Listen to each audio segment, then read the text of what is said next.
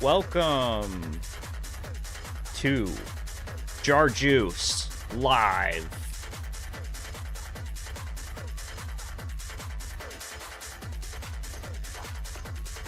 We did it, guys. We made it happen. I'm here. Erica's here. We got 2 days in a row of streaming content. Awesome content for you guys. I am really excited about today. Because essentially, all of the Idubbbz stuff that I am most interested in is the relationship dynamics between Idubbbz and Anissa.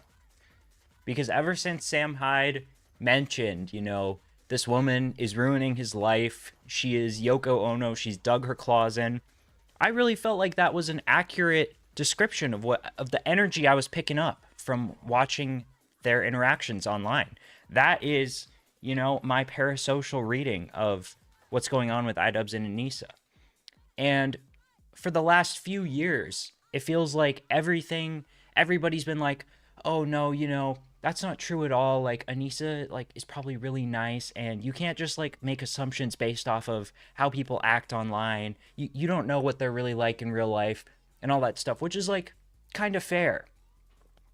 But now, we have this awesome 2-hour call on the H3 podcast, and it's little bits and pieces of their lives behind the scenes have been revealed. Yeah, same Tafka. Avoiding any affiliation with Jar. Yeah, I don't know. I started stylizing it as J-Juice in my my artwork stuff, that intro thing that I had there. And I think it just looks cooler. And it also just looks cleaner. But yeah, that's a good point too. It's still Jar Juice, I think, but It's still Jar Juice officially, but yeah, I feel like Juice is pretty clean sounding. But yeah, the Jar thing, that is so funny. Something that was funny about that is I was really into Chud Logic streams for a while. I was watching them. I would get up in the morning. I would put the stream on. I would put my headphones in. And sometimes I would fall back asleep. And one morning, I woke up because I heard Chud Logic saying Jar. This Jar tent. Jar is blah, blah, blah.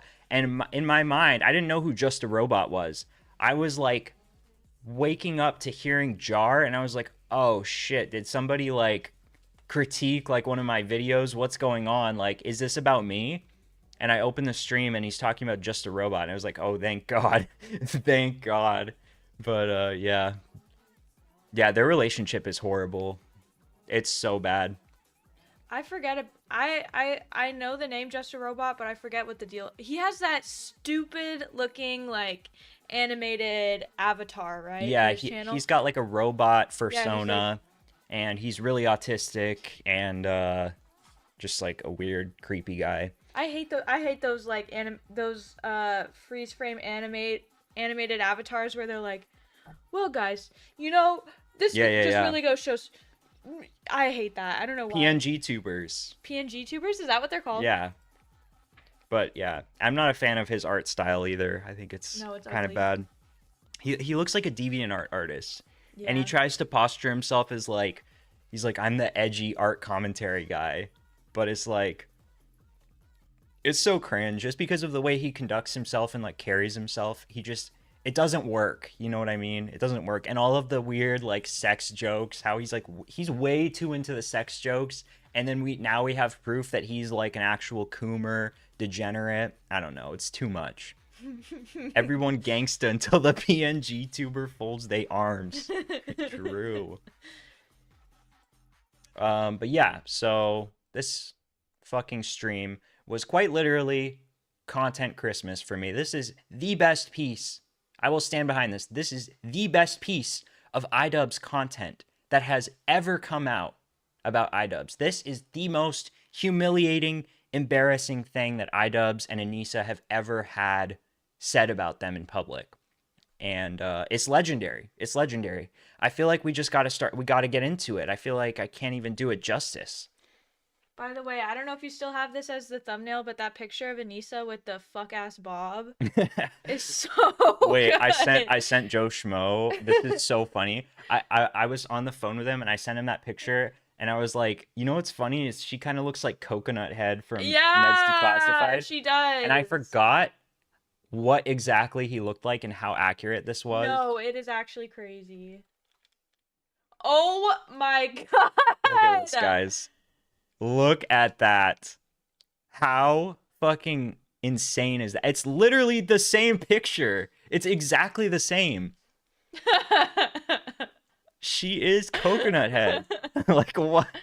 Was that taken by a hairdresser or something? That looks like a hairdresser picture. Could be. No one would, like, she would never post a picture of herself looking like this. Like, the fucking zoomed in, like... I think she would. She thinks she's so hot. She thinks she's so attractive. And it's like, okay, you're not like an ugly woman. You're probably above average, but you're not like a stone cold, like, killer, super hot model person at all. I feel like she's convinced herself that she is extremely attractive.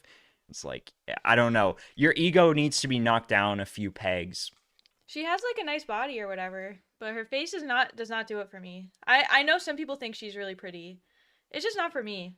Her haircut, okay, I will say, controversial opinion. I think I've said this before, but I think she looked pretty good with the short hair. Like, not the super short, like, buzz cut, but, like, the sort of grown out, like, curly pixie cut. I can agree with that. I think that did suit her. People were, like, shitting on her so hard, but I thought it looked pretty good.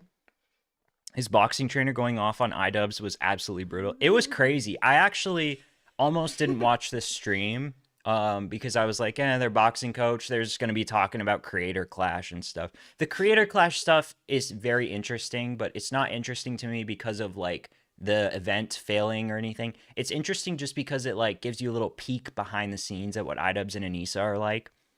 But this expose is like fully personal. Like, you find out shit about Anissa and Idubbbz, and it's like you hear these things that you've had these suspicions in your mind of what's going on with them behind the scenes. And then to hear these people who have dealt with them in real life for years and know them very well, tell you basically exactly what you thought was happening is real, is so satisfying. So, we are so vindicated. It's insane. Insanely vindicated. I should have released my video sooner. I was working on a video about their relationship and like how I thought she actually did ruin his life a little bit. And I wish that had come out, because now if I make that video, it's like, now I'm getting it from this stuff. I want to be like, I was right. I told you guys. But hey, all right, let's get into this. Yeah, Ian, you're hungry is crazy. Okay, so very first part of this that was really funny, which I actually missed, was when they put this thumbnail up for the H3 show. I'll show you guys what that looks like. They put up this thumbnail exposed by Coach with that's Anissa? Yeah, Anissa and the boxing coach.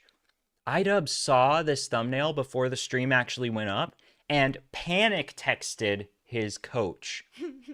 He panic texted him like, please, if there's anything you need me to clear up, please reach out to me. I really hope this is a troll. I really hope this is just clickbait. Look at this.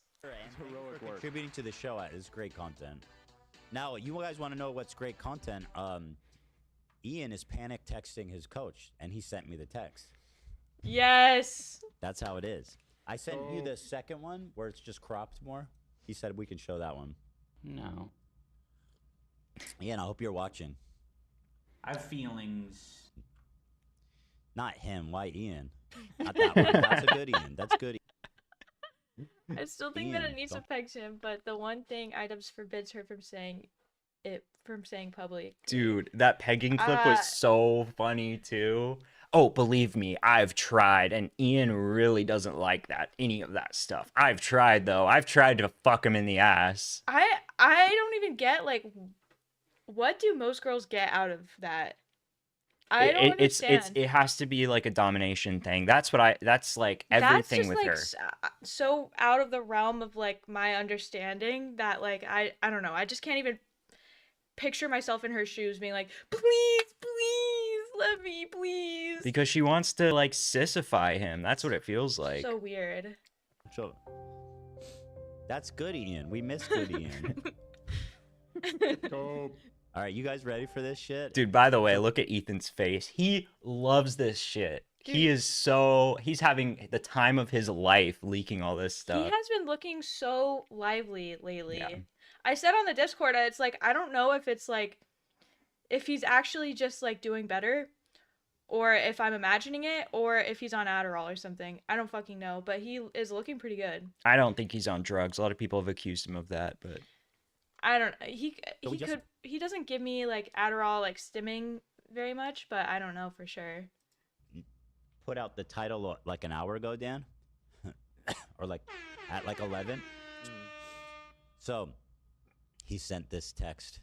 Hey, Michael, not sure if this is clickbait or not, but saw your face on the H3 podcast thumbnail. Let me know if it's real and if you want to talk. I'm hoping it's just some clickbait because I'd be happy to talk to you if you had unresolved feelings about me and Anissa. Oh my god. Oh, he did say me and Anissa. Because, okay, we spread some misinfo on Joe Schmo's stream last night, but the me was cropped out here.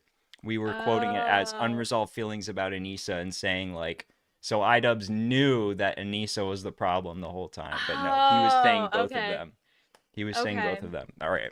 Oh, and by the way, speaking of Ethan being on drugs, I think it's so fucked up that people see his, like, tics getting worse, which in my understanding is like a normal progression of Tourette's. Is like they get worse over time, and being like, oh my, like, what is wrong with him? Like, he's acting so weird. He's like fucking on drugs or something. No, and the only reason that they're doing that is because they don't like his politics, and they would never have done that like 2 years ago when they were all fans of him and he was Hassan's best friend and all that stuff. They would never have done that. But now that it's suddenly he's been demonized, it's okay to attack all these other things about him according to their progressive views. Oh no, you can't be ableist, you can't make fun of people with disabilities, you can't do blah blah blah. Well, now that he's public enemy number one, suddenly it becomes okay to be ableist in their eyes. Isn't that always the case? Yeah. Like, you're not allowed to call someone ugly unless they're like they're conservative. Person. Yeah. Bud. But his tics have been getting worse for like years and years, and we've been saying this. You could probably find like old clips of us saying like, "Wow, his Tourette's look worse." Yeah, it's just how it is. Everybody over. It's a little too fucking late when the Reapers is coming to collect. But I truly am genuinely the happiest I've ever been. I don't believe you. I don't believe you. I feel so freed. Freed? Yeah, I mean. Did you know that was a clip from Anissa recently? Yeah. After the content cop came out? Okay, yeah. I will not fucking shut up. I will not fucking shut up. Probably a bad idea. I will tweet the stupidest shit. That is probably a bad idea as well. You can actually tell. Yeah, it's just fucked up to me, and like actually very ignorant to be like he's on drugs because he like makes coughing noises and stuff like that. Well, also like that's like if he had like multiple symptoms of being on Adderall or stimulants, I would understand. Like, it's okay to speculate on that as long as you're not attributing it to his tics. But it's so obvious that is the only like symptom that he has of drug use, which is literally just explained by Tourette's. There is no reason to assume that he's on drugs. He does not act like a person who's on stimulants, because it would be stimulants. It wouldn't be anything else. Well, I mean, he could be on like benzos or something, I guess. That doesn't make you like physically stimulated though. Yeah, that doesn't give you the symptoms that people are like telling everyone to look out for. Right. When I'm having a terrible day. I don't know what this segment is about. I think we're going to skip because we don't have time to go over every single thing here. But what is this? I'm not even sure. Oh, more old friends? Up on Twitter. Oh, this is the gun show thing. Yeah, we could go over this a little bit, but basically, like Anissa was saying, that they gave up their friendship with Donut Operator, who's like a gun YouTuber, I'm pretty sure, because he took them to a gun show where a child proceeded to fire a loaded gun into a crowd, and nobody seemed to make a big deal out of it. And that just does not sound like a real story to me. Some part of that story is either the story is just made up or it's exaggerated extremely. Like, Everyone's saying negligent discharge. If somebody fired a loaded gun towards a crowd, it would be a much bigger deal. Like, people would be like freaked out, like, what the fuck is going on? They would get on that person's case who let their kid touch a loaded gun and shoot it. Anissa, you were friends with a gun YouTuber? And she what also, the fuck? yeah, that's the other thing. She turned this into like a big thing to talk about, like, how I hate gun culture and this is why I don't like guns, and like guns are so bad. And yeah, it became it became another political thing. Like, oh, the stupid gun owners are all just negligent. They just want their kids to be able to shoot people. Like, it's so dumb. Oh, there's things we'll get into in this stream that like really like put the puzzle pieces together for me. Oh, I'm not gonna spoil it. We can't spoil anything. I'm not going to, but do we want to watch him talk about the new Idubbbz video? Something that I have noticed, by the way, recently is Idubbbz's own fans are starting to turn on him. It's just been small, like a falling dominoes, one after the other, and at this point we're starting to actually have his own fans be unable to ignore the chaos and like the patheticness that is Idubbbz. Tafka, that is so base. I didn't even think about that, but the way she said, "I feel so free," yeah, like you just sold your charity event, and you're like, "I just feel so free." Did we? What the heck? Wait, did she say that after they announced the Creator Clash thing? I thought she just said that after the Ethan video. What Ethan video? The content. I don't know actually. If that's the case, then I'm not sure. But yeah. Maybe. Horizontal again. Maybe we'll fix. Yeah. If you go, So here we go. This guy was Idubbbz and Anissa's boxing coach that helped Idubbbz prepare for his 2 fights in Creator Clash 1 and 2. Maybe it has rotate. Oh, there you go. Yeah, there we go. Yeah, thank you guys. Thank you. Sweet. Thank you. There it is. Thank you. Harley, you here? Can you hear me? Harley, you're muted. I was talking on a muted microphone. Can you hear me? Harley, everybody. Hey. We sure can, buddy. Hey, yeah. So they brought Harley on, and Joe Schmo actually pointed this out. Harley doesn't talk much during this thing, but Joe Schmo pointed out, I was kind of like, why did they bring him on if he wasn't really exposing them that much? But Joe Schmo pointed out to me yesterday, they brought Harley on so that he could verify some of the stories. So it wasn't just one person or 2 people. It was Harley also heard about this stuff. And that is so smart on Ethan's behalf. Because if it was just these 2, like technically Idubbbz and Anissa could just be like, well, they're just making that up. I don't know why. They're just like trying to get clout. Now Harley actually put me in touch with these guys. And so how did you guys connect? Kind of Michael, Kate, and Harley, you guys were in touch, right? Well, I know them from Creator Clash, actually. That's how I met them. And I never saw the clip, Michael, of you saying that you could beat up all the coaches. I'm telling my coach, we'll see about that. I don't know. He's not going as hard as you do every day, but I don't know. I've seen Michael. He's a beast. Yeah. I don't know where he gets all that energy. I'm not a morning person, so someone like Michael would piss me off. I feel like he's good to go first thing in the morning. Is that right, Michael? Not always, no. Sometimes I need a couple cups of coffee. Oh my God! I love your guys' dog. Harley, Harley, Harley, stand back. I love your doggy. That is a cute dog. A girl or boy? Normally these types of dogs have so much like crust under their eyes, but it looks like they actually clean their dog's face. Girl, 12 years old. Yeah. Aw, she looks so like a little puppy still. Yeah, she still does, yeah. What's her name? Winnie, like Winnie the Pooh. Oh, I love her. She's got a little bowl cut. Yeah, well, her hair's too long right now. We had to shave her body because we were out. I have 2 terriers. I've got a Yorkie and we met one of them when we were there. Oh, Yeah, I can't really see now. Yeah. What? So, my fit check. guys, first of all, thanks for calling. I really appreciate it. Oh, that is a really cute dog. So, great. You're wearing them backwards. Sorry. You're so right. To request access for myself. To access my nub. You dork. Hey guys, how's it going? Yeah, Nice. you guys know AB, right? I mean, AB was singing your praise, Michael. You were in his corner, right? Because his coach was unable to attend. That was so nice of you. Yeah, I love AB. Yeah, I helped him train for a little while as well. I helped a lot of the fighters from Creator Clash 1 train. But yeah, I love AB. He's a great guy. Yeah, I'll be in his corner any day. Oh. There it is. Oh, Thanks, bud. so nice. Appreciate you. Notice how nice these people are. They're like sweet. No, they're so chill and normal. Like you can tell from this interview that they're super offline and they don't know anything about this drama. Like Yeah. didn't he say he didn't know who Ian was like before he trained him or something like that? I don't remember. He probably did. He's like, yeah, I don't know anyone on YouTube. Like I really believe these guys. Here, you can hit play. Okay. I actually, we were supposed to go out to eat, the three of us, recently, but my grandma got sick and I had to bail Oh. last minute. Yeah. But nice to see you guys. Yeah, good to see you. Here. Yeah. And Kate, what did you do for Creator Clash?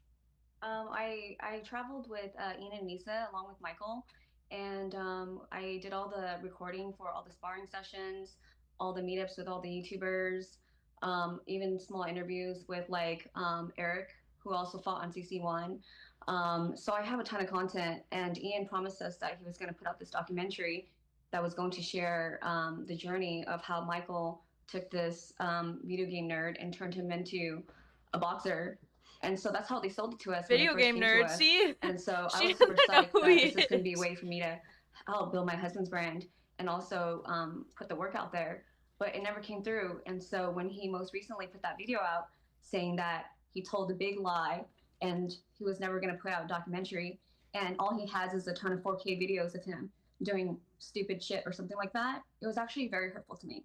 That's your. So, yeah, one of the things about this interview that's so interesting is like you come to realize that Idubbbz and Anissa are not very nice or good people. They're not very considerate to others, and this is so much the opposite of what they've been constantly preaching. Oh, we're super empathetic. Oh, we just can't help but feel for other people's pain and suffering.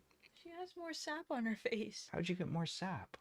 Sorry, our dog has sap on her face from You I don't gotta know what. bathe her. Considering that woman's life story, she's amazingly happy and optimistic. Yeah, absolutely, 100%. You know, I feel like it's either extreme. You either get super bitter and angry, or you're like her and you're super chill and you would never have any idea that Yeah, and the crazy shit that happened to her did.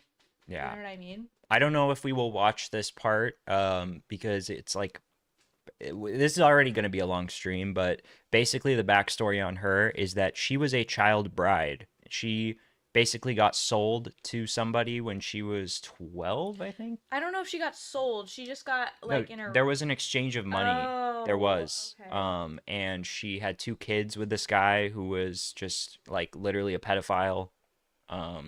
Yeah, horrible, tragic story, and she was able to free herself from that, and now is some type of activist. From the age of 12 too, right? Like Yeah, from the age of 12, and so crazy. I have obviously no complaints about this type of activism. Like that is a very real issue, and it's so fucked up, and nobody should have to be a child bride. Anissa acts like she has child bride trauma. True. Wait, that is so. That's so accurate. That is Your that is footage crazy. he's talking about your footage. Oh yeah, so this part, yeah. So they filmed this Creator Clash documentary, and for whatever reason, all this effort went into making and editing this documentary. They even flew out Froggy Tonic, who was the editor, to Creator Clash 2 to supposedly edit, I guess. And this footage never came out. So this, they were obviously looking forward to this footage coming out because it would be good promotion for his boxing training and stuff. But turns out that Idubbbz just totally abandoned it. So they were like, "What the fuck is going on?"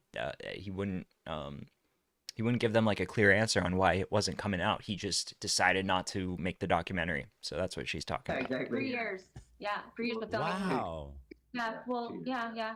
Before the CC1, we filmed the year. It was 10 months. Her yeah. hair looks so And good, by the way. Was he paying you at the time, or like what? How was he compensating you? Yeah, he did. Yeah, he did. So I do want to say that like for dynamic filming, I usually charge $150 an hour for dynamic filming. But because I was under the impression that this is going to charity, me and Michael, you know, would always scale back on charging them. So, for example, instead of charging him $150 an hour, I would charge him $100 an hour. Ooh. Yeah.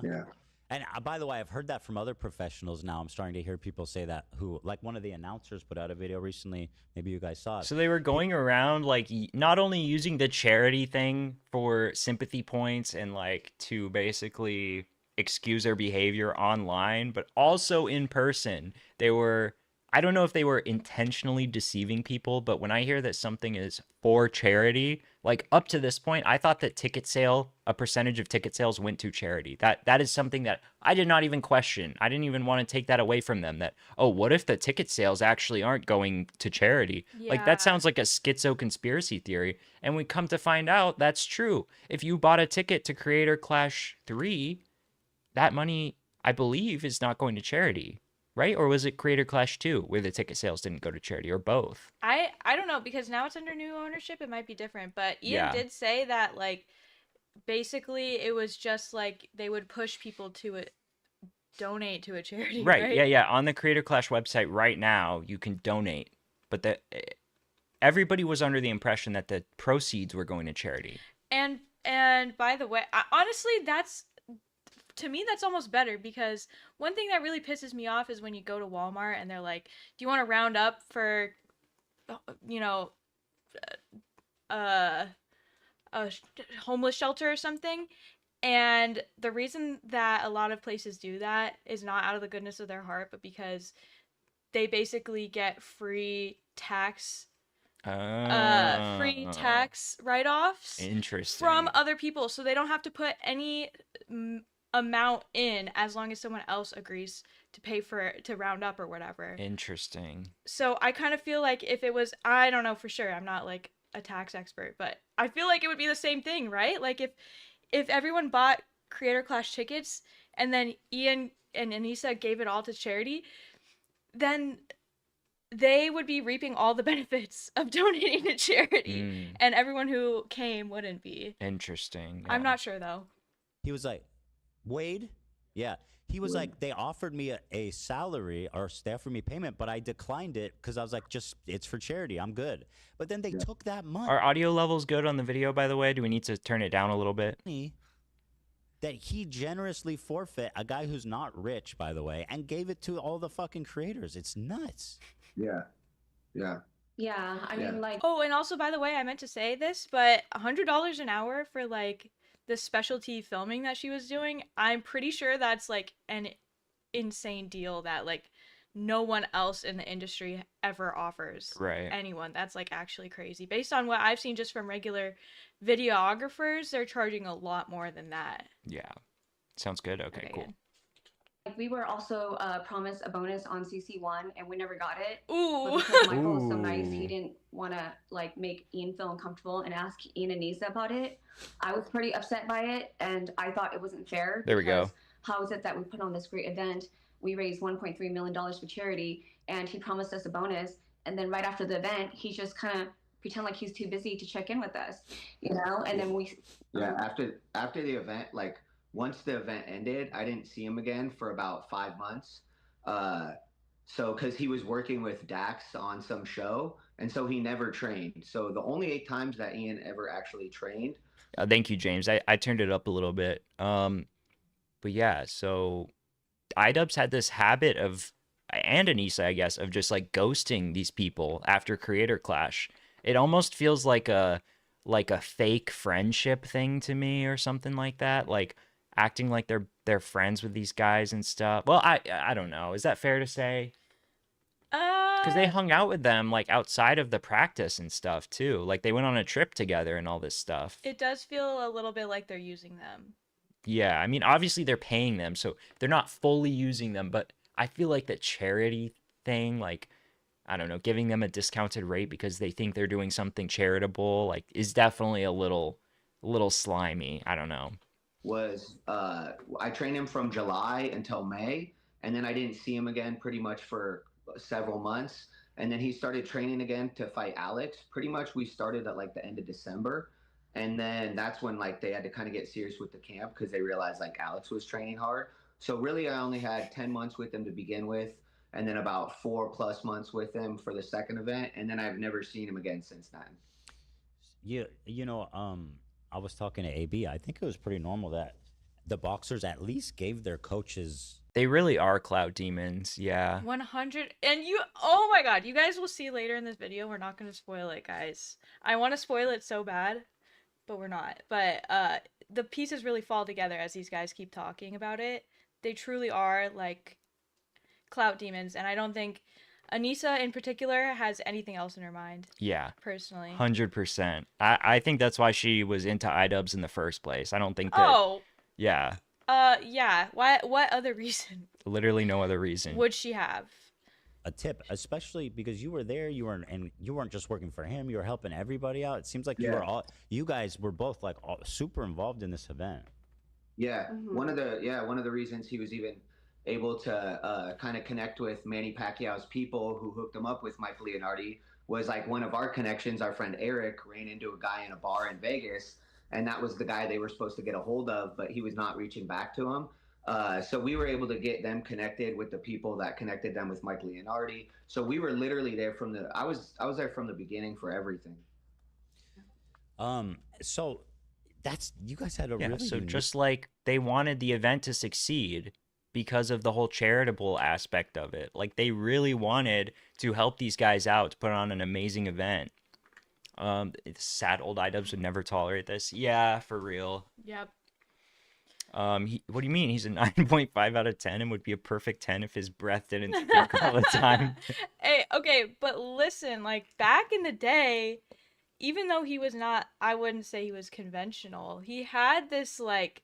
He had aura. He had aura. He had riz. riz. No, like he actually had this like indescribable, like just like he didn't give a fuck. He was a Chad. He was an actual Chad. Well, that's like how he came off in his videos, at least.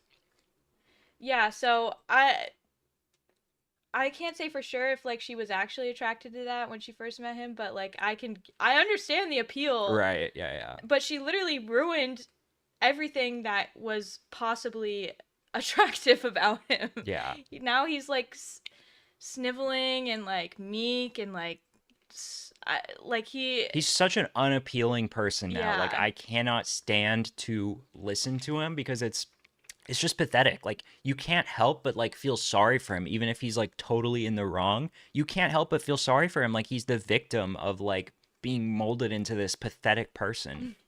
Point of view where you had like a front row seat to everything. Yeah. It seemed like you were with them intimately more than probably anyone else involved in this event. So there's all these interesting little details that you guys shared with me. For example, one being that I think it was you, Kate, that mentioned that he and Anissa did in fact pay for Hassan and all of his compadres to travel to and stay at Creator Clash 2. Yes. Yeah. So they were talking about that long before, about how they had to fly in all these people. First of all, they rented the hotel for over 300 creators and flew a lot of them in. When the first year it was much more scaled back. We just had a couple floors. 300 people. What were they thinking? Like, even if like the pay-per-view sales were higher the second year, that is extremely expensive. To pay for an entire hotel to be booked, extremely expensive. Not to mention flying all these people out. Like, that is obviously a very, very significant thing that you have to consider. Like, okay, this is a huge expense, probably in the hundreds of thousands of dollars. How are we going to, are we sure that we're going to pull in enough extra money this year to like cover that? Like, I just feel like the way they handled that was so preventable, and like they were just so disconnected, and they did it in such a stupid way, just hoping that the sales would be that much higher the second year. I don't know, just crazy. And by the way, why the fuck did they not do it in LA? I heard that it's because of like the laws. The regulations in boxing in California are way different than Florida. Florida, it's much more lax. Okay, but Creator Clash 3, the new owners. Yep, they moved it back to LA. Figured it out pretty fast. So like the cost of flying everyone out, it couldn't have possibly been worth whatever benefit they were getting from Florida. No, yeah, you're right, Tafka. I think Anissa did ruin his life. And how much promotion did Hassan and his Orbiters do for Creator Clash 2? Yeah, zero. Nobody helped them. Ethan Klein did the most promotion for Creator Clash 2. Oh, by the way, and James, I think you're also correct about like the butterfly effect is crazy. Like just that one little decision that he made so long ago has he might not ever recover, even if they do get a divorce. I think his image, like, even if he turns back into epic-based Idubbbz, you're never going to be able to see him the same way that you saw him in 2017 because he was untouchable. He was, like, the content cop guy, the guy that you literally couldn't say anything about him or, like, nothing that you would say about him would affect him because he was just on top. He didn't give a fuck about what anyone thought of him. He would, like, humiliate himself on purpose, and he would still come out looking cool. Like, he would fucking shave his eyebrows, spray paint his teeth, eat piss cake, and, like, he still was, like, the most respected, like, alpha guy on YouTube. Like, literally everyone was like, this guy is, like, a fucking legend. Yeah, everyone was, like, terrified of him, too. Like, he was untouchable, and he was so influential. No, and I don't think there's, like, really a market for the kind of stuff that he used to put out anymore. I don't know. The post Anissa world for Idubbbz would be very interesting. I can't really predict it. Hey, the pendulum is swinging back. Okay, we're getting edgier. So maybe you never say never. Yeah. No, he's irredeemable. I'm banning you for that. I'm banning you for saying he's based. Lopez, no. Lopez banned. Lopez Crambuckle. 300 creators. They flew a lot of people in. Obviously I'm joking about the alpha thing. All right, you're definitely getting banned now. You're definitely getting banned. No, Lopez, don't ban. Wait, I want to see him. I just want to see. No. Maybe not alpha, but definitely a badass. Lopez. Yeah. The alpha thing is like a joke. I will love you forever, Lopez. Please come back. People they flew in. Please come back on an alt account. They flew him in from France. That's my point is basically just like he was the guy who was like the most respected content creator. Like everyone thought he was so cool and so awesome.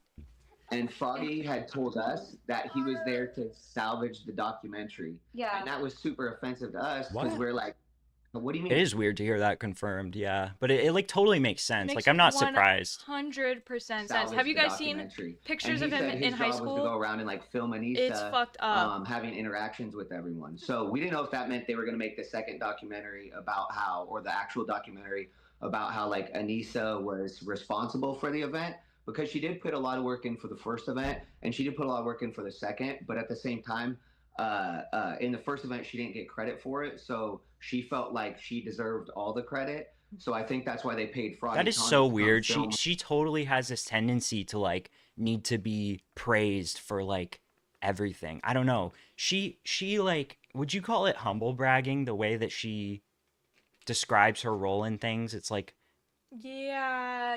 I kind of feel like she did that with on the H3 podcast too, when she was talking about how the Tana content cop was her idea. She was like weirdly in a way bragging. Mm-hmm. Did you get that impression too? No, she's always bragging. Like I almost wouldn't even call it humble bragging. Like she's like very overt about it. Yeah. It's almost just bragging. But even without content, Kickstarter crap and bad unboxing were actually my favorite. I binge watched a bunch of the Kickstarter craps like a few months ago, and it was so good. Hi, Sake. Her and follow her around for the second event. But yeah, they. Also, by the way, why does she need all the credit? It's literally a charity event. It's so weird. She needs validation from people constantly. Like she needs people to think that she's like this great person. I don't know where that comes from. You know what she is? She's totally that person where she goes to a coffee shop and she tips, but she waits for the barista to turn around to see her put the money in the tip jar. You know what I mean? Like, here you go, so that the barista thanks her or whatever. Yeah. No, yeah, I'm with you on that, Beans and Rice. I've been saying that for a while. Even when people were saying like, no, he needs to be responsible for his own decisions. No, 100%. Like, especially the OnlyFans thing. If he wasn't with Anissa, that wouldn't have happened. And that he's credited that to him discovering empathy, and that's when he changed. You know, so it is definitely like largely because of Anissa. They flew in a lot of people. They rented out the whole hotel for 300 creators. And when we asked them if Ian's dad was going to be there, because he was there for the first event, they said they couldn't afford to fly Ian's dad in. It was too expensive. What? Yeah. I know. It's pretty sad. And Froggy. Thank you, Mario. Appreciate it. Aww. That is crazy. That is crazy, though. Like, no, that is... He wouldn't fly his dad out? I could actually cry thinking about that. Like, that is so fucked up. He flew out Hassan. But how is Hassan more important than your dad? What? What? Well, if he flew out, let's say he flew out. He rented out a hotel for 300 people. Let's say he flew out 50 people. You could sacrifice one person out of those 50 to fly your dad out. Like, what? Like, my family would be my priority in something like that. I wouldn't even fly out if I could only fly out 5 people and I had like 5 content creators that wanted to go but needed to be flown out. I would fly out my family first and then pick like 2 content creators, you know? No, that is like... That's crazy. That's insane. Even if you have like a troubled relationship with your dad, I don't get that at all. Yeah, I mean, unless it's super trouble, you know? Right. I don't know. Won't fly his dad out, but we'll bend over backwards for Frogan. Dude, what is with people defending Frogan so hard? Like, seriously. I just don't get it. Like, it's so easy to... You could write off Rogan and be like, yeah, I think it's like fucked up that people like call her fat and stuff, but I disagree with her. Why is that so hard for people to do? It's like I actually support everything Frogan does, and everyone criticizing her is wrong. Tonic told me directly because I met him at the hotel where we were all staying at in Tampa for CC2. And he was like, oh, you're the videographer that has all the content. He knew he was gonna disappoint him again. And I said, yes, I'm super excited. I've been waiting for this documentary, but it never came out. So I heard that you're taking it over now and you're going to help with the editing. And that's when Froggy Tawny told me that, yeah, Ian and Issa brought out his whole crew from France. His whole crew? Jesus. Well, he had a few people that were holding the cameras, his camera guys. Because the interesting thing was that usually when like someone is a videographer, they would be the one filming most of the time. But it was interesting to me that he was just directing? Yeah, he was more directing. This fucking guy thinks he's Spielberg? Scorsese. What the hell's going on? Camera people with him that were actually doing the work. That's... I don't remember that, but I do remember for a fact that he had told us that he was flown in to salvage the documentary.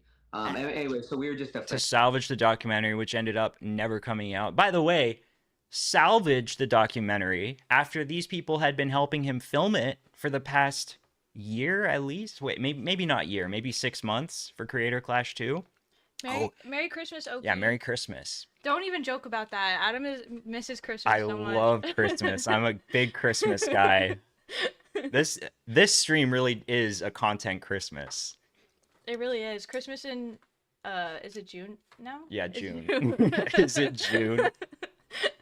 I forgot. Anyway, yeah, but from France too is crazy. Yeah. How? International flights, His crew is a polycule, yeah. Yeah, no, Frogan is like literally kept alive by life support. It's insane. She literally has no appeal at all. She must have like, I don't know if she's like, I was gonna make a bad joke, but I don't know if she has some friend in some high up place or something, but it really seems like everyone is propping her up. Well, she gets promoted a lot. Yeah. I think because of she's like the default hijab wearing content creator. She was promoted in like the women's section of Twitch like for like over a year straight, pinned to the top. I think that's kind of what it is, to be honest. Let's not even get into that, okay? But but yeah. Yeah.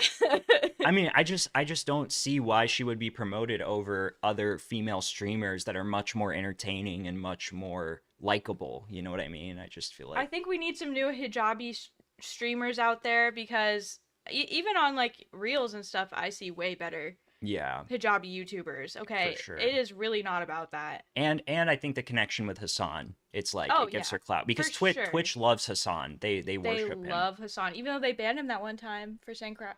Yeah. Can I say that on YouTube? Yeah, I don't care. But yeah, they ban him just like for PR essentially. They're never gonna give him any actual punishment. They just ban him so that people stop talking about, oh, Twitch needs to ban him. Look, guys, we actually did ban him. By that because we were nominated for Rising what do Star you mean 2 years in a salvage row. documentary? I think it was And then 3, him was it saying not? It was 2. It was that 2? he had no Oh, idea my memory, guys. how to make the documentary for the first event. I had taken him from like 140 pounds as like never played a sport a day in his life. 10 months later, he ends up fighting Dr. Mike in front of over 10,000 people with 100,000 pay-per-view buys. And the fight itself was like a Rocky moment.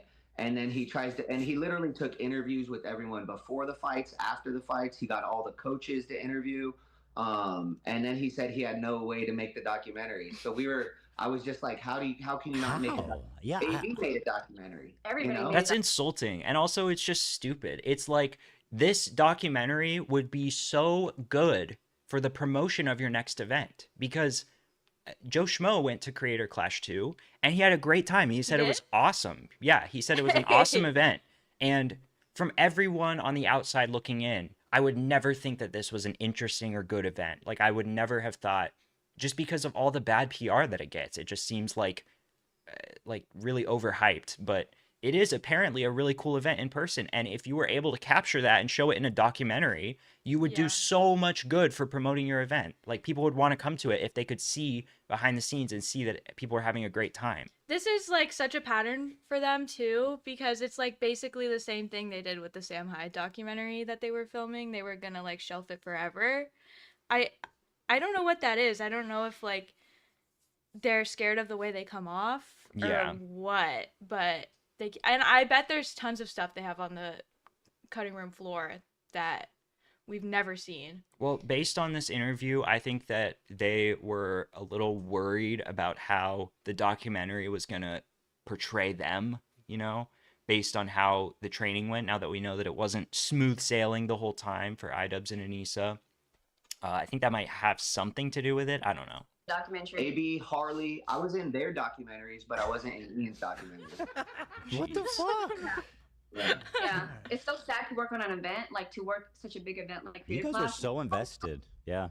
We're so invested. And yeah. it would always drive me crazy because I could tell Ian wasn't really proud of his work. So one of the big things is like sad. It was very hard to get Ian to train because he doesn't like boxing. He doesn't like boxing. Well, that seems to be a He doesn't like boxing. Oh, he doesn't like boxing. Why are you forcing yourself to do it, man? That's like your whole thing. Dude, I have to give him some credit. Like, he did pretty good in his fights. For somebody who's never boxed before, I feel like he at least like stayed up and like, I don't know, he looked like he was trying, and he did better than anyone would have expected Idubbbz to do in the ring, That's sad to hear that he doesn't like boxing and he's not proud of it. Like, why did you put yourself through that then? Yeah, they knew they were 500K in the hole. They still chose to have 4 galas. Ridiculous. Insane. It's actually ridiculous. And what else is crazy is remember when oh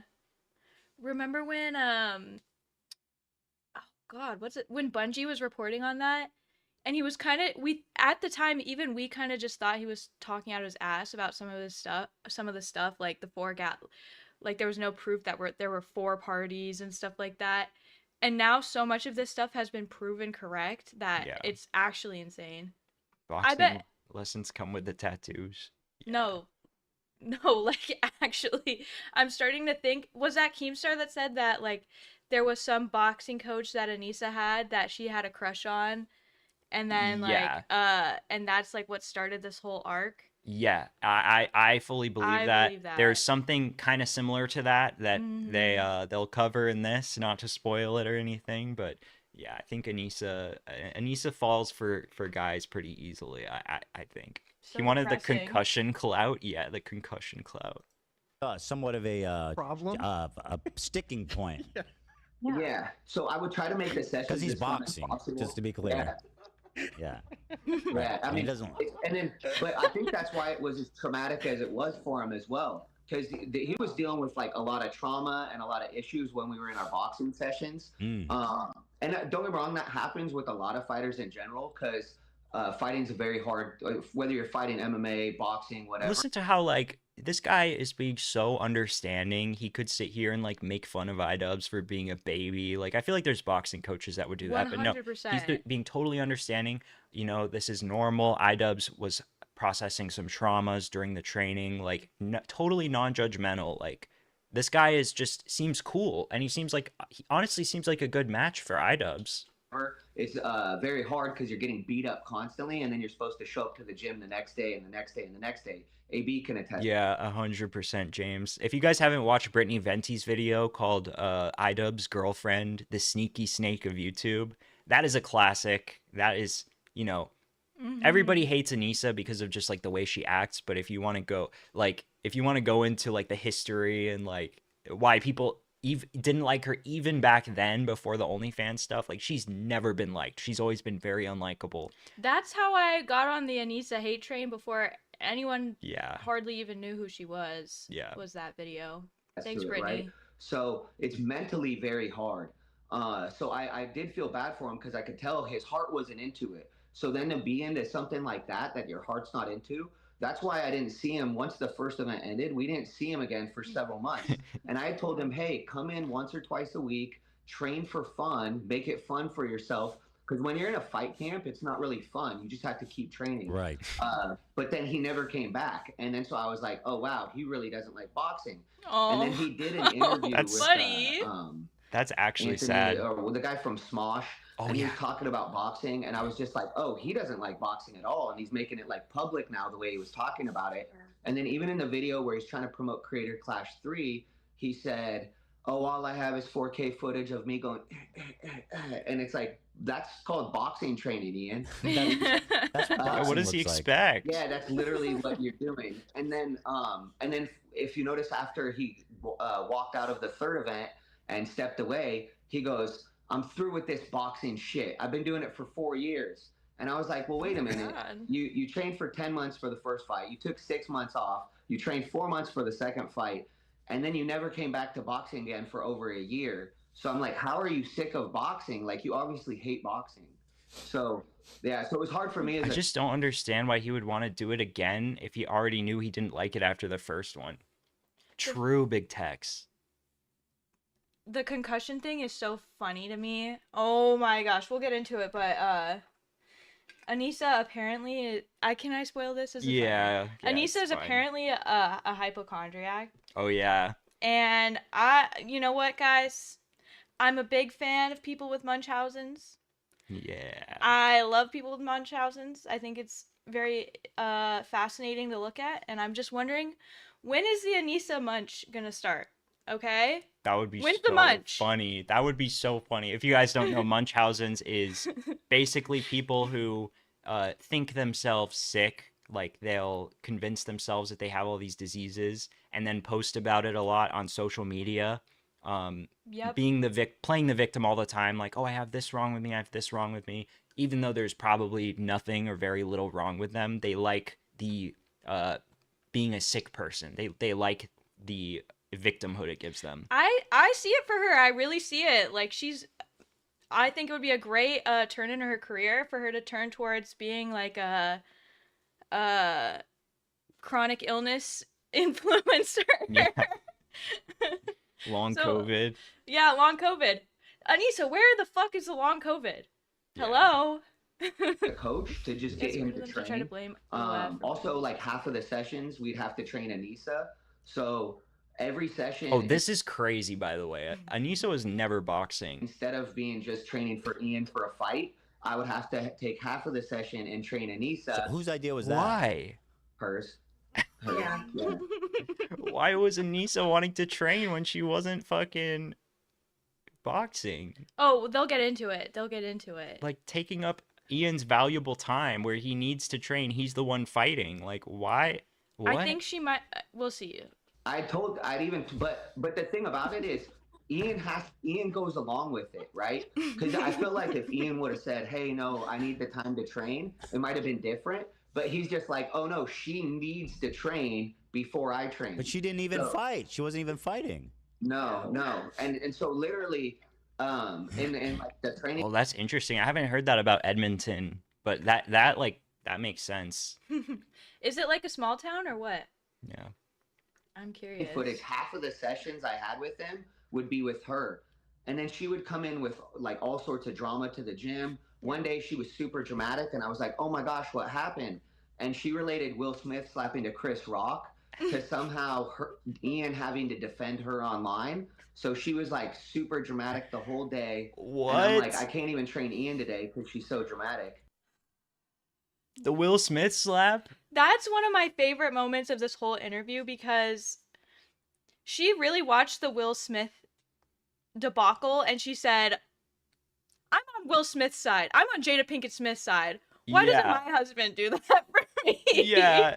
That's crazy. And it's so funny too because like if you watched that moment live on TV, you could see Will Smith himself wasn't offended at the joke or anything. He just was like kind of like lightly giggling to it. And then obviously she turned to him and said, that is so fucked up. You cannot let him get away with that. And he was like, yes, honey. And he stood up and went and did the slap. That is the perfect representation of Idubbbz and Anissa. That is literally the picture perfect representation of them. Yes, honey, I'll defend you again. I'm so sorry. All these incels keep making fun of you. She truly is Yoko Ono. He truly is. Give me a sec.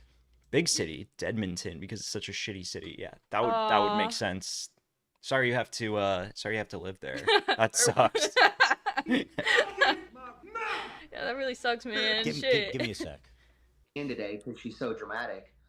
So that was Give me a sec. happening. Give me a sec. He's having the time of his life. Ethan is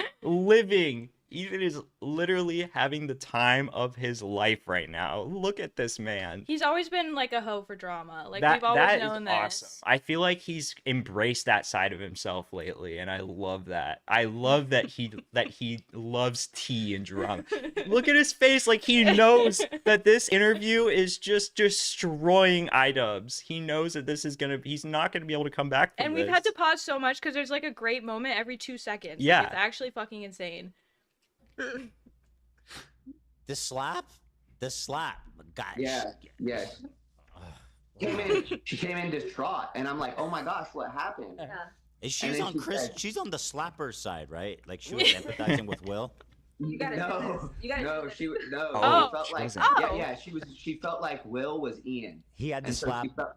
Ian has to slap all the people that insult her, I guess. Yeah. Wow. And so.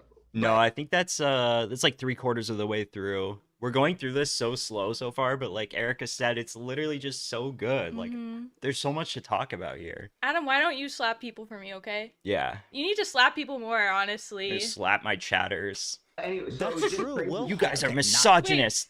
Wait, what was that guy's name? The guy that you banned? Oh, I don't remember. Oh, it was funny though. It was like Crinklebuck. Wait, what was his first name? Oh, yeah, Crinkle Muffins or something. I'm not putting this word. This is my observation. Will Smith is one of the most famous cocks. and again, that's my analysis, not your guys'. But it is an interesting analogy, right? For them to be idolized because he says it. Jada famously had an affair with her son's friend. This is so based. This is so fucking based, dude. I cannot believe that Ethan is this based now. You know, so I wonder if that's how they relate more so than the slapping. You know, yeah, it's just me. I'm doing a little psychology here, in Los Angeles. I got a couple questions actually, if you don't mind. Harley, what's up, man? They forgot Harley. It was so juicy that they forgot who was in the call. That's so funny. Yeah, it is. It really is a whole buffet. Like 100%. I'm like glowing. Like this is like amazing. I don't think I've ever covered content that I've been this enthusiastic about. Well, especially because it's just like lighthearted. It's pretty lighthearted. You know what I mean? I mean, it is, but it is for us. Yeah. Well, it's just like it's not like Anissa killed someone or something. Right. You know what I mean? She's just like an asshole. Yeah, there's enough like pedophile drama and like rape drama. I feel like it's so nice to just have a making fun of someone drama. Yeah. It's awesome. By all means, yeah, chime in anytime. Okay, yeah, I had a couple questions here. Let me get. Look at this. Look at this. What's happening? Set this up right here properly. Let's go.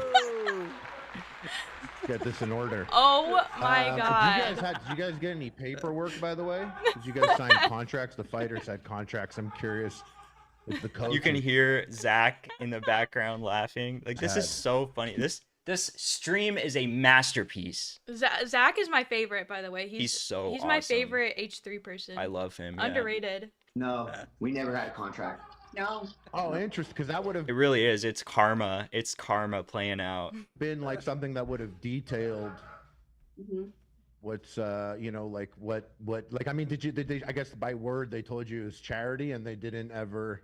Right. Yeah. So, and I'm still hoping that the first event was all charity, other than Ian taking his fighter purse. But what was crazy about that is then you said you had a $27,000 bonus, and I was always under the assumption that there was no bonus because even though he told me there was a bonus, he then disappeared for 6 months and I never saw him. So I was like, yeah, I would believe that, Tafka. Was there a bonus or was there not a bonus? And you confronted about that? You asked them, or you didn't want to I just let it be. Because I'm the same way, by the way. I never spoke about money with Creator Clash. I have a guy on my team that does that. I wanted to not talk about money, and plus it's awkward. These people gave Ian and Anissa so much grace and like all came together to help make this event happen, and it's seemingly under false pretenses. Like they were misrepresenting, or maybe not intentionally, but everyone was under the impression that this was like all for charity and all the proceeds were going to charity. And that seems to not really be the case. Ethan has always been base. Always? No, I don't know about that. He had a moment. He definitely had like a bit of a break, melty. Yeah, but... I feel like the reason that he has come around a little bit recently is because he saw how his pandering to like the lefty Hassan people, which he had been kind of doing for years, was not good and not productive, because he had like a reckoning with that. Like, people on my side of politics don't necessarily have my best interests in mind all the time. And that, I think, freed up he became more of an independent, free thinker, I guess, kind of person, or like less afraid to like state his real opinions instead of like grifting. And you can be a cool person and have any kind of politics. Yeah.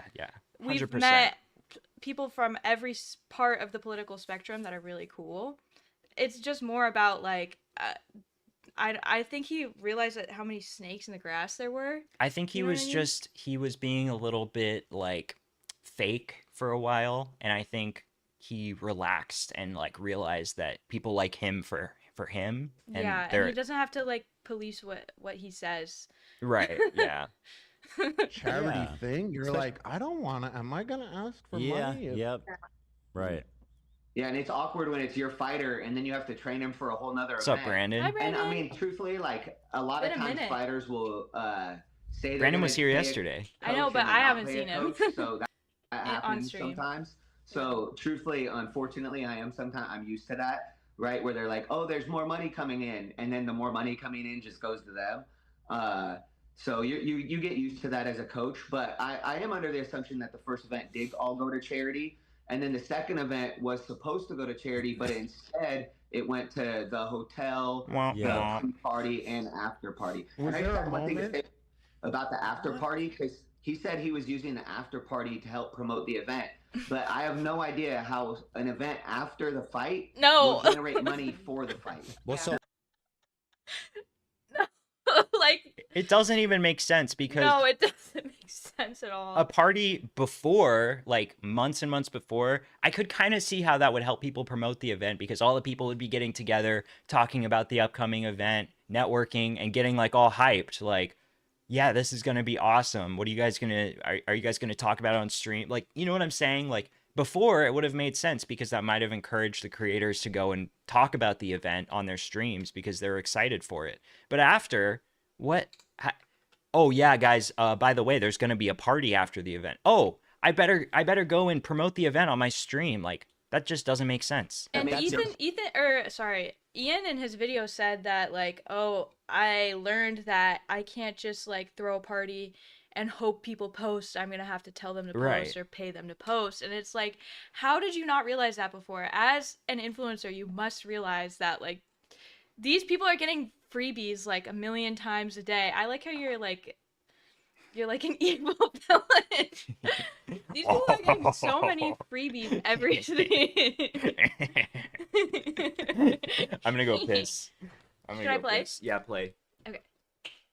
In his most recent video of concern trolling, in the beginning, he says he's explaining how they lost money in the second one, and he goes, the event before the boxing was to promote it, and that sounds reasonable and normal. But I don't think he even mentioned the fact that there was a massive gala after the fight where Anissa got to play as MC and give out awards and shit. So we actually didn't even know about the gala until about probably maybe less than a week before the event, or a week before the event. The only reason I knew about the gala was because Ian had invited some of his training partners, and they were on the email list, and so they kept telling me there was going to be a gala. And Damn, he didn't even, like, directly invite them to the gala, or didn't tell them about that. Like, they really don't like these people. I don't understand why they treat them so snakishly. It's very odd. I assume they were talking about the pre-party, because the first year they did do the pre-party, but it was much smaller. It was on a way smaller scale than the second year. And then also, so we had no idea. So when everyone was asking me about a gala, they're like, what are you going to wear? I was like, I'm gonna wear sweatpants. What are you talking about? And then they're like, what? You're gonna wear sweatpants to a gala? You're crazy. And I was like, first year, it was like the first year was like a little party thing. It was like a Sweet 16 vibe, which is all you need. Like, it's game set up. Yeah, we had Super Smash Brothers set up. It was in the hotel both years. That sounds great. It was much more casual, but if you dressed for that, like I was told specifically to dress nicely for the gala, that there would be pictures and such. We found out it was a red carpet event. And has anyone seen pictures from this gala at all? Probably. Do they exist? I've just never heard of those coming out. It's like, I feel like there was so little promotion for it. I don't know. You know what I mean? I feel like maybe some of the red carpet photos were from the gala, not from the actual event.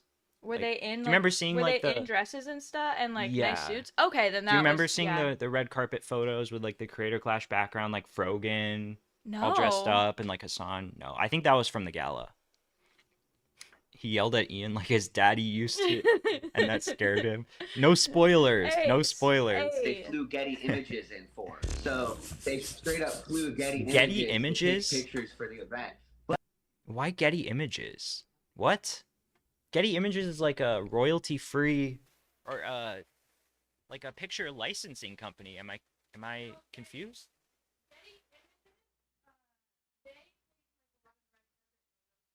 Oh, they do. Yeah. Okay. Yeah. Weird. You could just pay a photographer. Why do you have to fly people in for this? Yeah, they're the only. Go ahead, yeah. Sorry. Oh, I was just gonna say, when we asked them about it, and I said, hey, is there a gala? And they said, oh, you guys don't even worry about it. You don't have to go to that. And I said, what? This is what Anissa said. And I said, what? And I said, well, some of the sparring partners got invited. And she said, I don't know how they got on that list. They weren't supposed to be on the list. And in my mind, I'm like, Ian had invited them. He sent them the email personally. Right? Disgusting. So it's so weird, dude. Like, the dynamic between them is so strange. Like, Anissa's like, oh, actually, the sparring partners aren't even supposed to be at the gala. That was a mistake. Aww. But Ian was inviting people. Like, Anissa's like trying to, I don't know, dude. She's just trying to dominate, and like, it's so fucking weird. Yeah, Ian is cooked. It's so bad. Human being she seems to be. I'm sorry. Yeah, they have royalties. Yeah, I've just been stealing. Dude, the best. No, I shouldn't say this. You can use AI to edit out the watermarks. Let's go. Any of us there. She only wanted like creators there, or people that would, I guess, make her feel like I know, me too, Ari. Get more clout. So she told us we didn't have to come to the event. She doesn't know why we would want to be at the event. And I said, what's the event for? Yeah. And she said, and it's an award show. And I said, what are the awards for? And she said, they're awards for the boxing. And I said, why wouldn't his coach want to be there? Why wouldn't his team want to be there? I was like, that makes So was she basically just like politely saying that they can't go, this coach? Is that what Anissa was telling him? I'm a little confused. It sounds like her tone is like, he's like, hey, is there like a gala happening? And she's like, oh, don't even worry about that. You don't have to go to that. But it kind of sounds like she's telling him like he's not invited. Am I crazy? No, that's the impression that I got too. Am I? Yeah. I don't know if I was misreading that. Yeah. No sense. You find someone normal. I hope he's not damaged for life, man. Yeah. And especially, you know, when you've never had a girlfriend before or a boyfriend, it's just like you're so naive. He doesn't know anything different, and I don't think he had no frame of reference for like what a cool, good woman is like. Yeah. So I feel like a lot of his behaviors where he's excusing her and like he's coming up with this excuse in his head that like, oh no, this is just normal. Like this is what women are like. And like, I have to be tolerant and like accepting. I can't be misogynistic. If I get mad at her for this, I'm a misogynist. And it's like, no, she's just like she's a bad person, hands down. I don't think he had like healthy, normal relationships like modeled in his life in his childhood. True. Yeah. So like he was just fucked from the start. Like if he just happened to find a nice girl as his first girlfriend instead of Anissa, like things would be so different. Yeah. It's crazy. For sure. Everybody else, all the other. But also at the same time, he was a shitty ass boyfriend. So maybe a nice girl would have left. I don't know. I think there's some truth to that. He was a bad boyfriend from what I've heard. Well, it's just that the way that I read that era, if you guys don't know, there was this whole like Idubbbz and Anissa almost broke up like within the first year after they started dating like a few times. And it seemed like the problem to me because Anissa was telling her whole Discord about her relationship drama. Idubbbz was a private person. He didn't want any of this stuff talked about online. He wasn't ready to show Anissa to the world. He wanted to take things really slow. And he was prioritizing his career and his videos. That's what he was doing. He was really focused on being the content cop, making videos, and keeping his image like clean, I guess. And Anissa could not handle him leaving and not talking to her for a week or whatever when he was working on a video, which is okay, that's fair. Like maybe he doesn't want to hang out with you for a week and you need to see someone more often than that. But it sounds like she sort of guilt tripped him into changing his like what he did on a day-to-day basis to be with her. But yeah. I don't know. I don't think he was a good boyfriend. I genuinely don't think. I mean, yeah, that's totally like unavailable, immature. He didn't know like. I don't think he ever should have gotten into a relationship in the first place, but... I said, hey, did you guys know about the gala? They said, yeah. I said, did you bring a suit for it? And all of them had she wanted him to make her public. That's very true. That's true. And I thought it was so funny at first, back in like 2018 or whenever it was, the way he would like... She was obsessed with him and like showing him online all the time, and he never posted her once the whole time. That was hilarious. I missed those days. I just think he was very private. Like he didn't want his relationship to be a talking point. Like he didn't want people talking about it at all, and she really did want people talking about it. Like three-piece They both seem like terrible people, yeah. For sure, Tafka. With like kerchiefs and everything. I had sweatpants.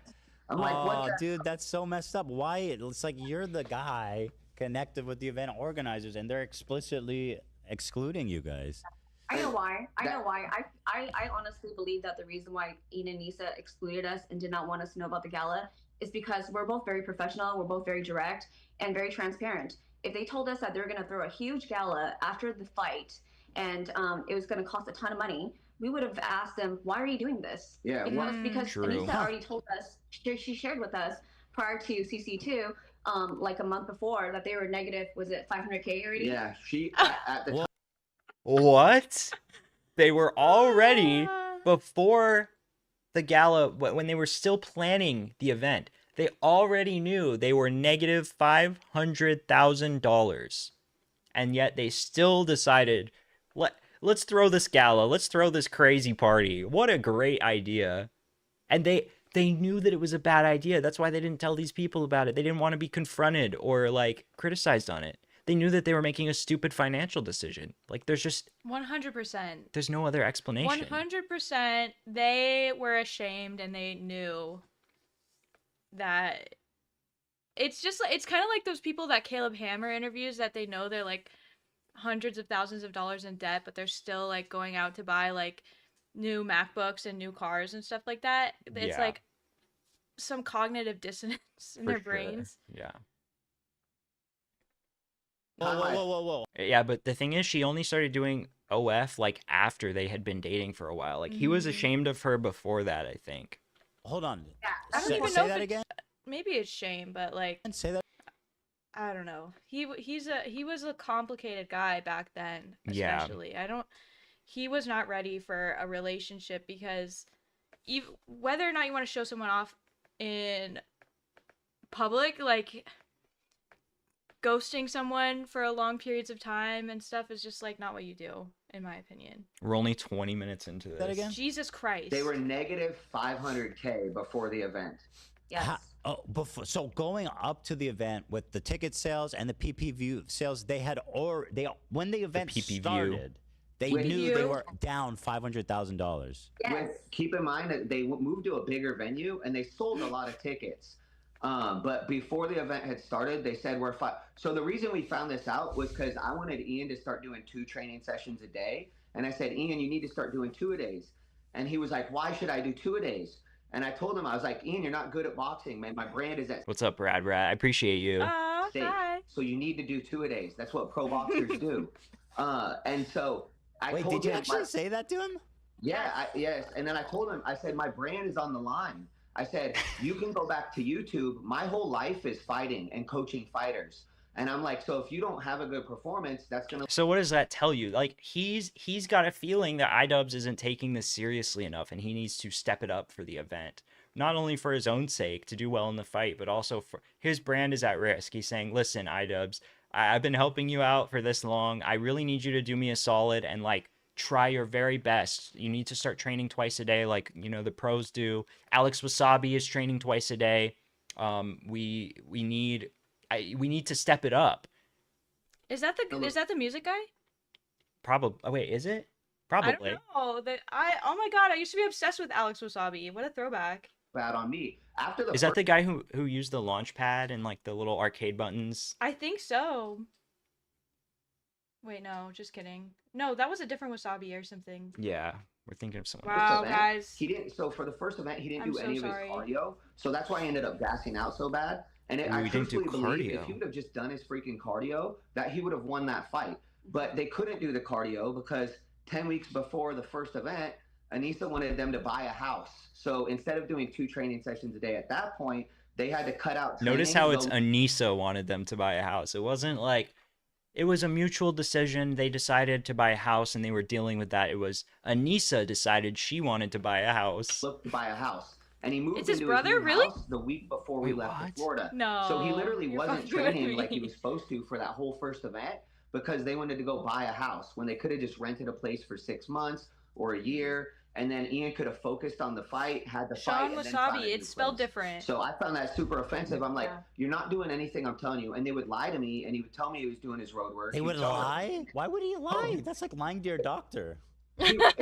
That is so weird. He was It so made no ashamed. sense because he acted like I told him to do things because I wanted him to do them. And I really wanted him to do things because that would help him win the fight. Yeah. So when I Yeah. told him, hey, you need to do this. Of he'd be course, it's your coach. Why else would he be telling you to do stuff? like, and then not really do it. He didn't realize how important cardio was until the second fight. What do when you mean he I didn't realize how important cardio No, is? that's Oh my, Hey. this is Froggy Tonic, by the way. I believe.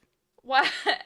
This is the person that hates Ethan, and this was what got Ian and Anissa into trouble with Ethan. Was this guy was saying crazy unhinged shit about Ethan, like being a bad parent and like having shit in his house and getting his kids Wait, this sick. this is the guy that like started all the CPS stuff? He didn't start it, but he was taking part in it. Oh. And Anissa and Ian were interacting with him on Twitter, like replying to him and being all friendly. And Ethan was basically like calling them out on the stream, like how could you not like make a public statement? You guys have been in our house, but This This looks like one of those like early 2000s like shitty red carpet photos that you would see like top 10 worst red carpets of all time, and it's like what the fuck is this outfit? Like actually. That's like the entire thing. Yeah, that's everything. That's the whole thing. It literally is everything. Yeah. Yeah. Well, you know, hearing all this, it strikes me as ironic because he was always, and Anissa, going on about how they hold boxing in such high esteem and they want everyone to train, and this is life or death. This is serious. You get in the ring and people die in the ring. And and hearing him speak so loftily and respectfully about boxing, but then hearing he's like, oh yeah, no, I lied to my trainer about running. It's like, what? Yeah. I feel like a lot of that was them regurgitating what I would say. A lot of it, when I would tell them things about boxing, they would go repeat those things. I don't know how much of it was like them actually believing it. But so for that. Dude, I noticed that Anissa particularly does this a lot. First of all, she just talks for the sake of talking. She loves to hear the sound of her own voice. Yes. But especially if she can sound very passionate and very like she knows what she's talking about, she'll just say anything. So when so it's just funny to picture when she hears this boxing coach talking about boxing is blah blah blah blah blah, and this is what is important for it.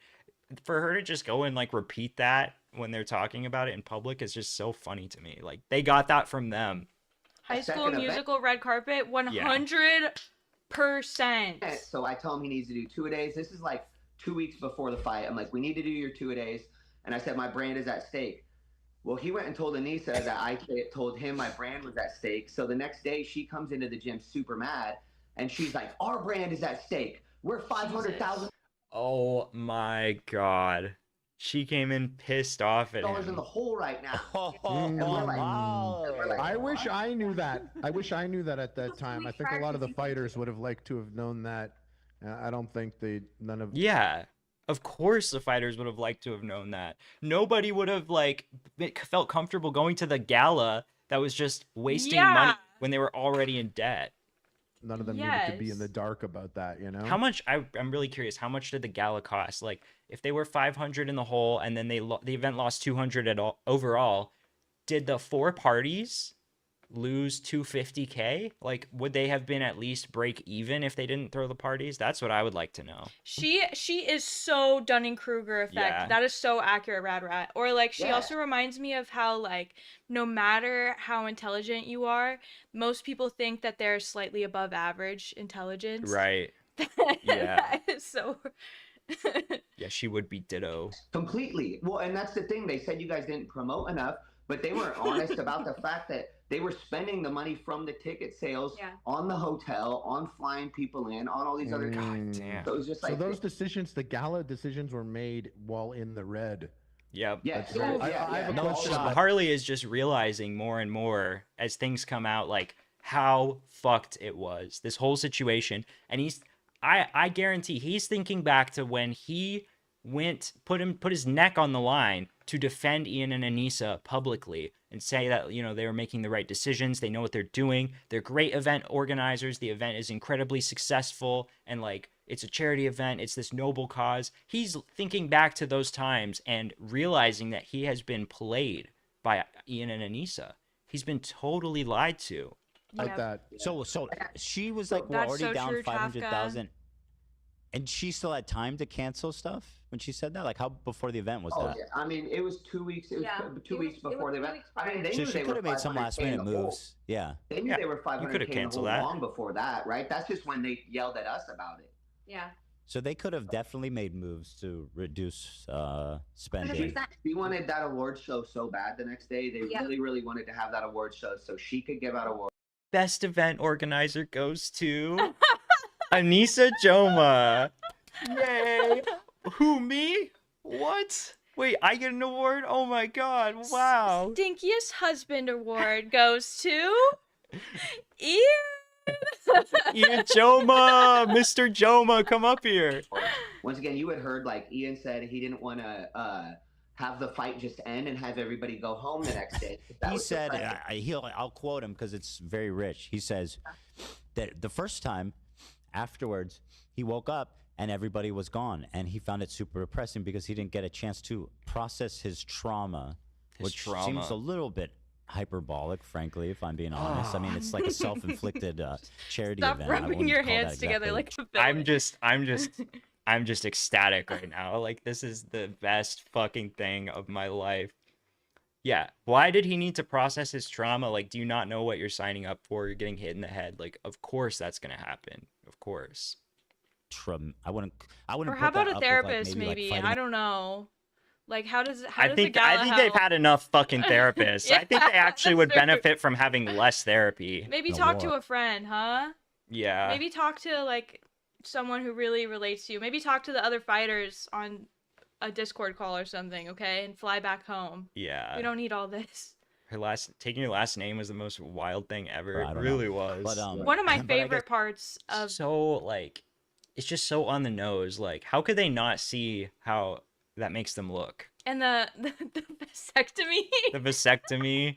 Oh my god. Literally, they have to have like Reddit awards given to them in real life. Like, oh, you get the wholesome award. You're so wholesome. It's trauma. We all define trauma differently. But so he goes, so in that case, I wanted to throw a party afterwards where we could all talk to each other and process our trauma. And then he says, we lost money, but I don't regret throwing the after party. Oh my god. Yeah, I think that was And like, hey, maybe we could just have breakfast at the hotel the next day. Like, yeah.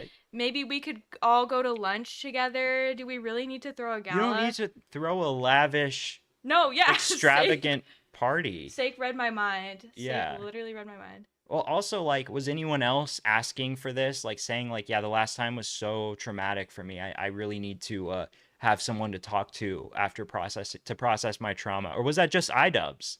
Was that just Idubbbz saying that it was traumatic for him?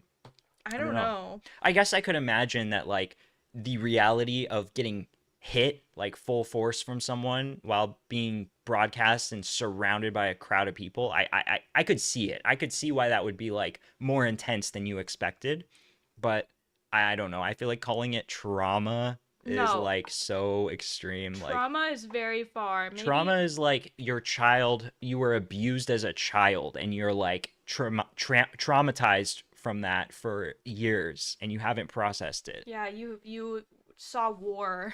You saw war, yeah. Hold on, I'm gonna go to the bathroom. A lot of her words, because therapy industry, Ian and Anissa cease and desist. True. Like he would say things that she would say, and so for example, he said, "Well, we thought inviting Hassan and all those other people was going to translate to more buys." Oh my god! They didn't even promote. They didn't even care. No, it made no sense to me. I'm like, people don't watch fights because Denzel Washington's in the crowd. Yeah, who cares about that? My favorite socialist political commentator, Hassan Piker, is going to be there. I totally got to watch it because he's literally in the crowd right now. He's actually there in the crowd. Wait, I have to buy a pay-per-view ticket right now. I might even get a single shot of him. I might even get to see him waving to the camera. Wow. Denzel Washington's there. I need to watch the fight. Right. Like, it makes no sense. And if they would have taught, so a lot of decisions before the first event, they like spoke with us about, because I know boxing. I've been around boxing my entire life. So I'm like, oh, I could help them with all these other things. And then for the second event, I felt like they wanted to make it much more like their own version of a Twitch. Yeah, like physical trauma. That kind of makes sense. But then he said like process the trauma. Like I feel like that just implies the mental trauma thing. But on their own version of a VidCon. That's what he said, yeah. Oh, yeah. This picture of Froggy Tonic is so funny. I love that they keep bringing that up. Like a VidCon. And we are new to the YouTube world. Like, we never been to a VidCon. And she's like, you guys haven't been before, but it's super cool where all these famous YouTubers come and everybody gets to vibe out. And so I was just like, is this like Comic-Con? Anissa describing VidCon and why it's fun is there's a lot of famous people there and you get to actually hang out with them and it's super cool. Do you guys see this? She's like inadvertently like admitting the things that she's lasered in on, which is like fame and clout and networking with like famous people. There's more of this. There's more of this in this stream that we'll look at. He was really mad the first year that No, I think Hassan just went there to support his friend Idubbbz. like I don't even know if they're friends. I think he went there to support the guy who used to be edgy and bad and now is, you know, he's turned his life around. He's become empathetic. He's become woke. because she would always That's talk why he about was a there. certain group of people. It was like somebody named Pokimane and all these other people. Oh my god. No fucking. We gotta watch it again. Comic-Con? He was really mad the first year that because she would always talk about a certain group of people. It was like somebody named Pokimane and all these other people, and she would always talk about how she wants like them to be there and she wants to be a part of their group. Boom, guys. All the speculation for all these years, people have been saying Anissa just wants to be in this cool Twitch streamer crowd. That's why she's obsessed with doing X, Y, and Z to mimic them. That's why she is streaming. That's why she's doing the Hassan political pandering stuff. Now we have firsthand account of somebody saying she wanted to be in their group. And that's what it was really about. She wanted to be in the group of streamers that she was a fan of. That's seriously what it is. So a lot of it, and then so that's why and then the first year was like during that girl's birthday party. So no, sorry. Knowing that detail, it breaks my heart that she had to settle for denims. Yeah. That is such a fucking good line. I don't even know these people, but yeah. Yeah, and I mean, the only people I really know in the YouTube world for sure. Guys, I'm sorry if I'm not keeping up with chat. My chat is moving so much faster than normal right now. Yeah, so it I actually can't read every message or else this stream's going to be like 8 hours. Thanks for the love. Yeah, guys. thank you guys for the It's support. crazy. I appreciate But it. You guys. I missed my favorite part of this video. We'll go back. Oh, it's okay. You don't have to. First year that Wait, wrong sign on? because she would always talk about a certain group of people. It was like somebody named Pokimane and all these other people, and she would always talk about how she wants like them to be there and she wants to be a part of their group. So a lot of it, and then so that's why and then the first year was like during that girl's birthday party. So sorry. Oh. Knowing that detail. Oh my god, it's so good. I just really want Pokimane's approval. That's so insane. Blatant. She doesn't even have the self-awareness to not say that out loud. I get why people would want to in their head their goal is okay, I'm once I have this many viewers, I do want to meet Ludwig and I would like to be part of his group, so these are the steps that I could take to be blah blah blah blah blah. I guess that already just feels a little weird. Instead of being I want to be a good content creator that can stand among those people, it's I want to be part of their friend group. I don't know, that is so bizarre, but she says it out loud. I want to be part of their group. And by the way, I've watched a couple videos of people doing commentary about this stream, and no one has mentioned this unless they're going over the whole stream. I watched someone do a couple clips, and he didn't even mention the Pokimane part. That is one of my favorite parts for some reason. She's just yeah. I can't even imagine wanting to be friends with them. Yeah. It doesn't even make any sense to me. They are so bland, nothing people to me. I don't know. Right. I don't know. 100%. It's just so funny. It's just so clearly and obviously for clout and because they have a lot of viewers and no other reason. Yeah. I'm with you 100%, Tafka and Ari. Yep. You guys are absolutely correct. It breaks my heart that she had to settle for denims. Yeah. I don't even know these people, but yeah. Yeah. I mean, the only people I really know in the YouTube world is you guys, because you guys were so nice to us. We got more clout from being on your show than we ever did from working with Ian, because he would never show any of the work we did. Isn't that so sad? Not even on Instagram or anything? That's Come on. so sad. At least give him a shout out on Instagram. That's so sad. He would never. Yeah, and then everybody else, it drove me crazy. AB would shout out his coach, Wale, Lucky Boy, and then AB was AB was all about it, man, and the coaches deserve a lot of credit for what you guys, especially you guys who were involved with the freaking event, the management of the whole event. Right. Yeah. Mike Leonardi even said after the second event ended, when it was just him and I talking, and Mike Leonardi was like, "Man, these events wouldn't even happen." They are done for. Like this is so. I keep so using this damning. word, but like it's so humiliating. There is nothing. You can't come back from this. I feel like. Especially because, you know, if they were insane Twitter weirdos or something, you could be like, oh, they're just lying. But these are like the most cool, like normal, like everyday people, well adjusted that you could possibly imagine. Yeah. Happen without you. Yeah. And I'm like, yeah, because he knows about the drama that I have to deal with training Ian and how hard it was to get him to train. Yeah. And so, because I think he knew Mike knew that I think Ian didn't like boxing either. Everybody just by the knew. way, like he would interact with boxing. So this guy Mike, you mentioned him to me. I wasn't sure. He's the fight promoter. So he was he was the manager that they got in touch with. So what happened to Yeah, Anissa's a flirtatious person, and Yeah. I have this conspiracy theory that the tattoo thing was because she had a crush on some tattooed person. She saw some guy that had tattoos, and that is why she wanted Ian to get tattoos. Because we all know that it wasn't his idea to start getting a bunch of the exact same tattoos as her. Come on, like, are we joking? We think he saw Anissa's tattoos and was like, I want some just like yours. I want to get some tattoos to match you. No, he doesn't give a fuck about tattoos. He got them because she wanted him to. That's what I think. And like they look so bad, by the way. Can we pull up a picture of them? Yeah, Is there real a quick. picture of them? We're going through this I video know. super slow, I but this know, event was but amazing. I just have to say that I'm a big fan of American traditional tattoos. So it's not that at all. They are just like straight up ugly, and they truly look off the wall. this was unironically a better tattoo than his actual tattoos. I wish this was his tattoo. Oh my god, I actually fuck with the S. Yeah. Ew! There you go. Ew! They look so bad. Apparently the eagle was the only one that was his idea. Really? Yeah. It's a cool placement. It is a good placement. I'm not that mad at this one. I'm not mad at any of them individually. It's just like all of them together, they just look so try hard. Yeah. Amazing. Like I'll be right Ian back. had to reach out to all these people, and they were weird. And then he reached out to Manny Pacquiao, and Manny Pacquiao hooked him up with a guy, and then that guy ends up putting him on a phone call, and that's how they meet. Would it be better for Ian to respond, or does he need to go on another hiatus?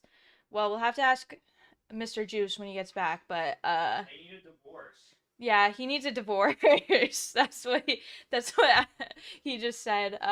I feel like the only thing they lied about is when H3 kept repeating a question when he didn't get the right answer. Like he asked 20 times about Ian's smell until they were like, yeah, he smell. Okay, spoilers, guys. If he did, he would have had them before. Well, he was young before, to be fair. They have been dating for a long time.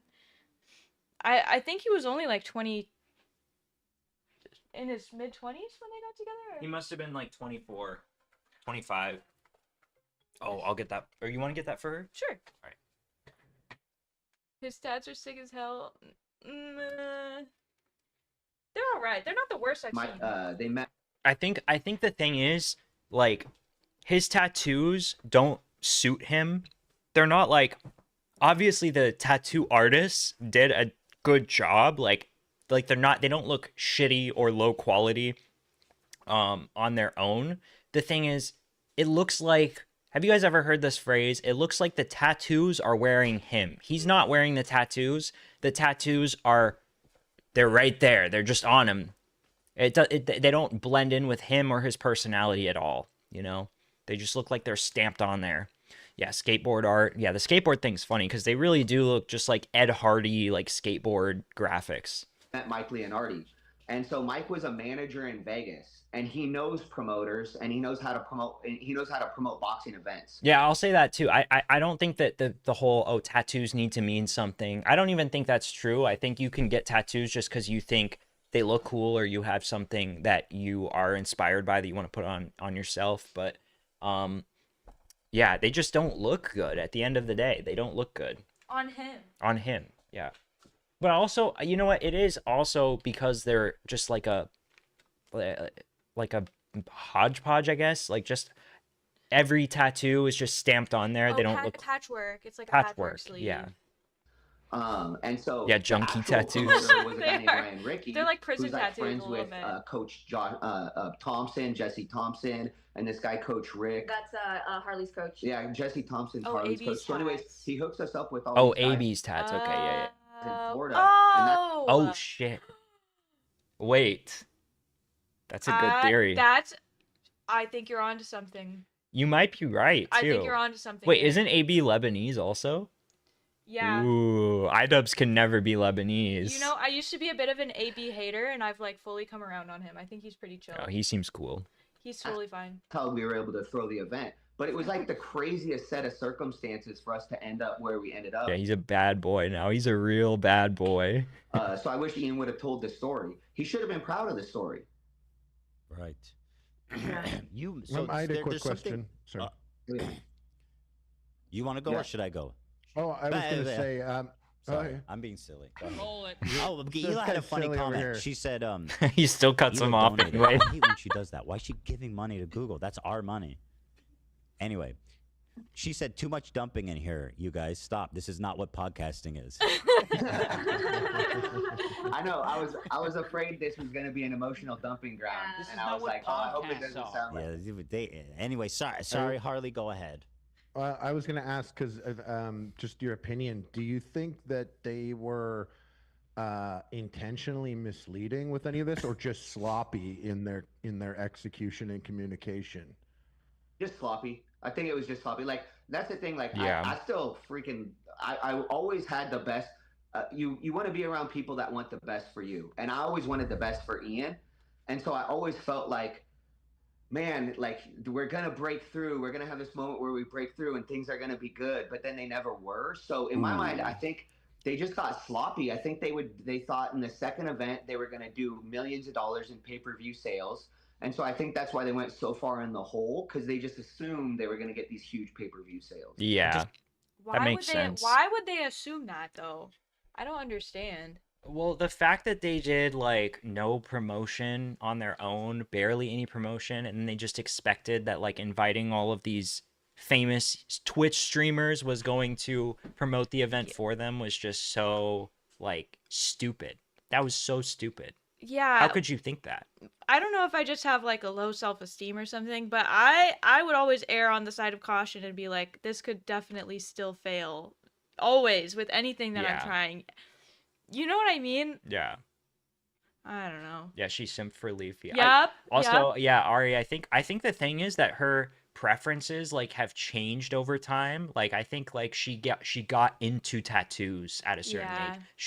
She started having like a crush on a guy that had tattoos, and that's what made her want him to get tattoos as well. And also, Ari, some people are like, they're like, I can fix him people. Yeah. You know what I mean? That's a really big thing where they like the character arc. Yeah. Which is really fucked up, and by the way, usually doesn't work out. So wouldn't recommend. And don't forget Chris Raygun. How could we forget Chris Raygun? That was a huge arc. He was like kind of emotionally cheating on Ian in my opinion. The shit that she tweeted to Chris Raygun is fucked up to me. Yeah. 120.54. Hey Tafka, same wavelength. That's actually crazy. Wow, Erica said that, and then that popped up on the screen. That's crazy. That's insane. Just to be clear, Ila's joking. I don't know if you guys know that. The dumping thing is a joke about something Ian said. Okay. I didn't want you guys to think that I was. You guys dump away. I feel like these two have been dealing with this for so long, having all these problems with Ian and Anissa, not being able to share it with anyone because they don't want to ruin the event, they don't want to cause drama, and now they finally get to let it all out. And that is why this is so good, because it's cathartic. You can feel how relieving this is for these people to finally tell their story about what Idubbbz and Anissa are really like behind the scenes. Please, we're here to dump. Yeah. You mentioned something. So this guy Michael, he left. Mike. So he left Creator Clash and went and started working for Jake Paul. Yeah. And he scheduled the Jake Paul event. Oh wow. For the same day. Yeah. It Yes. was Ian's old guy. He did, and I he think had to he's do that still- on purpose, right? I think I he mean, still owns Creator Clash. That guy. I think he's still Yes. part of it. Well, I don't. It's just when you have like a Jake Paul, you can like that's your thing. That's going to take priority over everything for sure. Like the event is 100 times bigger than Creator Clash. But still, he scheduled it on the same day. Yup. That has to be at No, least. that's I'm picturing that being vindictive a little bit, right? no, that's weird. That is weird. best. But I think he's still involved with Creator Clash. So, but then why would he do it on the same day if it wasn't meant as shade? It's a great day. It's crazy. It's so crazy to me. When we saw that, Yeah. I was like, because we already knew it was the same night as it. So first of all, Ian never even reached out to me at all for Creator Clash 3. That's one of the big things I want from this is to like, because what happens when Ian messes with you or messes with these other people, a lot of it comes back onto me and either my YouTube channel or my Instagram, where people start putting a bunch of comments on my stuff. It's probably happening to Harley. It happens to everybody that's related to it, right? Well, like what? What So- did they say? They say fraud coach. Oh, they're they shit. say- Aw. Yeah, talk about the sparring videos. Oh. So people want to see sparring videos, but Ian never put out any of my filming, so people think that Michael didn't Yeah, have so him spar correctly. people in Oh the my Oh comments my say, god. oh my gosh, you never had him spar. That's why I lost the fight. Oh, you didn't have him do this. That's why I lost the fight. And I'm like, if he would have released the footage, they would say we did all of those Yeah. things. But now I have to try to stick up for myself and have my YouTube be an emotional dumping ground in my Right. comment section. Yeah. Yeah. Holy to try to protect shit. myself. Or my brand. And so it was just crazy to me because Horrible. Sorry about that, guys. Ian, now is not your time. We'll have time for you. Dope. Sorry about Yeah. that. He's Thank you, Ari. I really appreciate it. Oh yay! I'm he's glad. intolerable. Ela is loving this, by the way. She just gifted 20 members. Ela is loving this.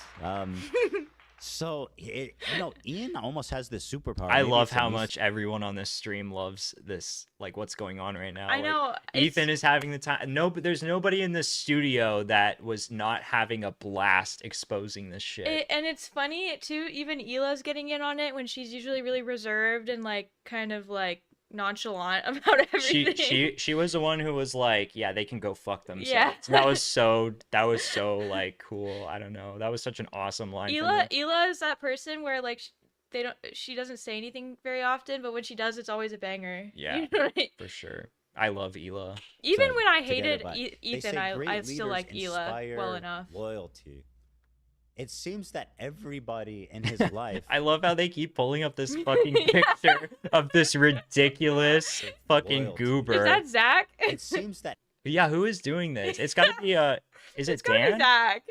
I don't know who it is. I don't know if Dan is on this stream actually. everybody in his life, he's forced to be disloyal. He has like negative Yes. leadership. Yeah. What do you call that? What is negative leadership? Abuse. Abuse. Damn. Okay. Yes. So you think it's so I guess quantify that. Did you feel like abuse? Yeah, go ahead. Yes. The reason why I say it's abusive is because, like, for example, the bonus, right? They mentioned it to me, Michael, that they're going to give a bonus after CC1. And then after the event was so great, they just went rogue on us, you know? It's interesting because we invite them to our house for Thanksgiving. We're so nice to them. We open up our lives to them. They've met my kids, like our kids, Yeah, you know? so they're like Aw. under the impression that they're friends with these people. That's what I was sort of saying earlier. Like It's so sad. they feel like they're developing this friendship with these people and helping them with their event, and then it's like they are treated just like a utility in return. You know what I mean? Like, oh, that we get the coaching and then we dip, you know? and everything. But then once the work is done and they don't need us, they kind of just put us at bay and they make it uncomfortable for us to reach out to them. Or if we reach out to them, they don't respond. So treating us like we're not really in their inner circle, which makes no sense because we worked with them for CC1, CC2. Michael and I have traveled with them to LA, Vegas, Florida. Keep in mind that when we were in Florida with them, we were with them for 2 to 3 weeks at a period of time. That's a long time to be with Yeah. someone. You learn so much about the person. And then you start to realize, wow, everything that, I mean, I don't want to say, you know, their enemy's name. What's his name? Sam? Like, I don't want to say he's right, but when we saw that video drop, Let's go. What's their enemy's name? Oh, I don't want to say his name. Who is it? Sam? Sam Hyde? Ethan had a terrible Prozac arc. Yeah, the Yeah. Prozac was Prozac's bad, guys. I don't know. I think you and Schmo talked about it last time. Yeah, but... we had a little controversial antidepressant take that yeah. I think for most people, it's can be more destructive than helpful. I mean, I think there are a minority of people that might benefit from it for a time, but I'm not sure. I've heard, this is such a non sequitur, but I learned in my psychology class that a while ago that they did a study, and if you're on an antidepressant like an SSRI for a small period of time, like a few months, it actually improves your like brain activity. Really? Yeah, I'd have to look at the study again to remember it, but it was like, really? That's so crazy. I feel like it was meant to be used in the short term, and now people are just using it forever indefinitely, and they're getting addicted to it. And well, it's I kind of agree with what Schmo was saying, where like I've never met someone who has gotten on it and gotten like fully better from it. You know what I mean? Like a lot of people will take it expecting it to do all the work before they try to change anything else about their lives. But anyways, we're going on a little bit of a tangent. We got to get through this fucking legendary video. No, he's right. You could say it. I was like, the one where he's like going after the kids. So there's a video of Sam Hyde, and he goes, crazy. She's gonna ruin his life. Mark my words. Yeah. I guarantee it. This part is important. This part is important. Sam, like I don't want to say he's right, but when we saw that video drop, no, I was he's like, right. Oh my God. You could say it. I was like, the one where he's like, well, hold on. So there's a video of Sam Hyde, and he goes, she's gonna ruin his life. Mark my words. I guarantee it. Is that the one you're talking about? Yes, Anissa was the one that showed it to us because we didn't know nothing. What was funny too is like, I mean, I was just thinking about that on the way to work because I saw that clip too, and I was like, damn, like Sam fucking he was right. He was right. He was right, dude. The seed is crazy too. Anissa showing. Can you believe this fucking Nazi guy is said that I'm ruining Ian's life? How is that even possible? That's not true at all. How mean is that? It's so mean. These totally offline, like well-adjusted people, and she's like showing her clips of like Sam Hyde being mean to them. Crazy. Yeah, I've heard a lot of horror stories about antidepressants. Like it just fucks a lot of people up, but. Yeah. Well, so what's crazy to me is like, so for example, when Ian did your show for Creator Clash 2, he would never say my name. He would always just go Ian's coach or my coach. This is crazy. And then AB was the one that actually had to say my name. AB was like, oh, you mean Michael? Oh. And then I was like, thank you, AB. Appreciate you. But so, and then same thing when he did the other podcast, he said, oh, my coach is he's really tough. He has toxic masculine qualities. Wait, what did he say? Are you kidding me? Like this guy has no toxic masculinity qualities at all. No, he's really chill. Like, I think that term is cringe, but I can get what someone means when they're saying that. This guy is not like that at all. You know what I mean? Not at all. Not in the slightest. He's very empathetic and understanding, and like he's not, I don't know, like he just doesn't strike me that way at all. Oh, and also AB needs to stop doing like the Redditor like epic sign off thing. It's like it keeps going. Why? AB, I'm trying to like you. He was talking to when he did the podcast with the Smosh guy. Yeah. So he did that, and he said, "Oh my." He's lost his mind. I'm sorry, but if anybody deserves that toxic masculine traits, it's your boxing coach, okay? No, get in line, bitch. You know what I mean? Go fucking wake up and run. Think about, you remember? Yeah, his job is literally to be masculine too. Like I feel, but even then, like I feel like this guy doesn't. I don't know. He's just masculine. He's not toxically masculine. Exactly. Yeah. You know like he's training you. He's pushing you to better yourself. That's like just masculinity in general. Being masculine is like not a crime, unless it's like, there's it goes too far sometimes. But that's not him at all. That he's just like, I feel like he was threatened by the fact that he is like more masculine than Ian. Yeah, definitely. I don't know. Ethan's tattoo looks like the overly attached girlfriend meme that you yeah. Ethan's tattoos are like not. I'm sorry, but Ethan, but I can't get behind your tattoos. I understand they're sentimental. Okay, I respect it, but purely aesthetically, not my cup of tea. Okay. And it doesn't. It's a portrait, right, of Hila? He's got a portrait of Hila, and he's got one for his dog. I actually feel bad like being mean about his tattoos.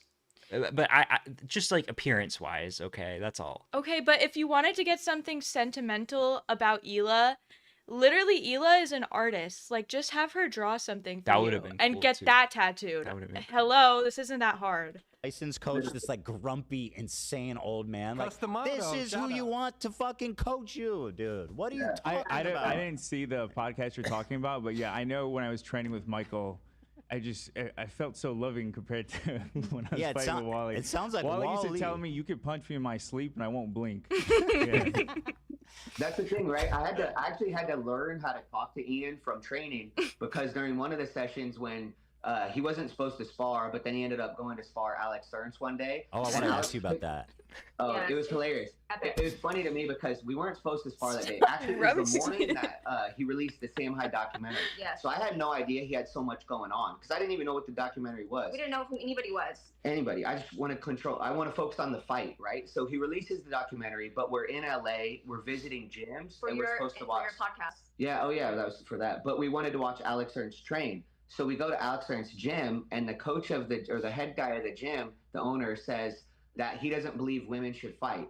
So Anissa gets really upset and Who said decides that? she wants to. The owner of the gym. The owner of the gym said that. The owner of Okay, Alex okay. Stearns. So Anissa got so offended that she said, Ian needs to spar now today. And we're like, What? And then so, Who and sent I'm her, like, man, to get slaughtered by Alex Ernst, who's like some kind of like boxing savant or something. He fucking annihilated him, dude. Yeah. so what happened was, it was funny because Alex has really thick glasses. So he took his glasses off and he can't see anything. So he just starts swinging haymakers. Oh, you couldn't even see. Oh no, but Yeah. Ian like froze. Oh And wait, so- and also before the filming, so before they did the sparring, Anissa and Ian runs up to me and they're like, Kate, make sure you film this because we want to put on our YouTube channel how In the does documentary. in the documentary, how does 3 week of training look like and 3 months of training look like? Because Ian at that time had been training for 3 months with us. And so I filmed And it. Alex, 3 weeks. He had just started. Yeah. Well, Yeah. and the thing was, skill-wise, Ian was much better. Ian wasn't just used to somebody throwing haymakers. And so Alex comes out and just starts hitting him with haymakers. And the first 2 rounds, I I was love the talking word to him very haymaker. softly. I was like, Ian, are you Yeah. okay? Can you throw punches? If you can't throw punches, I'm going to scrap this sparring because you're not throwing any punches. And then he's like, no, I'm fine. And then 2 rounds later, then I'm like, what are you doing? Like, why are you doing that? And then he went on the Smosh show and he was like, yeah, it's bad enough when you get beat up and your coach is yelling at Shut you too. up. Oh dude. my god. That is crazy disrespectful. Do we have a video of this? Because I was looking for it earlier and I couldn't find it anywhere. A clip of this? Like of him fighting Alex Ernst. Oh, I don't know. I can't look for it right now, but Oh yeah, and about the tattoo thing, if we weren't taking so long with this video, I would tell you, Ari, to like look up pictures of like Kat Von D. Kat Von D is a weirdo, but look up fresh Kat Von D tattoos. And you'll see that like really good tattoos like will look like the person right away. Yeah. In my opinion. yeah. I don't know. I swear. Yeah. Dude, listen So- to the audio of any corner. That's how the corner's like, what the fuck are you doing? I bet he got Yes. Eli's Throw punch, tattoo man. pissed on his Eli's dad. But Oh, here.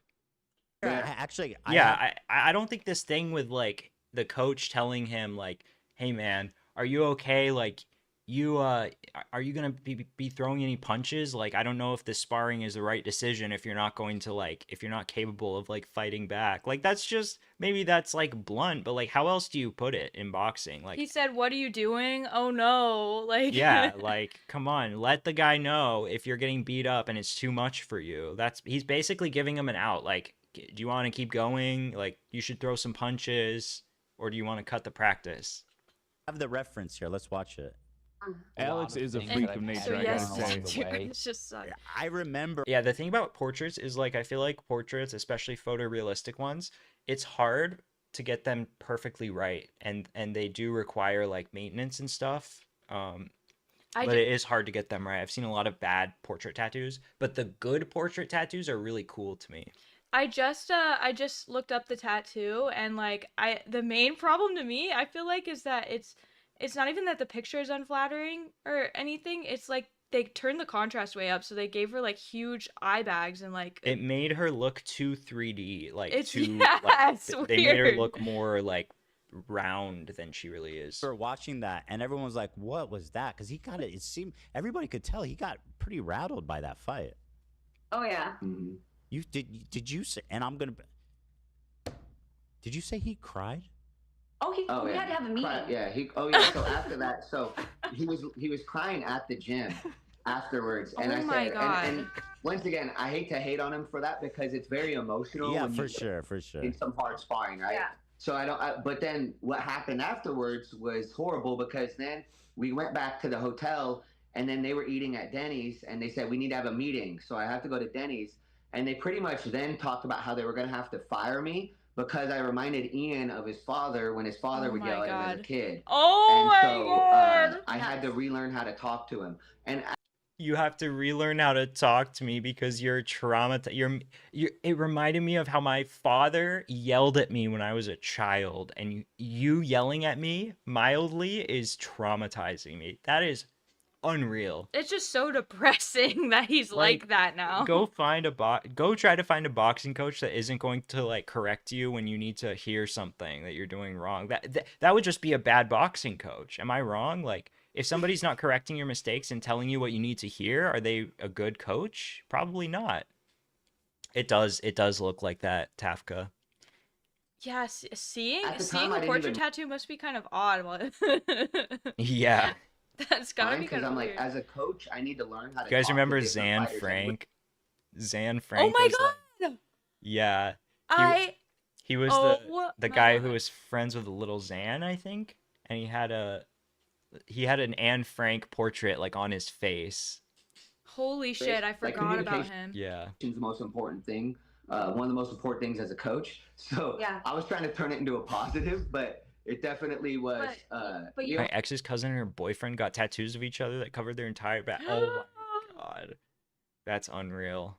almost got fired Oh at Denny's. my- Yeah, exactly. After that sparring session, but I not almost only farted that, at Denny's. Yeah, Michael and I rewatched the sparring, right, with him and Alex Ernst, and you could clearly hear that Anissa was screaming louder than Michael. Oh Yeah, my so he was literally yelling Yeah. at him worse than I was. But I was like, but apparently I was the one that I yelled at him and he froze. It triggered him. And This is my psychoanalysis here. I think that Idubbbz getting yelled at by Anissa was probably bothering him and tormenting him, but he can't confront her. So instead, when he gets a little bit of backlash from his coach, he attributes all those emotions that he was feeling from his wife yelling at him, to this guy. I think that's what it is. That is so true. I think he was stressed out because of all the yelling, and he didn't want to get mad at Anissa subconsciously. and he thought of his dad. That's what she said. So we'd have to deal with things like that all the time where it was like he wasn't even supposed to spar that day. Like, I'm like, what the hell is He going didn't on? have a mouthpiece. He didn't have a mouthpiece, so they had to buy a $20 mouthpiece from the gym and put it in the microwave. It didn't even fit. It was ridiculous. When you plan to spar like that, you want to prep. You don't want to just go into it. You want to be like, ask Also, AB, my you want to be boyfriend has a portrait, and they're really expensive. So if I paid all that money for a tattoo of my wife, no. Especially, Ethan went to like a really good tattoo artist to get that done. For sure. Just, like a little bit. Yeah, I feel that. No, I feel like it's fine to admit that the tattoo is a little off-putting and like weird. Like, I don't know. There were so many better options. It's so many better options. It's like well done, but it's like the actual execution of it. I don't know. I feel like I'm just like repeating myself. Mentally prepared for a sparring day. Okay, because it's yeah. Go ahead. Yeah, How would you first even get sparring that day, like, covered up, it, Tafka? That's it was so crazy. fucking bad. Like when I left and I came back, Wally started jumping all around the gym. He's like, I never thought I'd see you again. He goes, okay, the fact that you came back, he's like, now I'm in. Holy shit! But yeah, it was scary. I was supposed to spar Alex Ernst actually, because me and Alex would talk all the time, and I heard about this encounter, and I told Alex after that, I'm like, fuck that. I'm good. Alex had a really good coach. Alex actually found a coach that like coached world champion boxers. I have no idea how he found the guy. The guy showed up the day of the event, like a couple hours before the event, and then he left right after the event. So he didn't stay for anything, Alex's coach. But he was a really good coach.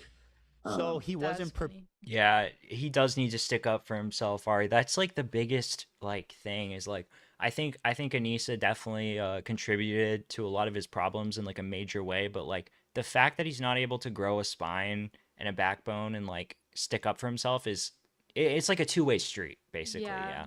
Well, so many, I mean everyone, but especially guys, so many men are not taught how to communicate very well, I feel like, and I don't think they're very in touch like with how they're feeling themselves. So, but yeah, Anissa is definitely not the girlfriend. Yeah. For him. No, not at all. Girlfriend, wife, Jesus Christ, they're married. I still think of her as his girlfriend. Oh my God, they're married. They seem way too immature to be married. It's so weird. They just act like a 18-year-old boyfriend girlfriend, you know. Prepared to spar, and then Anissa put him up to it because she heard the owner of the gym is exactly the owner of the gym who's not related to the fight really. He wasn't there. He didn't care. It was just some comment. So she had to prove something to the owner to have him beat up Alex, who doesn't have anything to do with him. They have a weird thing. They do this where they go, "Oh, really? If you think I'm an asshole, then you should hear about this. What this kid did, totally unrelated to me at this shooting range. You should hear what the owner of this building said." Who? It's such a good point. They have done that quite a bit. But yeah, 100%. Talking about what's that got to do with anything? That's like a classic manipulation it's like tactic. Situation where someone's beefing and Anissa's like, Ian, you better go throw a fight now and beat him up and be a boxer. Yeah, that was actually how the whole situation started, was because Rice Gum had texted Anissa, and he said, "Tell your husband to fight me," or "Tell your man to fight me," or something like that. And that's how they ended up hiring me, because I was supposed to train him to fight Rice Gum. So I was like, why didn't that fight happen? That would have been awesome. I would have loved to see Idubbbz and Rice Gum fight.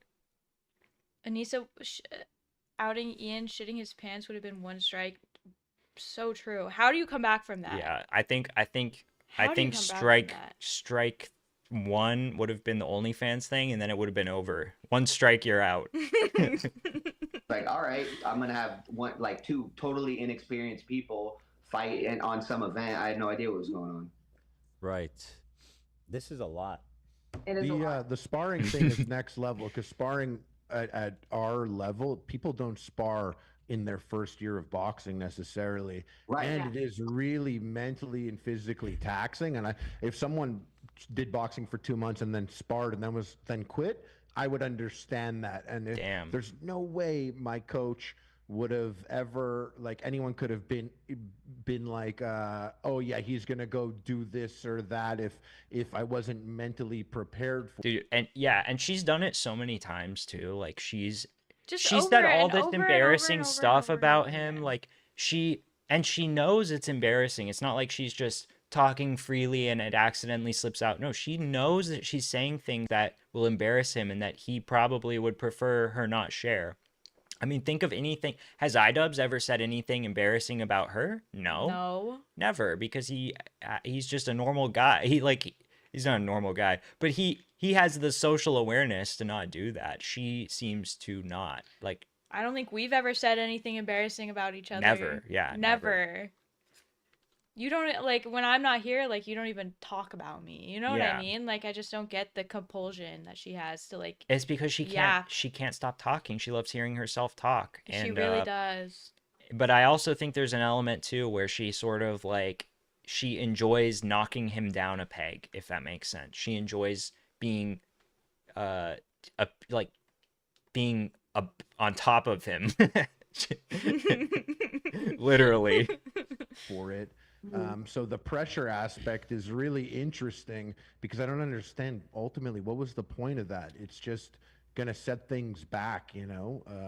Yeah, and that's why, like, I would always try to have Ian do very controlled sparring until, like, towards kind of more towards the last 8-10 weeks of camp, and then we would really pick it up. For the second fight, he sparred hard. He was literally stopping people in sparring. Even for the first fight, he actually had stopped Nathan Barnett with a body shot. He stopped Alex Idubbbz with a body shot. So he was actually in sparring, like, once he got a little bit better, he was doing pretty damn well. But I agree, like, you shouldn't be putting people in early until they actually know not only how 100%, Ari. How to throw punches and defend themselves, but also counter after somebody hits them. Because a lot of times they might know how to. I think boxing, from what I've seen, is so intense and so hard. Like, I feel like when you're watching a match, it's hard to really, like, conceptualize how difficult it is. But I've watched people box and just after 3 rounds they're like on the floor, like they can't even stand. It's so intense. But yeah. Yeah, and I from what I've heard, because I've never been punched in the face, but from what I've heard, getting punched in the face is like you have no idea what it's gonna be like until it happens, and it's like so like it's such a shock to the system that it's hard to imagine otherwise. Yeah. So I honestly have respect for that aspect of him training and stuff, like sticking to it at least enough to be sparring and learn to take punches and stuff. I mean, that is hard.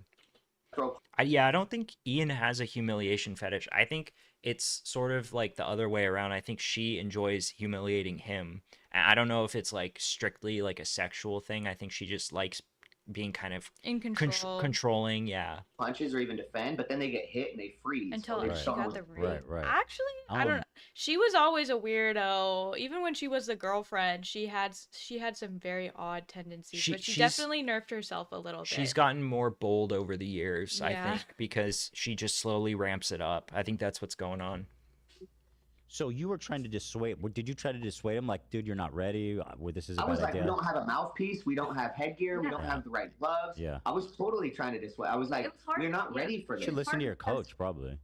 Yeah, it was hard because like Ian, you could tell in his eyes he could not say no to Anissa. Yeah. So what is he? Me too, Splodes. It's been a wild ride watching this downfall. It's pretty sad, honestly, because it's like you know what this guy is, you know what Idubbbz is capable of. Like he's an extremely creative guy who made like this cutting edge content. Everybody wanted to be like him, and it's just such the opposite. He's fallen so far to the point of like he just exists to be ridiculed now, essentially.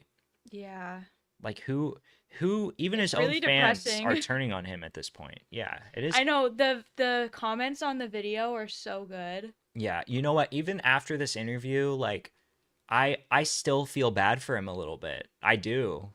I can't help it. Like it feels like he is just being pushed around and controlled a lot, and he's just sort of along for the ride more so than like being intentional. I don't know. I have way more sympathy for him than I do for Anissa. For sure. She's weird. She's a weird freak. I think she's like outwardly malicious. Yeah. He's gonna just suck it up, go get that $20 mouthpiece right there, put it in the microwave, and put it in his mouth. That's what he did. Yeah. But and then that was that such sounds a tragic lot like the sexual stuff. I made that. I don't know why. You know what? I apologize, guys. There was a moment about putting something in the mouth, and I thought, well, that's probably because of cuck thing. I just tried to, I apologize for that, everybody.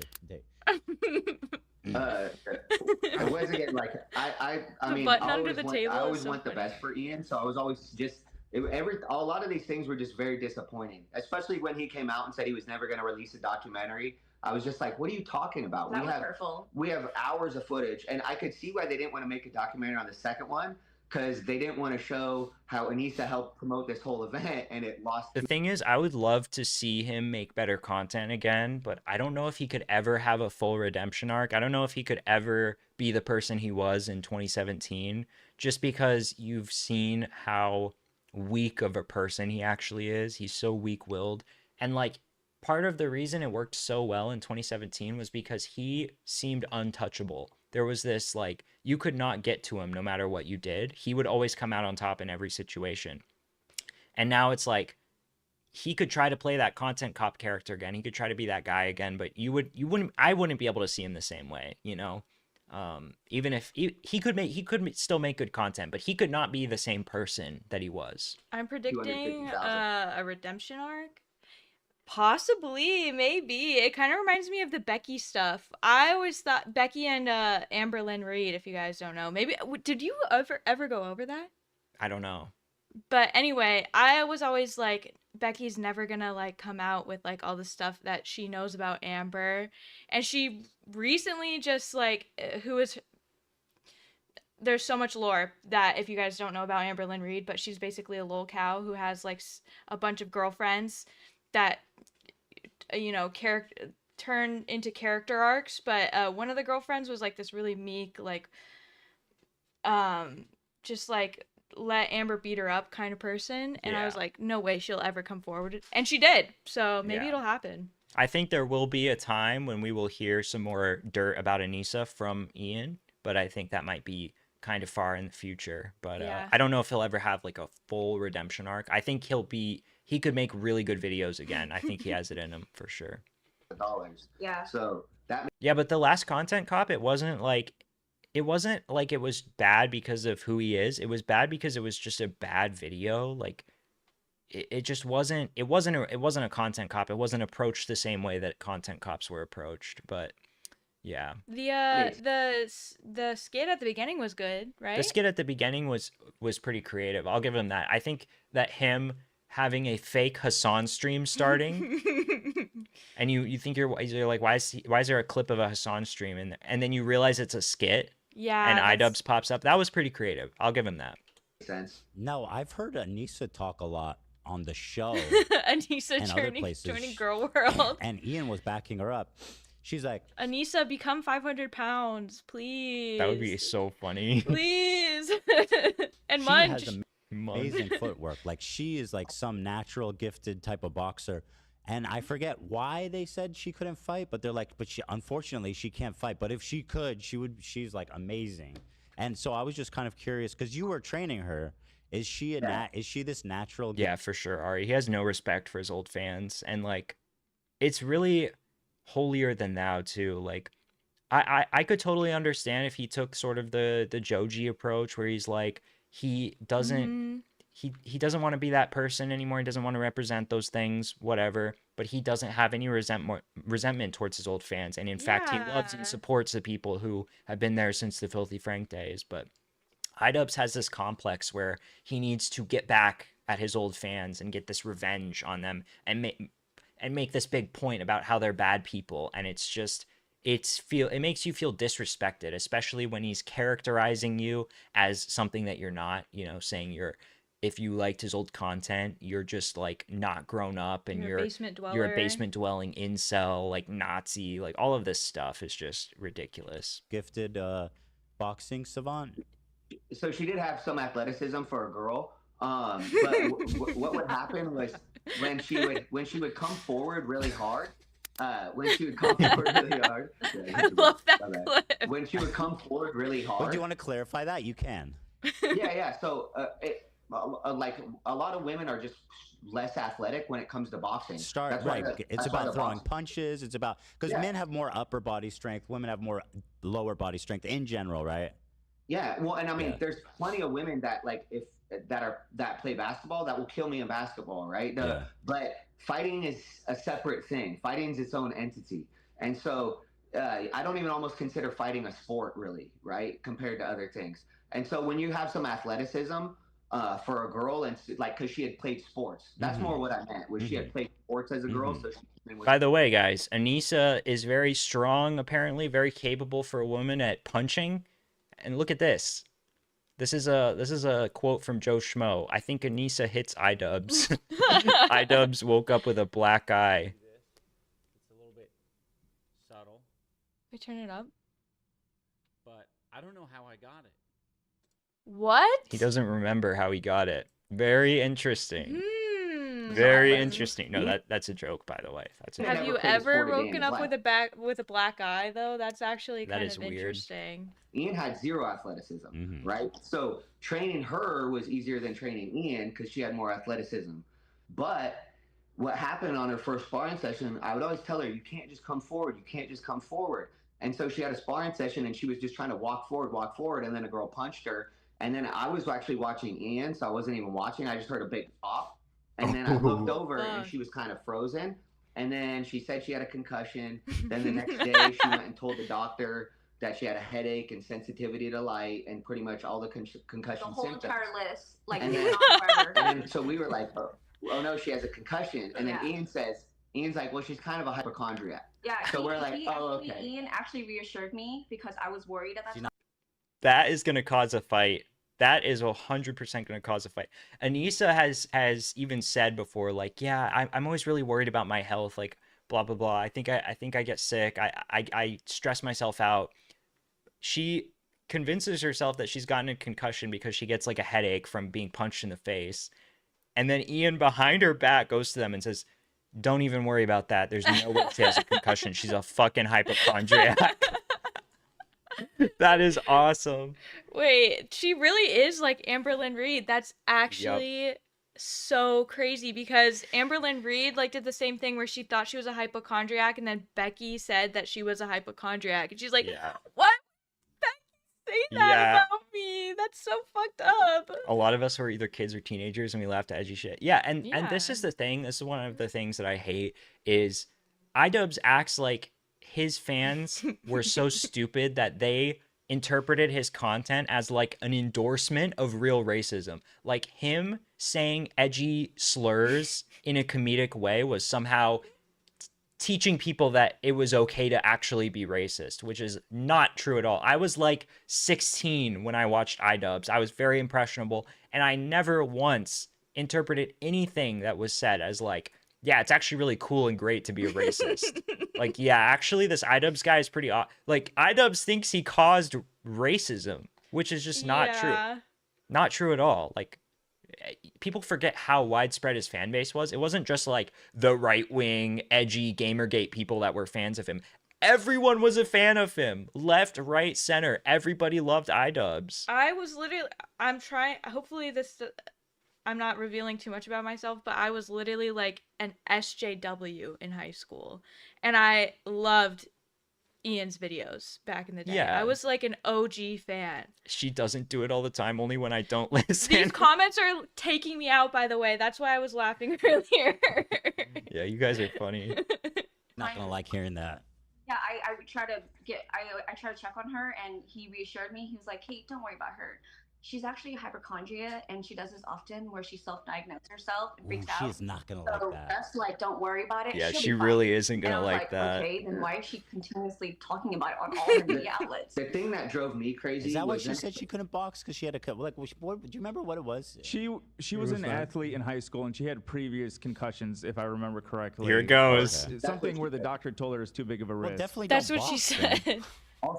Also, the doctor's going to tell you what you tell them. If I come in and I say I have sensitivity light and have headaches, they're going to say you have a concussion, right? Yeah. So, because she looked up all the symptoms, or she already knew all the symptoms, and she just listed them off. Anissa, where's the munch? When's the munch starting, please? That drove me crazy was how all of a sudden she went from saying she had this concussion to she's had all these concussions while she was training. And then by the time she was on like your guys' show, Yeah, for sure. And also, like, he was funny.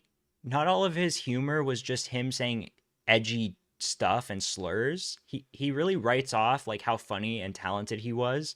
There were so many innocent jokes that made me laugh my fucking ass off. And I went back, I watched a lot of his old content like a few months ago.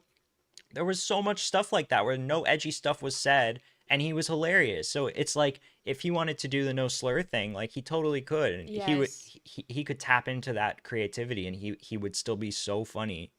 These other shows, she's like, I've had 11 minors and 2 majors. And I'm like, I've 11 minor concussions and 2 major concussions. You would be like brain dead. You would be a vegetable. Like, that's crazy. Somebody in this chat, I think Tafka was saying earlier, not even pro NHL players get that many concussions in their entire career. Yep. To put in reference how ridiculous this claim is, she probably has self-diagnosed herself with a concussion that many times, but does that mean she actually has that many concussions? No. Yeah. Life. And nobody's like, the Toy Channel one, that was awesome. I always forget about the Toy Channel one. That one was really good. Yeah. That was a minor. That was a major, you know? And so I was like, well, if you had 2 majors, that would mean you were like completely unconscious. And she said she got them from like lacrosse and hockey. So I'm like, you're telling me that you got knocked out completely unconscious on the field. And then a few weeks later, they're like, put her back on the field. I'm like, that makes 0 sense to me. Like, yeah. She's a liar. I mean, she does lie. Yep. She lies about everything. Yep. Yep. I just don't, Ethan probably knows from like, personal experience.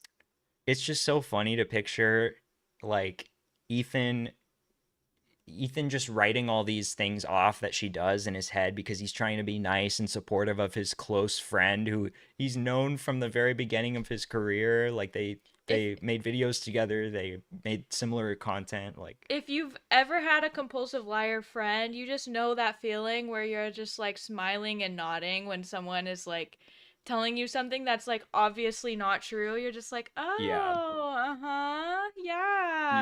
totally. She's definitely brutal to him in private. Yeah, I agree. Literally 2 majors. Yeah. If she said she has 13, 11 minors and 2 majors, 2 majors would mean like you were completely unconscious. And that's a lot of head trauma. You know what's ironic? Ian acts like that's what happened to him. You know, but Anissa, she seems more in control than ever. Yo, this is so base, dude. Ethan is so fucking base now. It's crazy. He's pointing out. I would say he's going even further with the things that he's saying than commentary channels have been for the past few years. He's saying the things that people are afraid to say, like, yes, Anissa is in control. She is controlling. Like, that is what I have been thinking too. It's odd, and that's why like I felt so. Yeah, it's the anxiety. I had to tell everyone that my husband shits himself. You could see. So my therapist told me. The best weeks are... I'm just trying to be more open and honest with people, and like Idubbbz, like he's like his hair's graying, he's balding. Yeah, it kind of sucks, but you know. This is all like rooted in my like childhood trauma that I had. So like I think you guys need to be nicer to me. Yeah. So one of the best weeks we had in training. Dude, we're not even halfway done with this. I told you we weren't gonna be able to do this whole thing. I think that I can do it. I think I can do this whole thing in one stream. It might be like an 8-hour stream, but I am having the fucking time of my life. I am seriously having the time of my life right now. This is amazing. I'm gonna get. And she had to go visit her family in Canada. Could you get me water? And then that was when Ian invited his sparring partners to the gala. I wasn't a part of that, but he went out and did like. They took him out to hot and cold plunge. Yeah, one of the guys that runs the gym. So first of all, the gym that we're out of is this guy Luca Hosever's gym, and it's called Vigor Ground Athletics. And he was the one that did their programming in the beginning. And when they went on some show and they were like, Ian, how did you gain all this weight? She was like, oh, I studied kinesiology. That's like, crazy. Wait. I'm like, how did you studying kinesiology dig him to gain weight? Like, that makes no sense. Because in reality, it was Luca that was writing their programming for him. And didn't she drop out of the kinesiology like degree or whatever she was doing? Yes. The trauma of growing up in Edmonton. That's such a full circle moment right there. But yeah, she dropped out, and the whole reason she wanted like a kinesiology degree, please forgive me if I'm wrong, but it was because her sister or whatever was in college for that, and she like does whatever her sister does. Am I crazy? Yes, I'm having lots of fun in this safe space to talk my shit about these horrible people. Well, I'm sure Ethan knows Ian more than just about anyone else, so he should have more insight than anyone, especially anyone online, but apparently they're just mild acquaintances. Oh yeah. I don't even know this guy. I don't even know who this guy is. But they never wanted to give him a shout out. And she dropped out of college to do OnlyFans? Really? I thought she dropped out of college way before the OnlyFans shit. That's actually sad. I actually feel bad for her for that a little bit. That's what we realized. They don't want to give anybody a shout out. Like, they would never give me a shout out. They would never give Luca a shout out. Randomly enough, I guess occasionally they would give Mike Leonardi one. Yes, but because otherwise, he's the manager and he had a bigger following. Unless you have a big following, she's not gonna give you a shout out. She'll just suck the blood out of you and go away. So you think Anissa's the one calling the shots, though? Oh, 100%. I do, but it is also Ian that allows it to happen. He enjoys it. That's what I'm trying to tell you. Wow. Yeah. I feel sorry for Ian. What is happening with them? Yes, he enjoys it. We used to feel sorry for him. I did. Yeah, we both did. We both did. Michael felt sorry for him up until CC2. After CC1, I cut that shit off because I was like, you know what? She's a fucking liar and he's a liar. and he enjoys all the punishment that she gives him. Yeah. So let it be. She said that after she did that first interview, and I'm always like, I always want the best for my clients. So I'm like, no, that's not true. Yeah. Things are gonna work out. They're gonna give me a shout out. He's gonna make this documentary. Not only does she have a sister and she's competitive with other women, this is what I have heard is like a lot of the things that she talks about are also things that people in her family did, like the hockey thing and the lacrosse thing. She was emulating her siblings a lot. Like they all did that. So she did that to emulate them. I heard that the kinesiology thing, someone else in her family also did kinesiology, and that's why she did it. So it's weird. She has this habit of like copying things that her family members do. So you studied kinesiology, but you don't have a degree, and that means that you helped Ian gain weight. Yeah, or like, hello. I might be remembering this wrong, but also she said something about like having a nursing background when she didn't at all, and it was just a family member. Like, I've heard that she does that. She claims that she has knowledge on stuff because her family members did it. It's super strange. By background, she means like family background. Like when a doctor asks for your family history, and you're like, yeah. That's like Anissa being like, I had a heart attack, but it was really her uncle. Always, and she's like, they're never gonna give you the credit, you know. And I was always like, oh, well, and in my mind, I'm like, no, like I love Ian, I trust Ian, I feel like Ian's got like my best interest at heart too. But then he didn't. The time that I actually was finally fully fed up was when I had to ask them about the gala, and we were already in Florida. And I'm like, this is the last straw. Like, you don't even, she's like, you guys don't have to be there. Like, she was practically telling us she didn't want us disrespectful.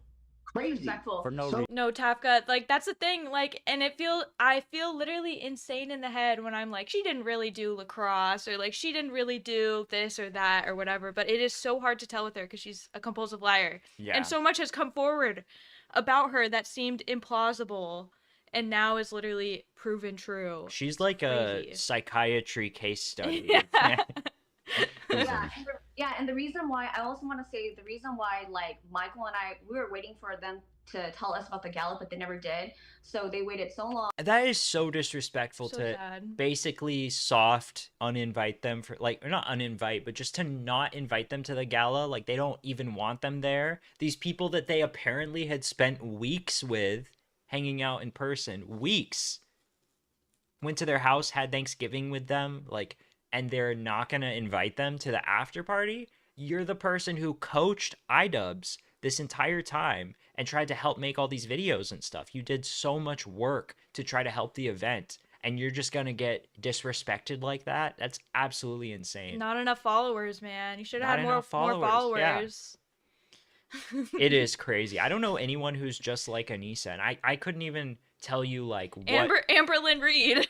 Yeah, seriously, like that's the actually. only comparable person. Like there's so much wrong that you can't even put it down on like one mental illness. It's like a cocktail of mental illnesses. It's like the edge right before you start like murdering people and being a pedophile. It's like right before that. Whoa. No, I'm saying it's right before. It's like as crazy as you can get without like committing crime. I see what you're saying. Like the level of craziness. No, Okay. like it's right before that. It's like in The Price is Right, where you're trying to get as close as you can without I know, over. but to clarify, Yeah, you're no, not I'm you're not not saying no. that she's on her way to becoming No, a pedophile. no. You're I'm just saying that's how crazy. That's the craziest you can get. That's the craziest you can get without. Yeah. We got to Florida. I'm just clarifying that for the stream. And they still haven't said anything to us.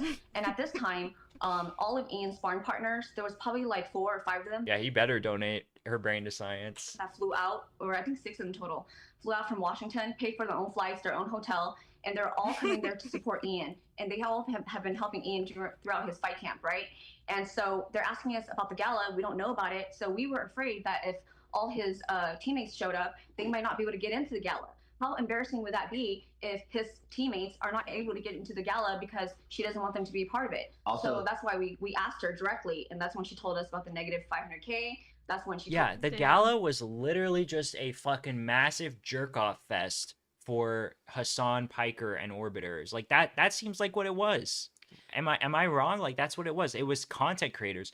Oh, we're not going to invite the people who are directly involved, the teammates, the boxing coach. No, this is just a social networking event for Hassan Piker and Frogan. And sorry, we're 500K in the hole, so you can't come. Like, Yeah. what do those things have to do with each other? You're already throwing the gala. Well, is that what they said? Did they say Yeah, that's why? well, she said that they got on the call, and that's when she told her about the negative Right. 150. Well, and I think that's, yeah, no, I get what you're saying. That's why they didn't want to tell them about the gala, because they would tell them, yeah, you shouldn't have a gala. Yeah. About why would we want to be there? Yeah. It made no sense. Also, all of his sparring partners paid for themselves to be there. Correct. Nobody, like, they would give him tickets to the event, but they didn't help anybody else get there that was a part of his team other than Kate and I. So yeah. Otherwise, like, none of the, like, if you're throwing the event and you have all these sparring partners and training partners, I would think you would invite them before like 300 creators that don't mean anything. Yeah. 100%. That's what I'm saying. Yeah, you gotta think about the time that when they're sparring, you know, all the his teammates that volunteer their time, they're sparring for free. They're taking time from their work, their family to come and contribute. They don't do this because, oh, they're obsessed with Ian. They do this because they have loyalty to me and Michael and how we have helped them. And that's why they show up to spar with Ian. And all he does is look the other way when Anissa says and invite them. You know what I mean? It's just ridiculous. It's disgusting. I can't. All we have to show is our hard work. And there's no way that I'm going to let Ian and Anissa take that away from us. That's crazy. What do you make of the? Oh, go ahead, Arlie. Did you guys? Yeah, true, Tafka. I just don't want it to be. I don't know. I feel like there's always people. I guess it really doesn't matter. I've seen people comment stuff before, not on my stuff, but on other people's stuff. They'll take like one thing that they were saying, like hyper fixate on it. Yes. Or even like some commentators will really like nitpick what people are saying, take one sentence that they said and spend 2 hours like breaking it down, being like, well, this was out of line. Like, yeah, so. Well, and also, well, we do get a little bit of that sometimes in some of our videos where people are just like really nitpicky. And that doesn't really bother me. It doesn't though. bother so I me guess either. I shouldn't care, but yeah. Well, I should have clarified that anyway because I kind of like said it a little shittily. Yeah, I just didn't want anyone to actually think that you were. No, I'm not. Yeah, I wasn't saying. That's not what you were saying. Exactly. Yeah. Hear anything or know about how they chose the performers for the gala? The people that they put. There was a couple performers there that I was just curious if you guys had any insight on who they were or what the connection was. Are you talking about like the comedians or who you comedian and singer? Right. So there's this comedian that was allegedly paid $20,000 or something. Yeah, Aiden and Queeman, exactly. Yeah. Queeman. I can't get the appeal of Queeman. Like I tried watching some of his streams and it's just so much nitpicking. Like it's just completely nitpicking from start to finish, and he just hates everyone. So it's like he hates everyone so that once that person gets in drama, he can be like, "See guys, I was right once again." And it's like, "No, you weren't right. You just already hate everyone." Like, do people actually like Queeman? I was under the impression he was like kind of like a punching bag. No, he has like a cult fan base, and he's sort of tied to like Chud Logic. He came from Chud Logic's community, so Chud is like friendly with him and stuff. So he has sort of his own little cult fan base, but I don't know. I can't take him seriously anymore. I just can't. So for kind of same with Aiden, but at least Aiden is just like dumb and like funny, I guess. He's just like funnier to laugh at. Like Queeman is just not. There's nothing like redeeming in my opinion. First event, we were a part of like a lot of those decisions. But for the second event, like I said, they kept us in the dark about the gala. Really, like it was my main responsibility to help with Ian's training, but also make sure like everybody else had legit coaches and help like. Because for the first event, I helped train a lot of the people. I probably helped train like 90% of the people that fought. Like Eric came to Washington for 2 weeks to train with you. Remember? That was another thing that actually upset me was like comment etiquette Eric. Like I love that guy, but he only was able to train for the last 17 days of the fight because he was originally supposed to fight Chad, I believe. But then when Chad backed out, they were like, "Oh, we need to find somebody," and so they found DJ Welch. Yeah, for sure, Ari. Yeah. And that guy's a beast.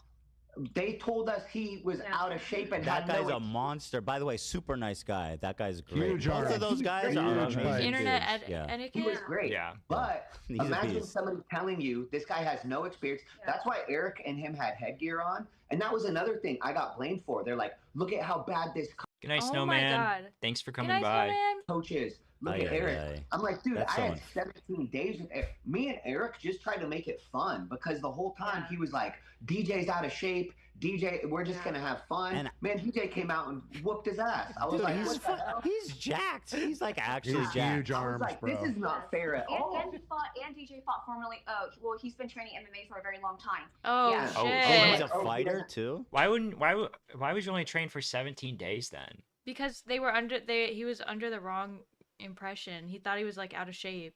Oh, okay. And he didn't. I think he was saying that he didn't know if they were gonna find another person in time or not.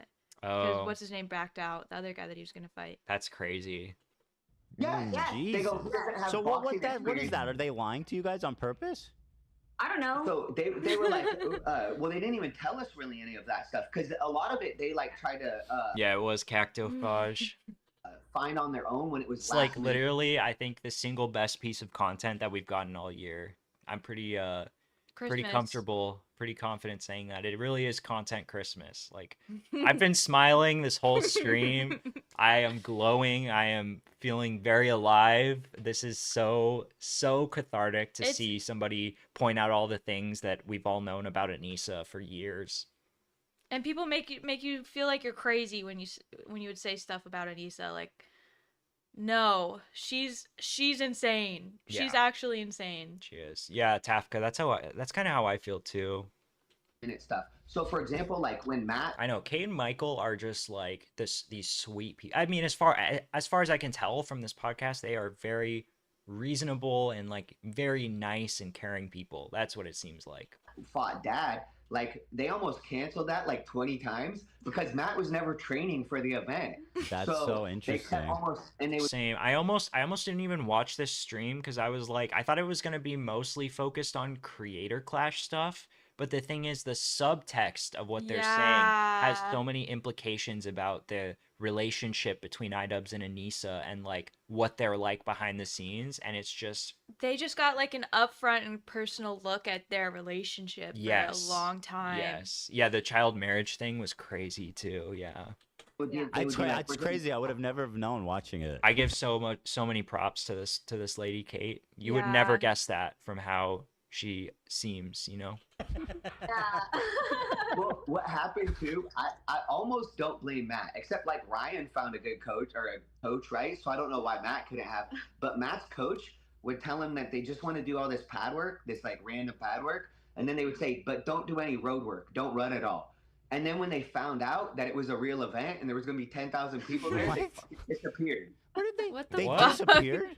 Disappeared on him. Just straight What? disappeared on him. Like Was they were that- taking all of his money until they found out it was a real event. Aw, I think a that's lot sad. of people were shocked that it was a real event because like we were going to these places like with no clue of what we were going to have happen. So we're like, hey, this is what's so crazy is like he could have told the story if he would have been proud of it. Like the story was amazing. We were going to these boxing gyms in LA and all over the place. And we're like, hey, we want to throw a YouTube boxing event. They're like, where? We're like, we don't know. They're like, when, like, Okay, but why was Anissa shame not tolerated? Who said it? I'm just more talking about like comment section Twitter people, but it was just more like, oh, we don't know enough about the situation. Yeah, You know what I mean? I saw it even in like commentary, which Yeah. I watch a lot of commentary. I guess not so much anymore, but I was for a while, and it was like this thing where it was like, Idubbbz, you know, everyone blames Anissa, but Idubbbz it has to be held responsible for his own actions too.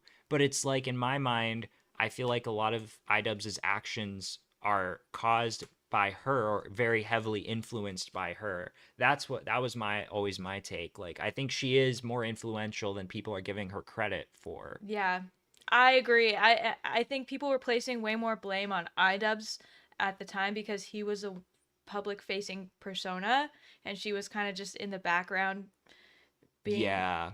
but she like it was clear to me from the very beginning that there's something deeply wrong with her. Yeah. deeply wrong. Yeah, Ethan's pettiness is awesome. I love it. When we're like, we don't know, but we're gonna do it, and they were like, get out of here. You know, it was like it made no sense. And so I was almost like, hey guys, maybe we should let me talk to some of these people before, because like they would just have these awkward ass conversations in all these boxing gyms, and so a lot of the people that ended up getting hired, like I don't know if Lucky even thought it was a real event when he was training AB, or they didn't know how big it was. She got her tentacles deep. Yes. Well, AB knows. Oh, did you know? I don't know. My gym, like they wild card, they don't fuck around. Like that. Supposedly, they even kicked Jake Paul out before. Like they're very serious about boxing. I don't think they care like how big the event was. Yeah, I think even Ian like added Wale on Instagram, and I don't think Wale followed him back. He's like, I don't know that motherfucker. I mean, he likes that guy Ian, is but something else. yeah, he's not in it for any clout. Holy shit! Now I want to ask you something.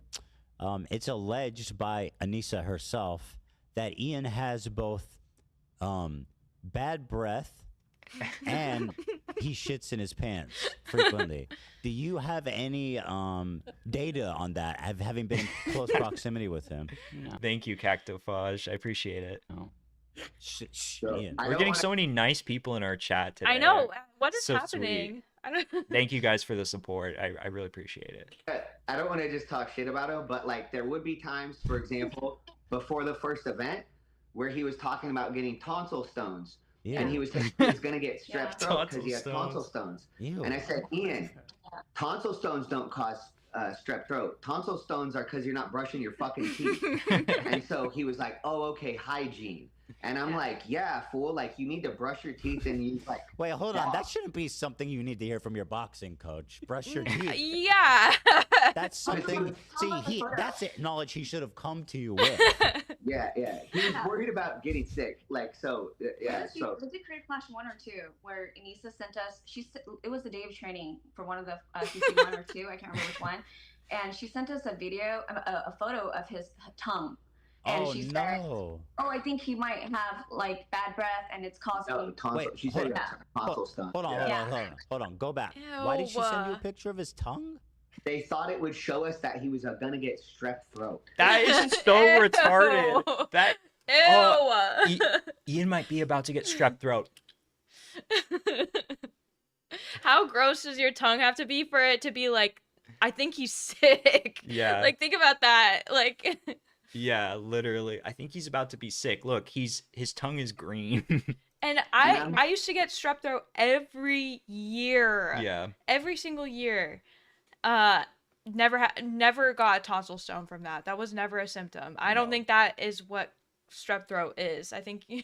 But also, to be fair, we talked about this a little bit before, but tonsil stones aren't necessarily only from not brushing your teeth. Like you can be genetically predisposed to having tonsil stones. Some people are more disposed to tonsil stones than others. And some people have tonsillitis and stuff like that where their tonsils get all fucked up. Yeah. The soundboard guy is awesome. He's been there so long and he's hilarious. Zach, I love Zach. Yeah. He's my favorite. I already said he's my favorite guy on the H3 podcast. Why was he trying to get out of training? Honestly, I think that's what probably. they're saying. I think that's what they're saying is like, oh, we think Ian's getting sick. I think he might have been trying to get out of the fight, actually. Like, because this was right before the fight. Oh, yeah. Because they thought it would show us that he was going to get strep throat. Yeah, so he couldn't. And I'm like, because they were trying to say he's going to get sick before the event. And it can happen if you train too hard before an event. You run your immune system down, so then you can get sick. But we weren't training too hard for him to get sick. Yeah. So like they wanted him to gain weight, and I kept telling him, like, there's ways we can gain weight right before weigh-ins. So I want you at like a healthy weight, because they wanted him to be 188 for the Dr. Mike fight. So the Sunday before the fight, Anissa makes him eat all this shitty food. So the Monday before the fight, fuck. he couldn't even do 2 rounds of with his IBS too. Oh, with his IBS. Oh my Holy shit, I didn't even think of that. Oh, poor guy. Ian, you have to eat the nickel balls. You have to eat the red hot nickel balls. You won't be heavy enough. You got to swallow these magnets. Pads in the ring without almost throwing up. So I'm fucking pissed. I'm like, what the hell? Like, Why are you doing this? She's like, got a fucking foie gras goose feeding tube, shoving Big Macs into it and like chicken nuggets, pouring ranch in there. I was telling you, if you're 188 or 180, but you drink like a couple Gatorades, a Gatorade is 32 ounces, which is 2 pounds. I'm like, just drink 2 or 3 Gatorades right before weigh-ins, and you'll gain like 4 or 5 pounds, and then you'll be 185. But does that work? Just drinking a bunch of Gatorade before a weigh-in? No, he needs to eat all this shit. The water's got to weigh some. So they were feeding him all some weight to it, right? I guess so. But then you can't piss. You just got to fill up your stomach with water. Right. And that's why when he weighed in with Dr. Mike, he was like grabbing his belly. And I'm like, bro, that's embarrassing for me. Yeah, you're making You're a fucking coach and you're in there with a belly up there. Like, it's that's one thing to up. gain the weight and be like, oh, I gained weight. But it's another thing to be like the day before the fight grabbing your belly. And it's because you fucking ate a bunch of bad food. Yeah, they would like Denny's all the time. And then he would be like, this is important. I'm accused all the time of people say that they see me in Denny's farting. They say that about me. And I want them to, I never go to Denny's. I never go out to Denny's. But Ian's the one who's actually shitting his pants at Denny's. Yes. The meeting that we had right after Alex Ernst's fight, sparring session was at Denny's. Yeah. And he said that with Gorilla Chow. Yeah, they have like the ape, the great ape food. Oh yeah, wait. Yeah. I wanted to try that. I wanted to order like primate feed on Amazon and like taste it and see if it's good, because I feel like we should do a video about that. That would be good. That would be a good little bit. And we could get the horse electrolytes too and try those. Ooh, that would be good too. Yeah, and the horse shampoo. Horse shampoo is like that. The meeting that we had to have with Ina and Nisa after the sparring session with Alex Stearns was at Denny's. What did they eat at Denny's? What did they order? Just like disgusting. But she loved it because she used to work there back in the day. She loved it because she used to work there. I was about to say, like, Anissa seems like she would love like fried cheese melts and eat them. She seems like she eats really unhealthy. Does that sound right? That does make sense for some reason. Like she not she seems like not because of the way she looks or anything. No, she looks fine. Yeah, she doesn't look like unfit or anything, but she just seems that her personality seems like she just eats like a bunch of junk food. Oh and yeah, but Ari, they should have been helping him gain weight like way before that. I feel like they just didn't plan proper. Not the trainers, but like Anissa and Idubbbz didn't plan what they were eating properly. That would be so funny if they put Idubbbz on Tren before the fight. Get him like all like roid raged up, turn him into a beast. It would probably help him, honestly. Yeah, but I think they test for that. He needs some rage. Yeah, he does need some rage. He really does. Maybe he needs test. He might need some test. Her handle is literally the greasy, so true. Yeah, true. Oh my god. He's allegedly, I've heard, Hila noticed this, and I guess Anissa also confirmed that he is very cheap, apparently. That's so funny. Yeah, I mean, I didn't experience that. Like, he was always good to me, but at the same time, except for the fact he would never help promote me. Well, I could say that. Man, please, I want the Grand Slam breakfast. No, that's $14. We're eating off the value menu. Get a 2-stack of pancakes. It's a good example, but like, for example, when Michael trains Ian, he charges $100 an hour. But Anissa would always want to be trained at the same time, so Michael is training both of them for $100 an hour. And I would always tell Michael, like, you're training both of them. You should. If he took roids, he'd beat the shit out of her. He would. Oh my god. I think that Anissa claimed that she had like anorexia or something. She did. Each one of them $100 an hour. And Michael would be like, oh, well, it's for a charity event, and I feel bad asking, so let's just do this for now, because we're going to get a bonus one day. Yeah. If we don't save money, I won't be able to court Hassan. Yeah. And in boxing, if you do bring 2 people within that one same hour, you do pay more. Yeah. That's not just boxing. Yeah, thank you. And that's how it should always be. But for them, I was always like, whatever, like, I would one thing. Oh, it does. Yeah. I forgot about that. Again, I always wanted the best for Ian. I always wanted the best. I was like, oh, this is why I like. He didn't want the best for himself, so it was really hard for me to want the best for him when he didn't want to train. Now, do you have any commentary about his potential body odor? I mean, I say it's true. I smell all the time. It's horrible. Let's go. Because Michael's so nice, so he doesn't want to say it. But here's the thing: when we're in fight camp, he does 2 hours in the morning and 2 hours in the evening. Okay. For the first fight, he did. Well, yeah. Well, for the first part of the first fight, not for the actual camp. Correct. During the camp was when he cut out his 2 days, and that was the most important time to be doing 2 days. Yes. So he would smell so bad that when he comes back in the afternoon to train, he doesn't shower in between his sessions.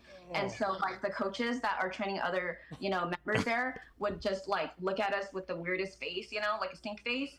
And then Michael would try to take Ian to the corner where there's not a lot of members of the gym, so they don't have to smell it. Let's go. He smells terrible. This is awesome. God. And I forgot who said this, but someone said earlier that like Ethan had to like really probe them to get them to say that he smelled bad. But honestly, that was just like he only asked him like 2 or 3 times. I don't think that was that bad. It was all right. They were just too nice. I don't even think that was an intentional lie. Yeah, they're too nice. So that open doorway. Yeah, so that does happen. I'm not lying. I know. He doesn't Dude, shower. she's standing on business. I just didn't understand why she wouldn't tell him. I'm like, what is going on here? So and also, she tells the audience. She humiliates him to in her Discord. Yeah. He's fine releasing everything. Yeah. Don't talk to him about it. I'm just like, what the hell? Yeah, and like I didn't feel like guys, it was my I gotta sit on that for a sec. He stunk up the gym so bad you had to move him away from people. Yes. Okay. Yeah. Hold on. Let me just sit with that. 0.5 Connor. It's like he fucking. Ethan is fucking loving this. In the subway. That is so awesome. Yeah, seriously sake, like that's actually real. Like he's in a gym full of sweaty men, and how is he the worst smelling one?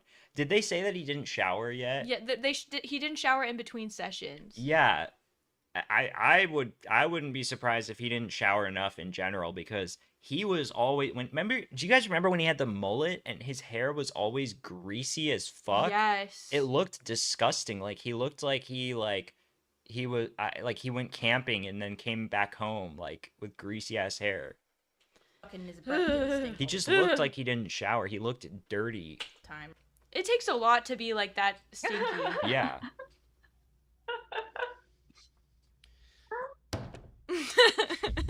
Yeah. Another question. I heard that Anissa was talking shit about me and us even before Creator Clash 1. Yeah, she had said like I forget what she said, like, but she had said that she didn't like associating with you guys for some reason, but then like you had been doing better or something, so they were happy to go on your show. It was Jewish. It was Jewish. He's so funny. Zach is so funny. Dude, so the entire content cop thing was like around the Israel-Palestine shit, and Ian made it like this big moral crusade, like I'm having to step up and like lecture Ethan because nobody else will. I'm standing up for all the small content creators that have problems with him. But in reality, it wasn't about Israel-Palestine. It was about all of this. They had these problems with Ethan and Hila for the longest time, and apparently didn't want to say anything until it was advantageous for them to say it. That's crazy. Vague, but because she would talk, she would kind of talk poorly about a lot of. That's actually people. Crazy. Like it's like basically like 100% confirmed now that the motive for the content cop wasn't even. The politics shit. We don't know for sure the timeline about like if this was Creator Clash 1 or Creator Clash 2. He said before Creator Clash 1. Oh, yeah. Shit. Oh my god. Okay. So that was before. So Anissa didn't like him the whole time. That's so snaky. She is such a snake. Yeah. Oh, so and I bet she went on it. I bet they like hung out after that. You know what I mean? They did. And Ethan helped them promote their event. Yep. Like, I don't know what their personal friendship was like, but just from that gesture of, yeah, come on my show and talk about your event. I got you, buddy. Like, that is just, it's just so beyond fucked that Anissa hates these people. Just lose track of it. And she doesn't even have the guts to, like, do anything about it herself or, like, talk about her problems with them until, Idubbbz makes the content cop. Like, that is so pathetic. That's crazy. But yeah, That's what makes me think she's pulling the strings with all that stuff. Like, she's the one who had a problem with him, and she implanted the idea into Idubbbz's mind over years and years, you know, whispering in his ear, yeah, I really didn't like how Ethan did that. Did you? Did you? If he is in on it, then he's like clearly like more socially adept than she is, and isn't like constantly yapping to like her coaches, to his coaches. You know what I mean? Like, only she's doing that. For sure. She definitely had mentioned like something about you. Yeah, you know what? I think the child marriage thing was probably, they talk about the whole like Planned Parenthood not supporting it after that. And I think Ian and Anissa are probably just like, they don't want to take a stance on it in case like people start accusing them of being anti-abortion or anti-Planned Parenthood. And it's like, come on, that is pathetic. You can say that child marriage is bad. Like, or maybe it was just you, but somebody had done something that had offended her at one point. She thought, so she felt like you guys weren't like good people or something.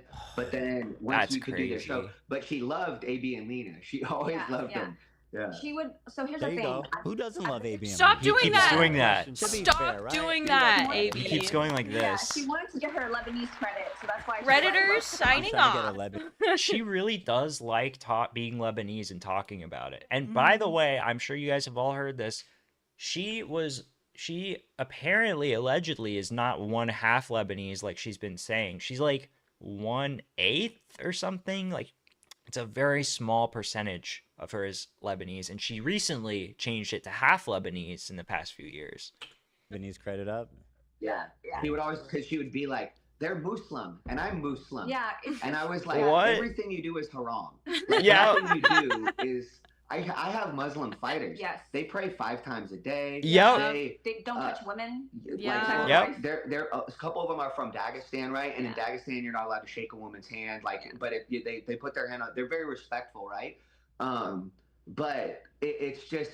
8%. Yeah, That's what I think Ethan talks about it soon, maybe. By the way, guys, just saying, has anyone ever seen Frogan take a break from her stream to pray?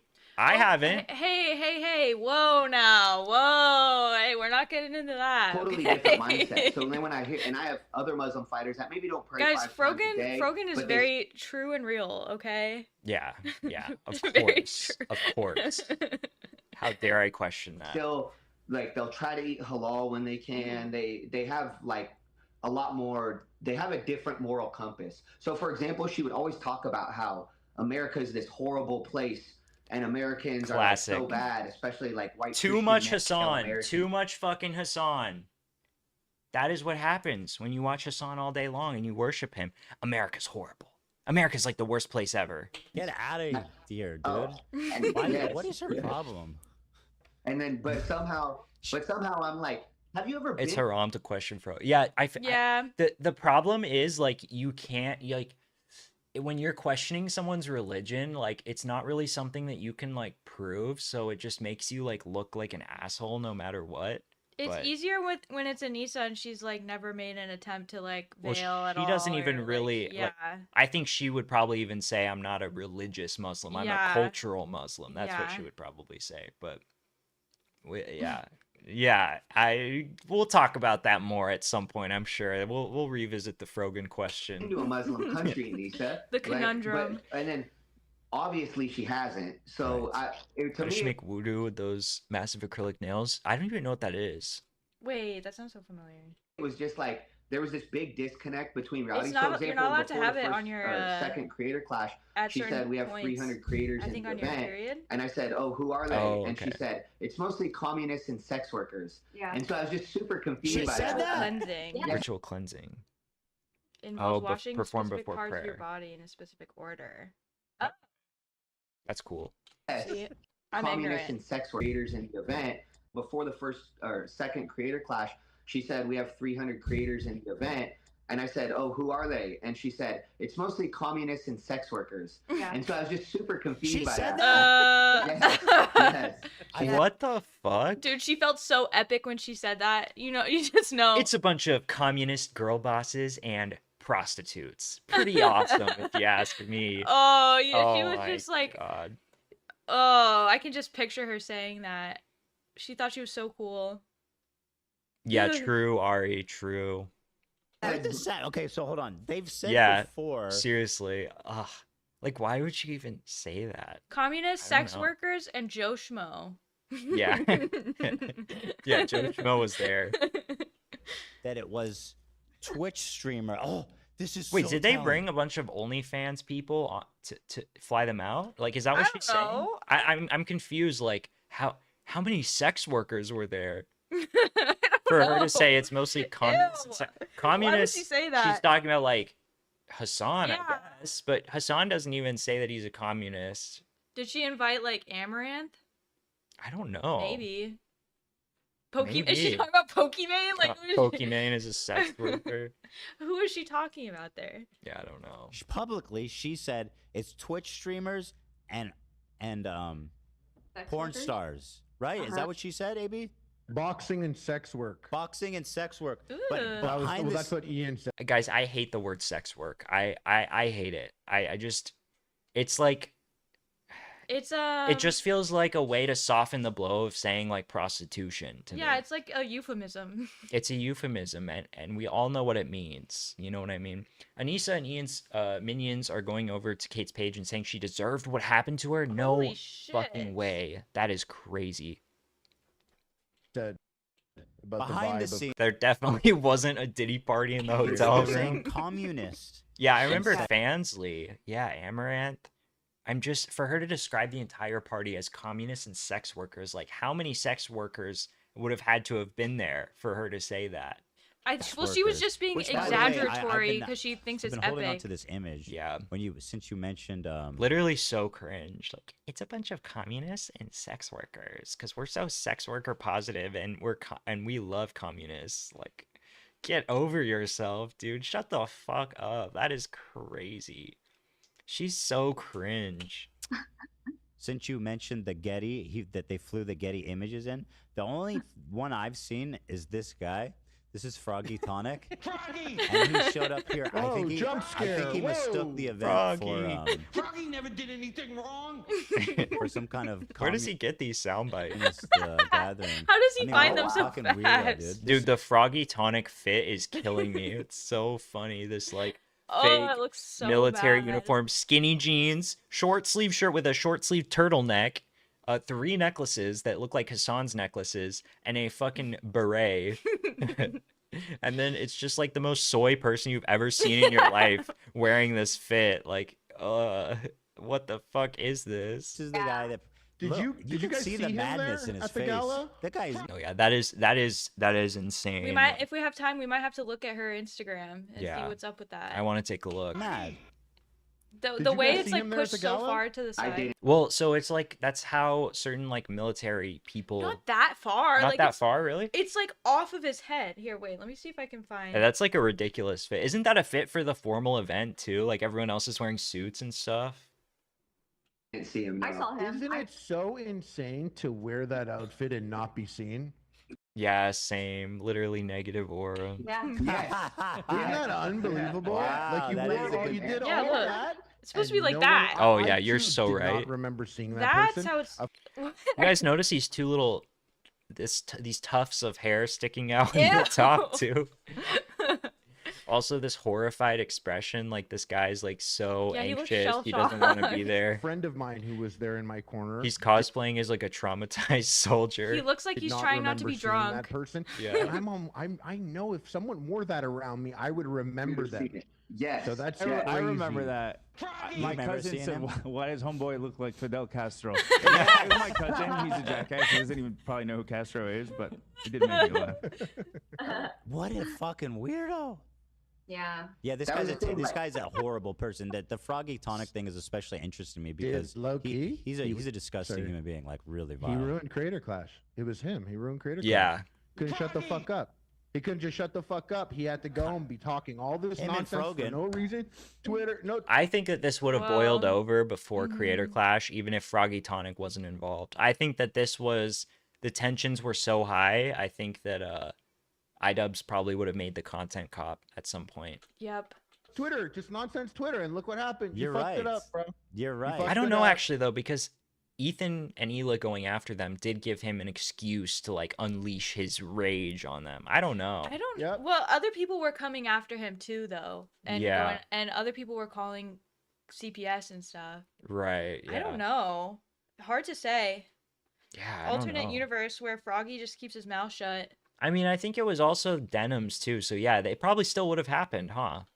Because if you you're didn't right. Yeah, 'cause say they're friends with shit, then you Denims. wouldn't have Yeah. the thing and the This thing, guy was whatever. on. I don't know if you guys know the lore. He was on Twitter saying shit like about how I feed my kids dog shit, and then and then CPS came, and then he kept going on about how it was justified and all this stuff.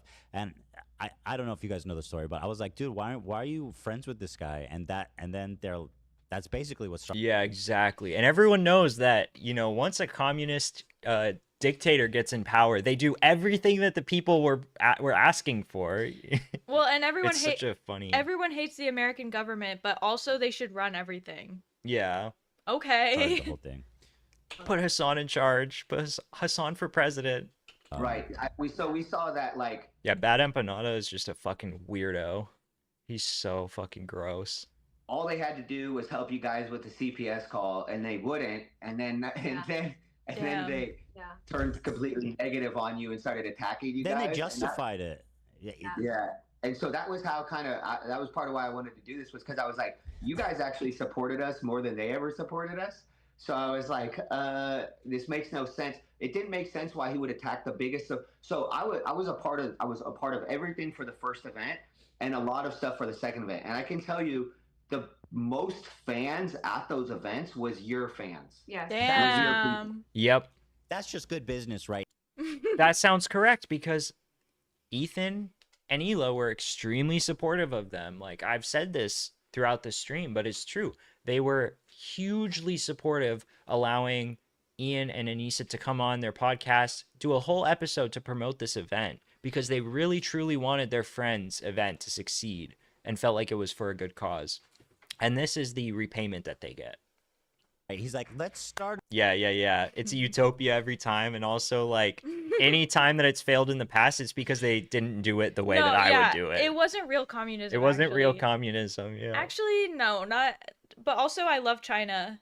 But also, China didn't have real communism. Yeah. If you hate China, then it wasn't real. But if you like China, then yeah, China's a utopia. It's really good. Yeah. Let's start a blood feud with the one person who's promoting this event.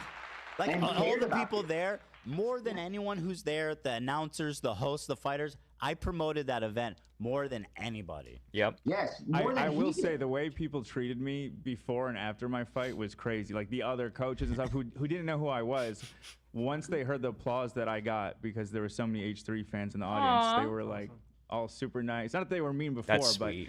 I don't think I'll ever feel that famous again in my life. Yeah, we're a big deal. I don't know if you know this, but we're number 6 on YouTube. Or hopefully, I don't know if that's still true because I keep missing. I got to How many live viewers did this have, by the way? Great question. They usually get I think they usually get around 50K. I would assume that with this drama with Idubbbz, that gets an even bigger poll. Like, probably, I'm going to guess, like 60 to 70K live viewers. Especially after the content cop. Yeah. And also after the episode, let's see how many views this has. 600,000 views. In one day. Oh my God. 600,000 people. Imagine being humiliated in front of 617,000 people. How many creator clashes is that? Is that like 75 creator clashes? Yes. People for that first event. It was one of the most probably more than that. It's like, well, the first one was like 10,000 people, right? Yeah. So it's like 60 creator clashes? Yeah. Thank you, Cactifage. Usually 30K, they got 45 in this one. Okay, oh, yeah. Wow. Yeah. Sweet. Craziest thing was, like, I was at the Seahawks Stadium when they broke the record for the loudest stadium ever.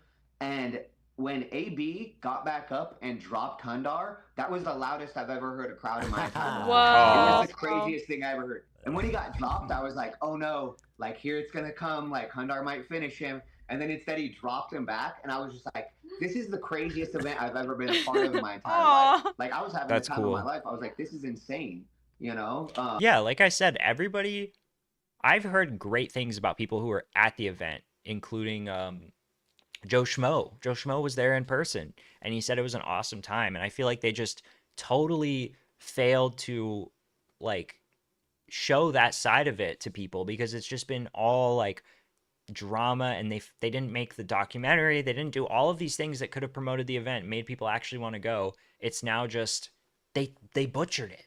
Ian and Anissa completely fucked up their own event. They shot themselves in the foot. Hopefully Ego Raptor can save it, because it is for like charity. Yeah. You know what I mean? Yeah. A lot of it was because like AB fighting on that card, and Ethan got a big bump in subscribers and views after the content caught. That honestly is, yeah, that doesn't surprise me. Proud. Yeah. Yeah, but it's great. It's just kind of sobering to learn that she was, talking shit. Yes, Arya, 100%. Like people would escape from communist regimes and come to America to live a better life and have freedom and stuff. Like it's just crazy. I don't know, dude. Like yeah. I could talk about this forever, especially because I don't know if you guys know who Madeline Pendleton is, but she's like a really famous TikToker, and I liked her for a long time, even though I didn't agree with her on everything. She's way further left than I am personally, but I thought she was pretty cool.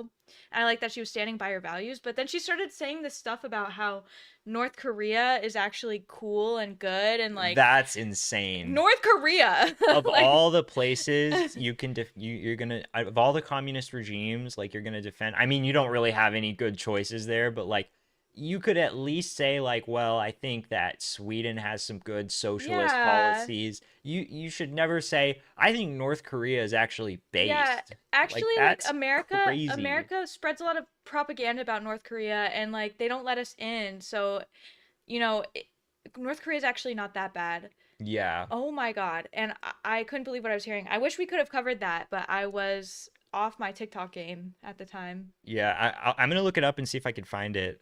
Sake it before even that event, and then they come on and act like we have been friends. And it's funny because I did say a comment about how it's funny how they show up when they need something from me, which is for me to promote their fight. And he got all incredulous about that. He's like, "Oh, really? I don't need anything from you, Ethan." Is it this one right here?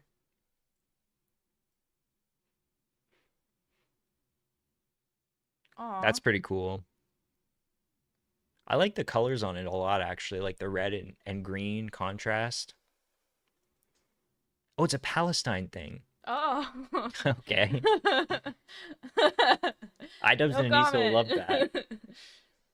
And I'm like, well, how's Creator Clash 3 No, going? yeah, they should love that. Right. What the Well, hell? and that's what probably like I Traitors. don't like an ego thing, or it makes no sense to me because once again I was a part of all that, and he would never put out training footage. He would barely ever promote it, and so you would actually be the like, fact hey guys, that they Creator Clash didn't promote it at all is just baffling to me. Like, do you not want like I don't know, dude. How are you thinking that this is going to go well? You're not promoting the event. You're not talking about it. You're just hoping that it's going to promote itself, I guess. AB's on it. He's training. Lena's training for this. Yeah, we talk about it all the time. So you guys would talk about it way more than he would. Also, He would never put anything also, about I want it. to say that like after I respected how based humans were so much that I stopped referring to them as island Mexicans. Yeah. No, seriously, like people who live in like communist regimes are fleeing, and they are so grateful to not be in that anymore. So many of them. I feel like anyone who lived through that, almost everyone who lived through that, like I've never met or heard of someone who lived through a communist regime was like, yeah, life was awesome. It was so much better. Like I wish I could go back. Like nobody says that. After Michael and I came to LA to go on your podcast, right, with Ina and Nisa, I clearly remember that when we came back from that event, I put up the reel of Matt and Ryan, right, working with Michael, and then Ian. Yeah, for sure, Ari. And I think they love that I think all of those people who are being accused of being anti-Semitic, they actually love that they're being accused of that. Like they're secretly like gloating and like basking in it. That's my take. I think that they you know, they might be saying publicly, "Oh, what? Ethan is so psycho for thinking that." But like, I think they really like it. They are quite literally, by definition, like dog whistling, which is what they accuse people on 4chan of doing. Yeah. And people on 4chan do it too, for sure. But like, it's just so rich coming from them when they're doing the exact thing. Like the whole, what was the, like, Sabre or whatever, the Sabre Oh, the stuff. Sabra thing. Yeah, it was just weird. It was like too on the nose. You know what I mean? It's just so obvious that you're using this as an excuse. It's the same thing as when, you know, when someone is ugly but they're totally against you. Yeah. Then you're allowed to call them ugly and fat or whatever. Well, the one that to me the most damning one was Hassan saying that Israelis are like inbred and stuff. Oh yeah. Pointing at 2 Israelis and saying, "Look at these inbred fucks." Yeah. Like, that is crazy. That is like the most clear-cut example to me. And texted me right away, and he was like, "Hey Kate, just so you know, you shouldn't put out content without confirming with me first, because a lot of YouTubers are actually very sensitive to their image, like me. And so therefore, before you share anything, you need to let me and Anisas know." And I just thought, okay, so I'm just You guys are sensitive to your image? No, you're fucking not. Not at all. If you were sensitive to your image, you wouldn't tell everyone Ian is shitting his pants. He has bad breath. He's balding and his hair is graying. And he looks grizzled. Yeah, he looks grizzled. Or like, gnarled. Was it gnarled? I think it was grizzled. Yeah, but like, come on. Like, just so ridiculous. And that never I think at this point, Anissa is more concerned about her own public image than Ian is. I think Ian's given up on his public image. Yeah, they did a tier list. Yeah, literally Arab to Jew. It's just like, that's something that like Sam Hyde would do. Yeah. True. Hello. I'm sure, by the way, I am sure that you said you were training. It was footage of you training with Dad? No, it was Matt and Super Mega. Yeah, Super Mega. I am sure that none of those people, he didn't mind doing that. She really does. Oh no. No, he didn't. He actually accepted the collaboration, and it had 200. Oh, he accepted the collaboration. Yes. So it's yeah, you know what? I subscribed to their Patreon one time because I kept seeing clips from the Patreon podcast that were so funny. I had to like watch the entire thing for myself. So for a while I was downloading the episodes and like looking for clips to make a video about them, but it is so, I feel like for people who haven't seen it, you would be so shocked at how much like it's Ian Humiliation Hour. Like how much humiliation is going on in that podcast. It's like, no, it's actually he would play it in the background sometimes and I would be listening to it and I'd be like, how is this possible? And it doesn't even make the news or anything. The topics were literally just like, okay, we are like, this is a story about how we were really soy. That was every single episode. Oh yeah, there was this crazy time when like we were super soy and like and like whipped and bad, and like Ian was so scared, so I like put on my strap on and I fucked him in the ass. Like, that's basically what the podcast is. Sounds like a win-win, wholesome. And he was so grateful to me afterwards, and he said he felt better. Like that's literally the podcast. Yeah, it should have been. But that was when I realized, I was like, he doesn't want me to get any like clout from this event whatsoever, even though I'm the one putting in work with like but why is that? Why would he call you and seemingly be like, you shouldn't post, I don't want to see you post? Yeah, Kino Casino. Yeah, I watched their clip channel. They're really funny. I love those guys. I remember hearing some weird stuff about them, but it's been so long that I don't even remember what it was about. So I can't say that I dislike them. I don't know the lore. I don't know the lore. But I like their podcast. They seem cool. All I know is that like Josh Moon had a huge falling out with them, and he said that they were like what?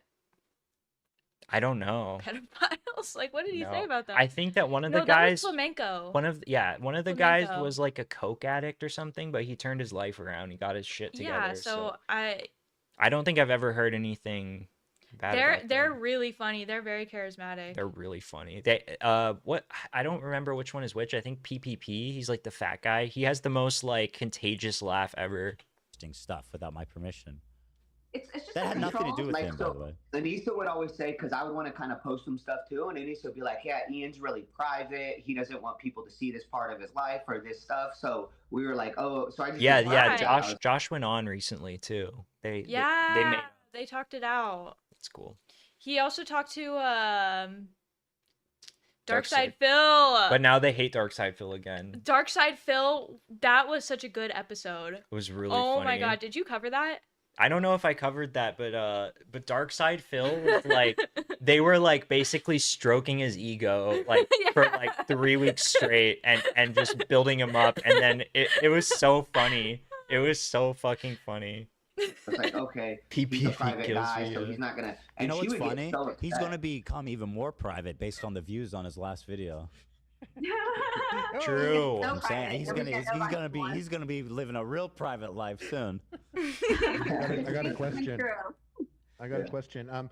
Just following up. So Frog. They snaked DSP.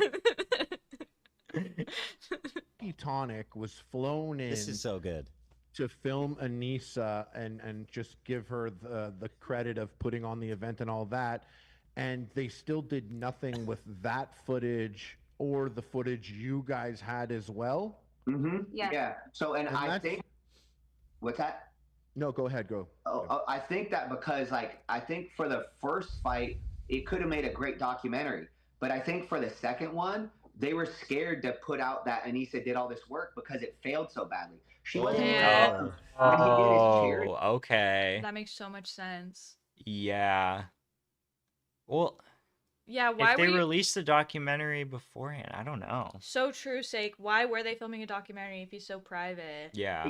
When he did his and why is he a YouTuber? I won't even call it. Well, also, I feel like at the end of the day, the documentary, it doesn't mean that, like, you're just trying to document what went on behind the scenes. Like, it doesn't, I don't know, I feel like it doesn't connect that much with, like, the charity issue. That's different than, like, showing off the production that was put together. She didn't want to take the credit for something that failed. Yeah. She wanted it to be a success, even no matter if charity aside. I guess you still could have filmed like the fights and like the like training and stuff though. Like I just feel like that would have been, even with the losses from the charity, I feel like that would have been a good business move to get people hyped about the next one, especially because it was so fun in person. People had a good time. Like, you know what I mean? Yeah. No, literally he shits himself. And also he's really private. And he smells really bad, but he's really private. When he did his fundraiser stream, because it wasn't charity, it was a fundraiser. So when he did his fundraiser stream, I don't even think she was really a part of it. And it was like a lot of this thing failed because you were the person in charge. But now when Ian has to make up for it, she was nowhere to be found. And he was like doing embarrassing things. As a boxing coach, you don't want to see your client doing those things under those circumstances. You know, it'd be different. Keep the pride up. Keep the self-respect up.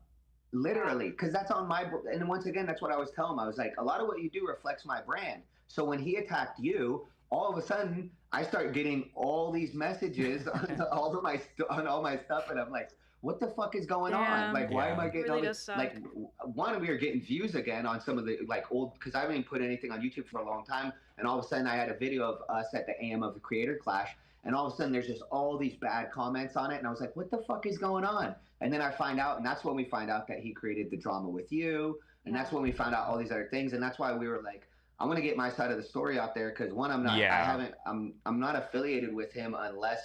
Like, I don't blame him for that at all. Like, of course you would want to, if you're getting backlash for something that you didn't do and you want to clarify you don't support what Idubbbz did at all. Like, I feel like that's more than fair to come on here and share your frustrations and everything. Oh, and also Ari, so they stepped down from Creator Clash, and it's now being run by like Ego Raptor, I guess, as the partial owner.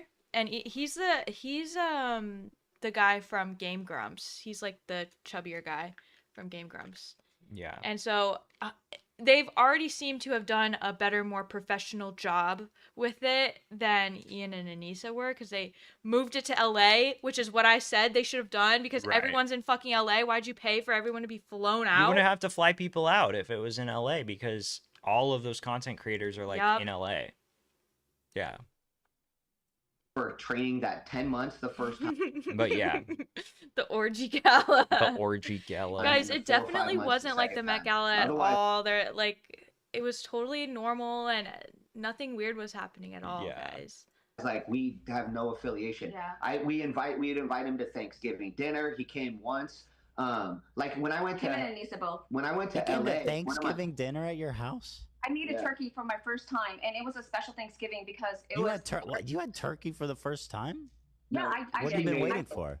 Oh, you made it. You made it. I made it. Yeah, so I made the turkey for the first time. It was a super special Thanksgiving because Michael and I had just moved in together. We decided that we were going to get married. And not only that, but Michael's dad passed, you know?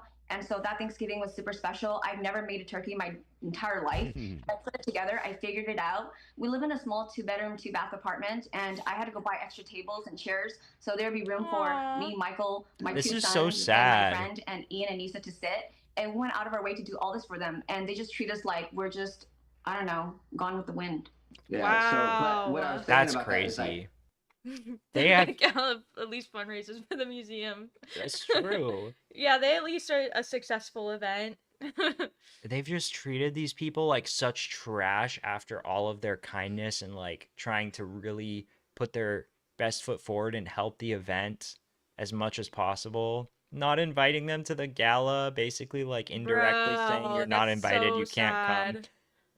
Spending weeks and weeks with them. Like, I just can't imagine treating people like that. That is so sad. It actually makes me so sad. And he didn't fly his dad out? Like, what the crazy. fuck? Like, how are you like that? You're so disconnected from reality. It's crazy. I would invite them out to do stuff and almost never get a response. And then when I was in LA, like, I hit up AB and he's like, yeah, let's go out to dinner. No, and I'm AB's like, such a good guy. Yeah. I'm like, so AB's willing to go out to dinner. But Baby with likes us, you. I think he wanted to spend time with you. Yeah, but my own fighter didn't. And it broke my heart all the time because, like, so there's a coach named, like, Mike Quick Flores, and he's amazing. And his fighters loved him. They helped him start a damn YouTube channel. They bought him cameras. Wow. They helped him start a YouTube channel. They did all this stuff for him. Yeah. And, like, one of his fighters was, like, James Odwin's out that got knocked out in, like, freaking 30 seconds. And he still loves training with the coach. Odwin's out so totally I'm like, how would does somebody that get knocked out in 30 seconds have such a close relationship with his coach? And I, like, went to hell with Ian, and we have no relationship. Yeah. I got punched out of the ring. Out of the ring. That never happens. And I love my boxing coach. Yeah. That was pretty awesome, by the way, Harley. That was a great moment. That was one of the best parts of it for me was one, meeting people like Harley, AB, but also like networking with those coaches, right? Like Harley's coach, Jesse Thompson, is amazing. Like he's an amazing guy. He's amazing human. He's amazing father. Yes. All the coaches that we would work with there, Coach Rick at his gym in Florida, like we love them like they were our Florida family. But then Ian and Anissa would just kind of use them. They didn't even know whose promoter's license we used until like 2 weeks before the second event. Yes. So I told her while the promoter was there, because that's actually his gym that we're training out of, right? He's a part owner. And so I told Anissa that that's actually Ryan Ricky. He's actually the fight promoter we're using his license to throw the events in Florida, you know? And she was like, oh my gosh, really? How did I miss this the first time around? And I'm just like, my God. I don't care about anybody that doesn't have a huge following. Yeah. Right away, she went and followed him, and then she started tagging him.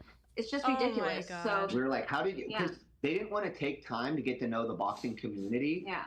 She acted like she was better than the boxing community. Yes. We were in a boxing gym called Top Rank one time, and there was a guy named Jay Prince who was like the manager for Floyd Mayweather. I always pictured Ian living in the bad unboxing room.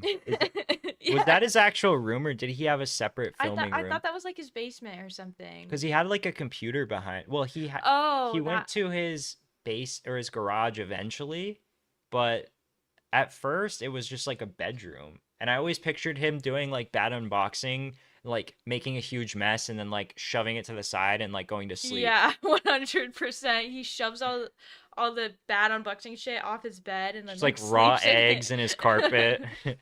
For Andre Ward and all these very high level boxers. So for me, that's a big deal. And the owner of the gym was kind enough to introduce us. And she was like, no, I don't want to meet him. Ian's tired. We don't want to meet him. Yeah, I don't want to meet him because of what? Yeah. Ian was tired. Yes. She would tell Ian when he was tired. One time we ended sparring And afterwards, everybody's hanging out, and she walks up to Ian and she goes, "You're hungry." Yes. And then so they had to You're leave 'cause Ian was hungry. So she tells Ian when he was hungry. We're like, what the hell? So, hey, you're hungry. You're tired. We got to go to bed. Oh. It's time for bed. You're tired, right? Really? Yep. Yeah, you're tired. You're tired. You're tired. Okay, we got to go. We got to go. So. Oh. We got to go, guys. She's tired. That is psycho. No, that is like some shit you'd hear in like a horror movie. Like, he's tired. Sorry, he's a little tired right now. He has to go take a nap. We'll be back. Is this what is? She literally treats him like a child. It's your nap time. You're getting sleepy and grumpy. I can tell. It's time for you to take a nap. It's Do you nonsense. think that he walks around in a gimp suit at their home? No, like I'm genuinely wondering. You know, does The ball in his he mouth. just sit there? Does he sit there as a chair in a gimp leather suit, and she just sits on him? I mean, where does this go? By the way, there's this clip here I want to watch. I've been having it on standby. It's when you reference the toxic masculinity comment aimed towards you. Let me see. Boxing. Oh, you don't have time or energy to do anything other than boxing. There's just like a lot of things that I've had to learn along the way. Like my coach is a tough ass guy. You know, he's got a little of the toxic male qualities, and it's made it hard sometimes because. Shut the fuck up. Dude. Like, dude. How does? Like, I don't understand. It's made you it hard. Literally made videos with Filthy Frank, okay, and now you're like, I can't. He was a little toxic, and it made it hard for me. It's like, shut the fuck up, dude. And by the way, compared to so yes. Yeah, it's all just like moral. Like, I really believe that Ian is not bothered by, even if he was around someone who was toxic male, I don't think he would actually care. I feel like he just says that to like virtue signal. If I had $1 every time I was too tired to meet another human being, I'd have $0. To be fair, I've been too tired to meet people. Yeah. Introvert moment. Definitely wouldn't be like I walk up to you and tell you you're tired. No. You're too tired to meet someone. No. That's bizarre. Well, and if it was like something where it was someone important, I would suck it up and I would hang do it out regardless. with them regardless if I wanted to. coaches that I know, you came off seeming like super nice and like not pushy. Yeah. I know how to be soft with certain people, and then I'll be harder with other people. But if they can't, the sport's already so hard to begin with. This is one of the things I've been involved in fighting for over 25 years. So the sport is so hard to begin with that if you're getting more shit from your coach than you can handle, you're gonna have a bad performance, right? So each person you have to treat so differently. So some of my fighters might need me to yell at them, slap them before the event, and really like get to a different kind of savagery. And then other people are very soft, and so you kind of mostly Ian was the softest, but is he the softest fighter you've ever trained? What's that? Is he the softest fighter you've ever worked with?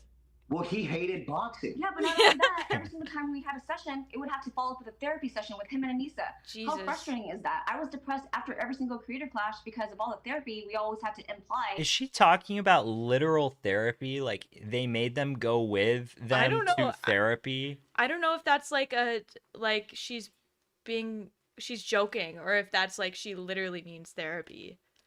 I'm confused because if they brought them to a real therapist, that would be completely ridiculous. They did have therapists on site.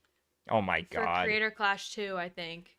That's so pathetic, dude. Like, come on.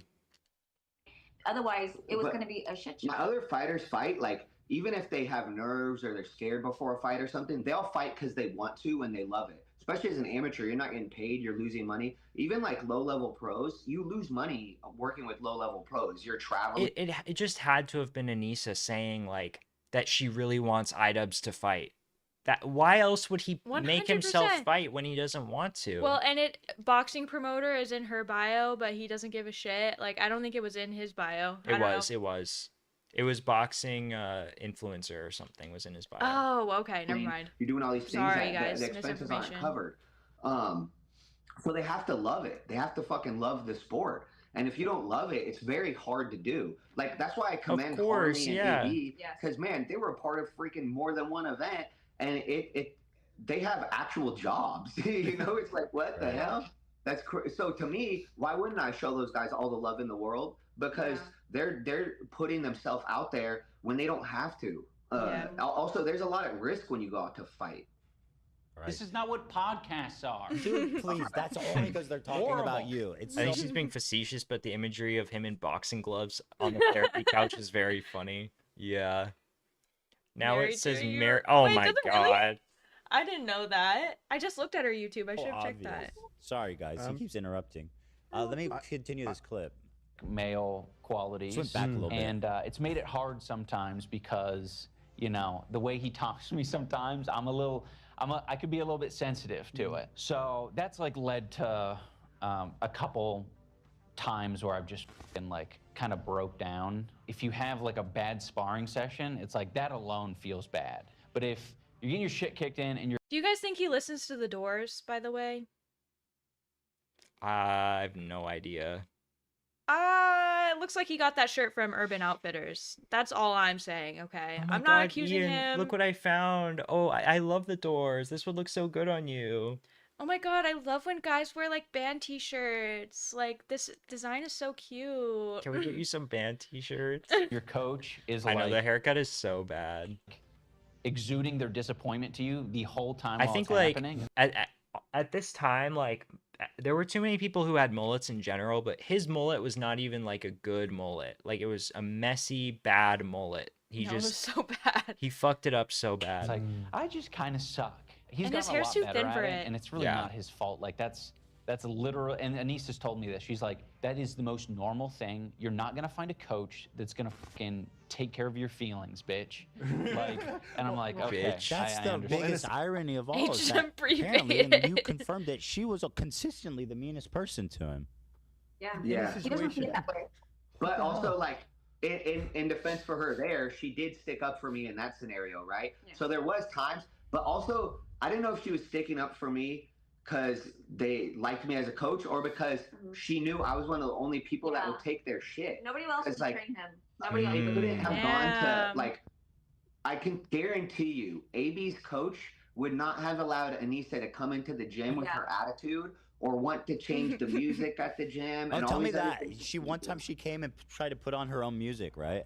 Yeah, and then we got into it because They got I told her- into a tiff because she wanted to change the music. Go ahead, please. Yeah. Please. So How what selfish was can it? you be? Oh man, I would have to look it back up because I was actually in shock because some of the songs, even if you like that kind of music, because it was maybe some like indie punk rock It was music, dark. but what was just weird, and so not gym music at all. So I was just like, hey, I was trying to tell her that because one of the other coaches was like, hey, I'm gonna change it now because she was playing the music After at the 1 time. hour. Oh my But God. she shouldn't have even been on the aux in the first place. Like you shouldn't be at somebody else's gym and then hop on their speaker. Yeah, That's crazy. true. So she Because hopped there's up- other people training there too. It's not just them, right? Like there's other people. there's in the other gym. people there because they had to move him into a corner because he was so stinky. Yeah. Like, on the speaker, and then one of the coaches was like, "Hey, I'm gonna take you off now," and she was like, "Oh, I know. I agree with that. Anthony Padilla pisses me off. he Like, really pisses me off too. I've seen too many like clips from his podcast where I'm just like, he is so annoying.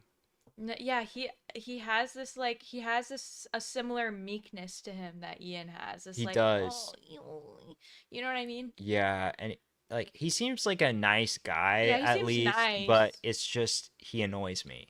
but like offended by it." And then I made the mistake of being like, "Well, that wasn't really gym music," and she was like, Ooh. "He doesn't play gym music." And then I said, "Well, it was kind of emo," and then she Hooba said, stank. "What's that?" Hooba stank. Yeah. She said, Was it she said- Evanescence? Yeah. She said Evanescence. the other guy plays emo music. And then after that, I said, well, it was kind of like 12-year-old girl emo music. Oh my And then god. That So I jumpsuit, went, that jumpsuit apparatus. So I did go too, I probably went too far. That's not but at mean. the I same like time- real girl music sometimes. Yeah. I mean, in the right moment. In the not right at the moment, gym. sure, yeah. It's not fair to all Yeah. the other gym members. Like, Ian sobbing while hitting the bag.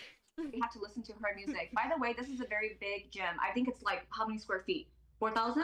Yeah, 4,000. 4,000 Oh my to 5,000 God. square feet, okay? And there's multiple facilities inside this gym. There's a Fit Bar Cafe. There's a physical therapist office inside that gym. The Seawolves also train out of that gym, okay? They used to, but you know, so other people use this space, and she just wants to control the music. That's so unprofessional. It's not allowed. And So it's not fair to the other selfish. members. So yes, so selfish. I can't imagine thinking something like that. That is crazy. I've never once been in a gym and been like, I need to play my own music. These people have no taste. I need to play my own music so I can be happy in this moment. Like, dude, you're at the gym. You're not there to like listen to fucking. And if you want to listen to your own music, that's fine. Bring headphones. Yeah, how about be a normal person like everyone else and wear headphones? I would never play like niche music that I'm interested in to a gym of strangers, like when I know it's not going to be everybody's vibe. Imagine what the I guess they didn't have a big wedding. They had like a Vegas wedding. But imagine if they had a big ceremony, what it would be like. They would be playing like niche music the whole time, and everyone would be sitting on the sidelines waiting for them to play Mr. Brightside. Yeah. I think what happened is like Anissa like asked to use the aux, and they gave it to her, and then she didn't.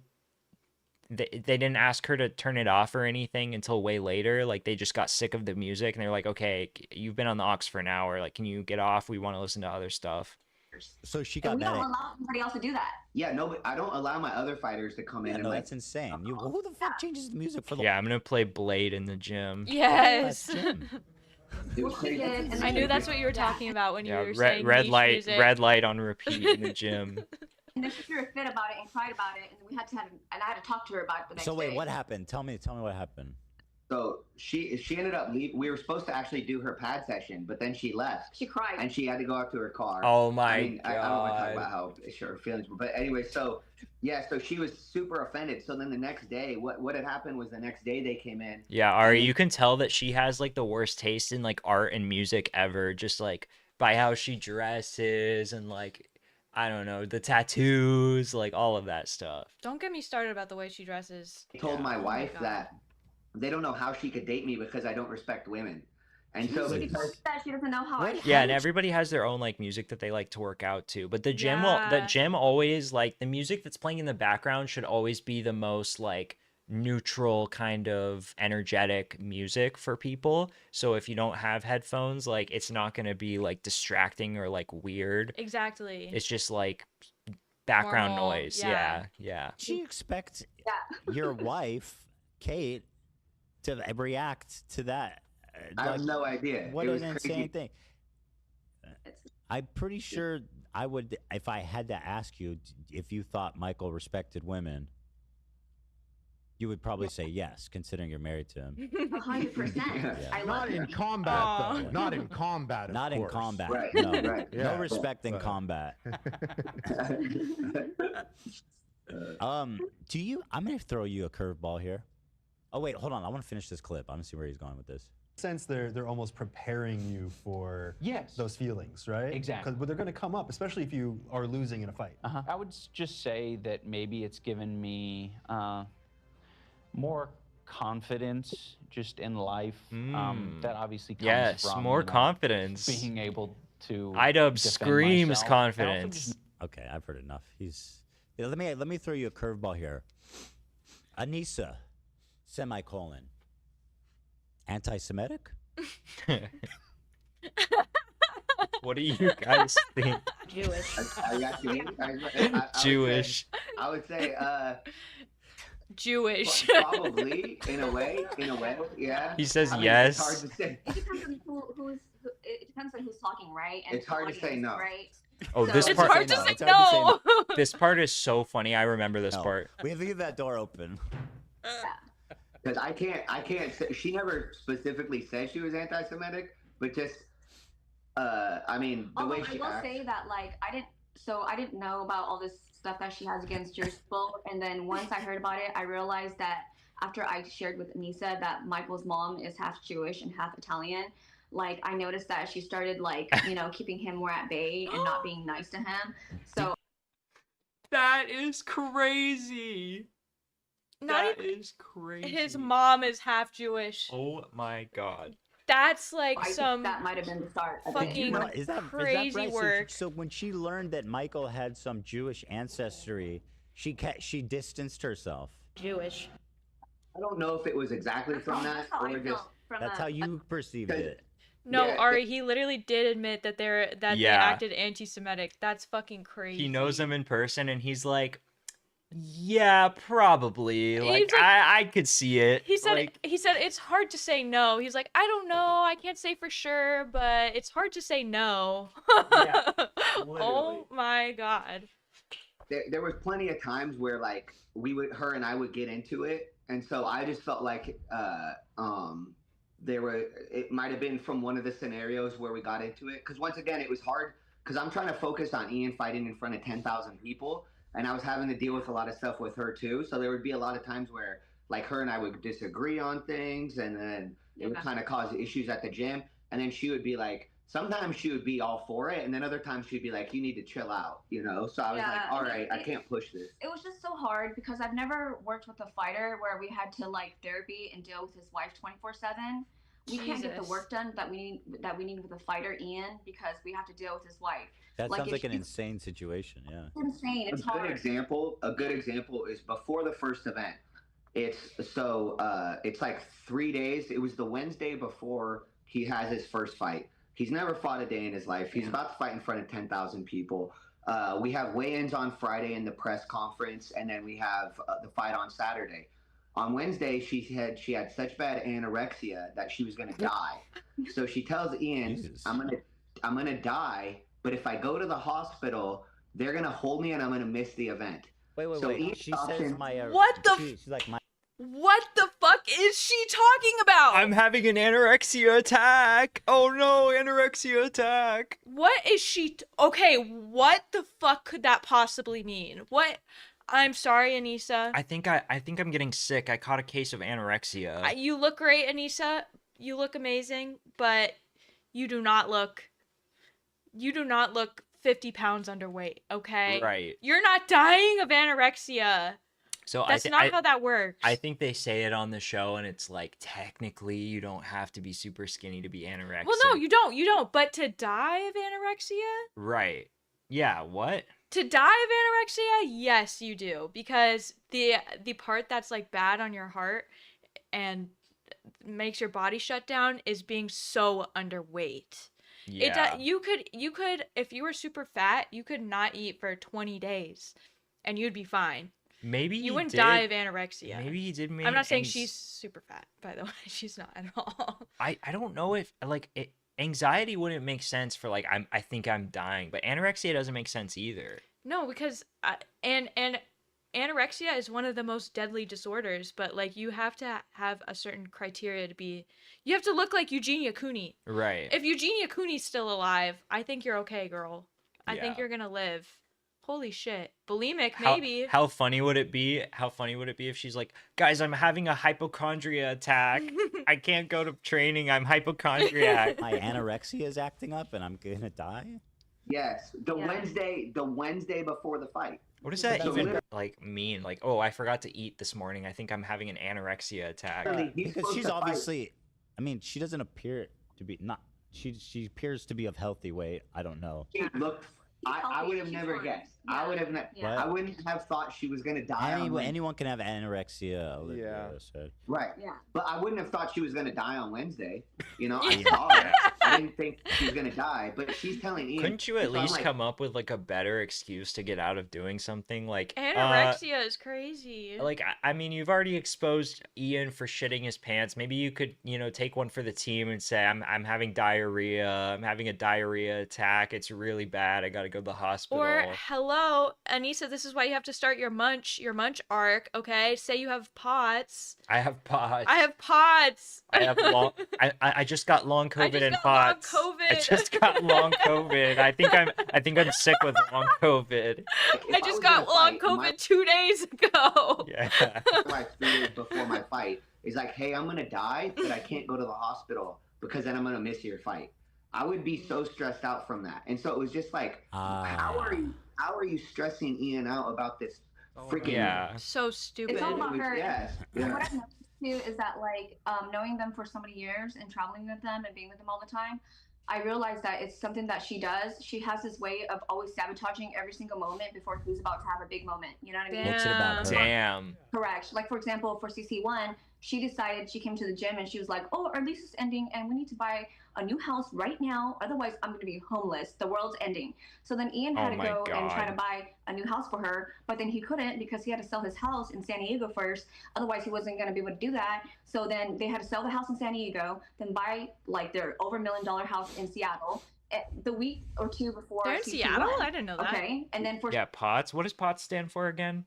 POTS, it stands for, I'll have to look it up. Basically what it is, it's this sickness that you can't really prove that you have. Well, it's real too. It's People real do and have people do POTS. have it, but it doesn't have like diagnosable, like you can't observe someone and diagnose it. It's all self-diagnosed. So a lot of people who have Munchausen's, they claim to have POTS because it can't be proved. Yeah. So they can be sick and be a victim all the time and just say that they have POTS. It's postural orthostatic tracheocardia syndrome. So, and it's symptoms related to the reduced blood volume that occurs when standing up. The symptoms, so it's lightheadedness, fainting, rapid heartbeat. Another one that they say that they have all the time is Ehlers-Danlos syndrome, which is slightly more provable because a lot of people with Ehlers-Danlos syndrome have like they're hypermobile. But you can also just be hypermobile and have like double jointed limbs. Yeah. But anyway, yeah, Ehlers-Danlos. A lot of these symptoms, what makes it difficult is that in nature, a lot of these disorders are like clumped together. So when someone has all of these things listed in their bio, you don't know if it's real or if they're just like faking it. Yeah. For CC2, like before he was supposed to start training for his fight camp, right? But then they didn't come and train, and then she decided that she was gonna have her tits removed, like during his fight camp. Oh, that was the second one. That was I said CC2. Oh yeah. So hold on. Yeah, I remember, by the way, a long time ago they came out. Yeah, sake. The other one that they say they have a lot is they say they're what is it called when they're allergic to everything? That's a big one. I don't remember. Allergic to everything. But yeah, TAFCO definitely, it's real and like people have it for sure. But yeah, a lot of people do. Just a lot of munchies fake it. Mast cell activation syndrome. Oh yeah, that's so Hang out common. with me and Hila. And you know, I find it interesting that she always seemed to have always hated me, despite pretending to be my friend for a long time. But she came over, and we were hanging out, and she just was like, "So I'm getting fake boobs," and I was like, "Okay, great, good for you."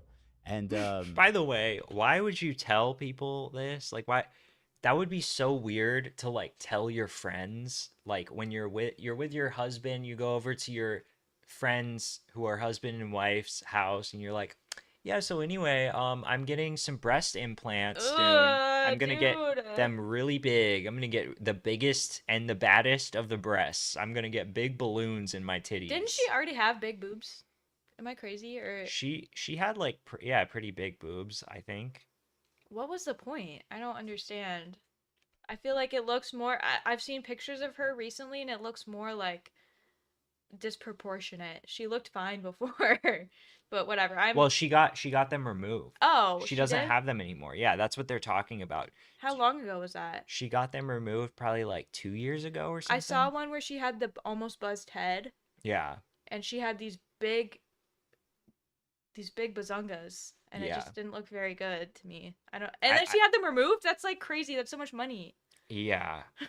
Well, and it's like, well, they'll get into it, but I'm just thinking like, why didn't you realize before that you wouldn't want them? Like, what was the point of getting them if like, I don't know, because you're educated when you're considering getting a procedure like that. The doctor's gonna walk you through. Okay, if you go too big, it's gonna hurt your back. It's gonna feel weird. There's gonna be different issues from it.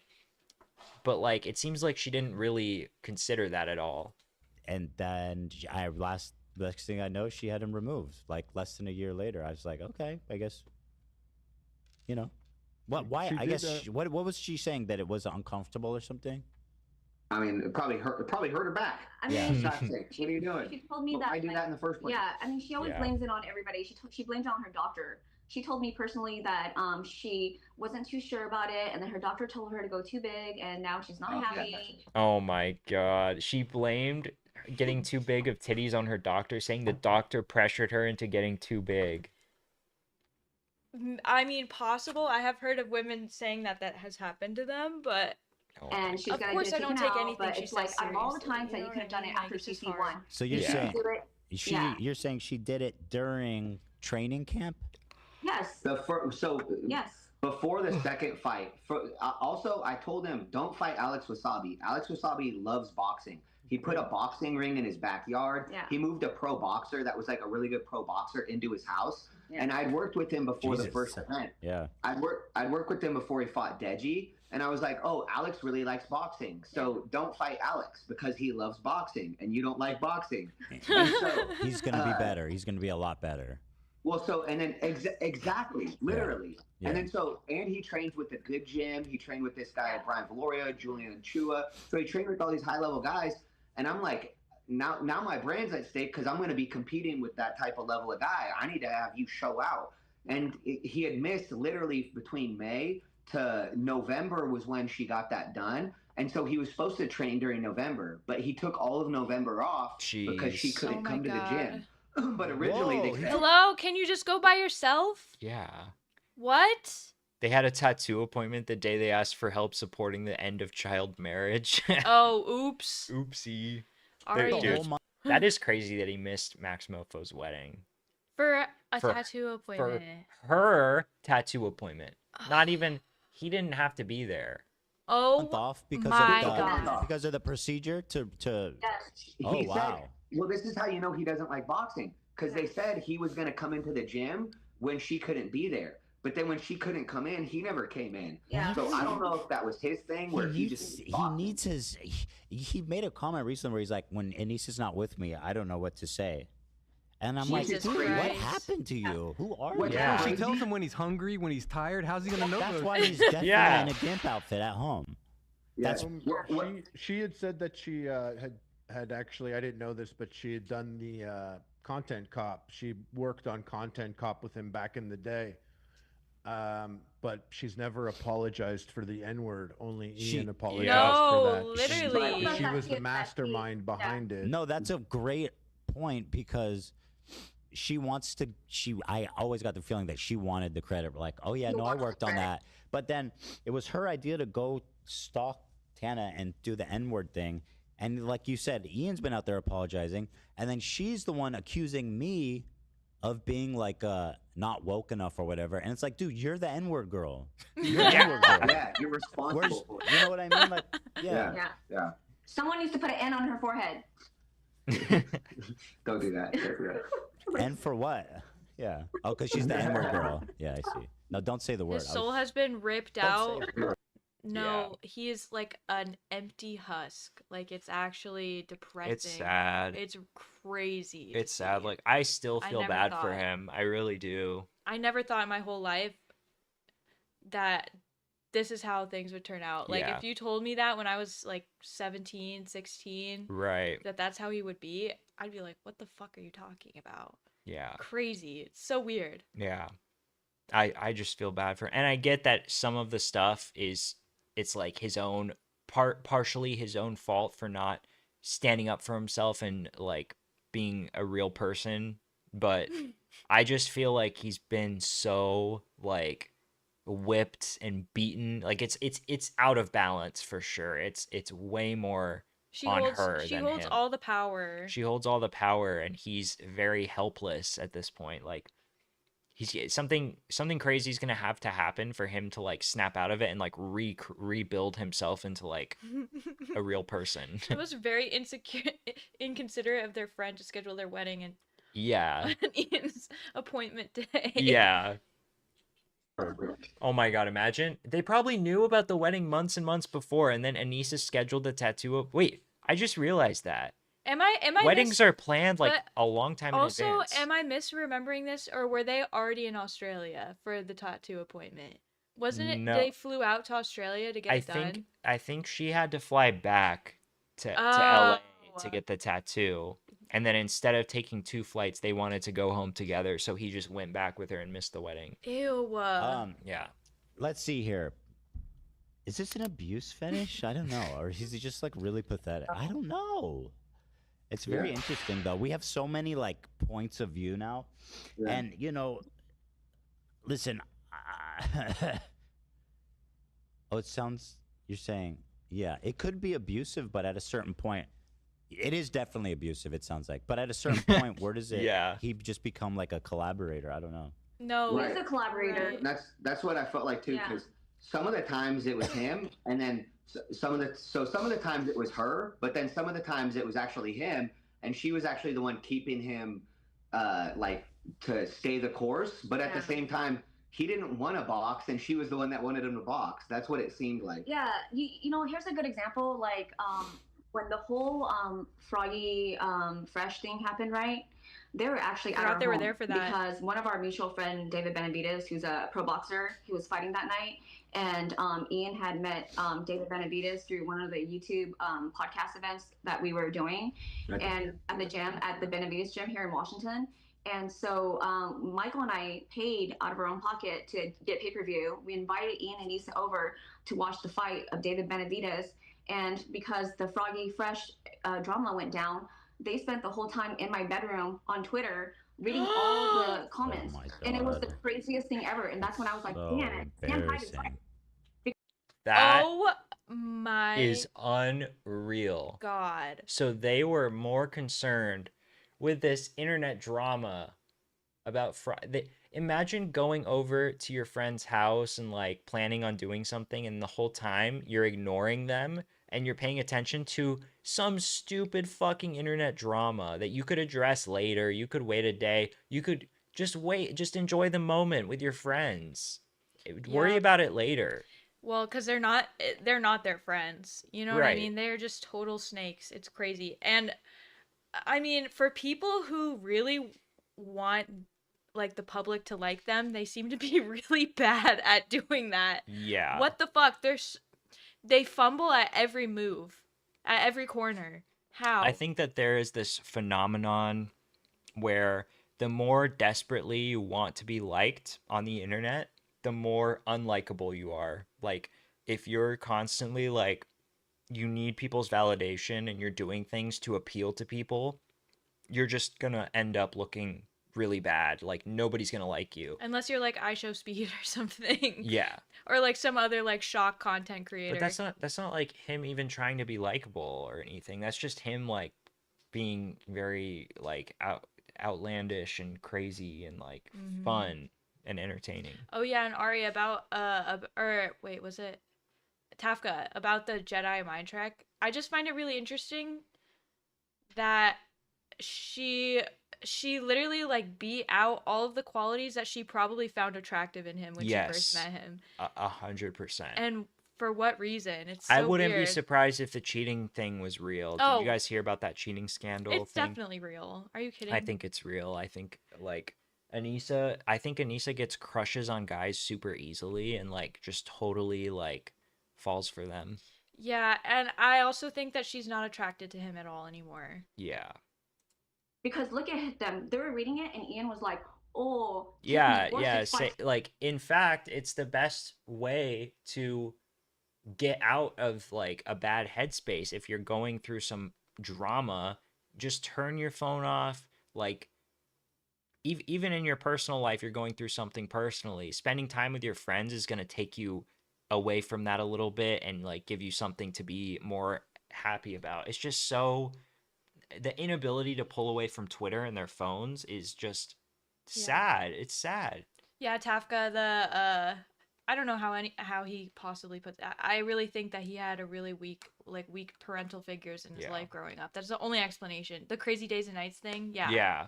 And by the way, you know, NT Lawyer isn't always right, but he's way more reliable than the average like Twitter user or something. I trust way more things on crazy days and nights than Yeah, I do that I see on Twitter. That's the guy who posted that Yeah. blind item. He's a reliable guy. He's not This. 100% reliable, but And then because he Anissa's like, hears what about this stuff. comment? That's And how what's it the works. It's like crazy drop comment? mill. Yeah.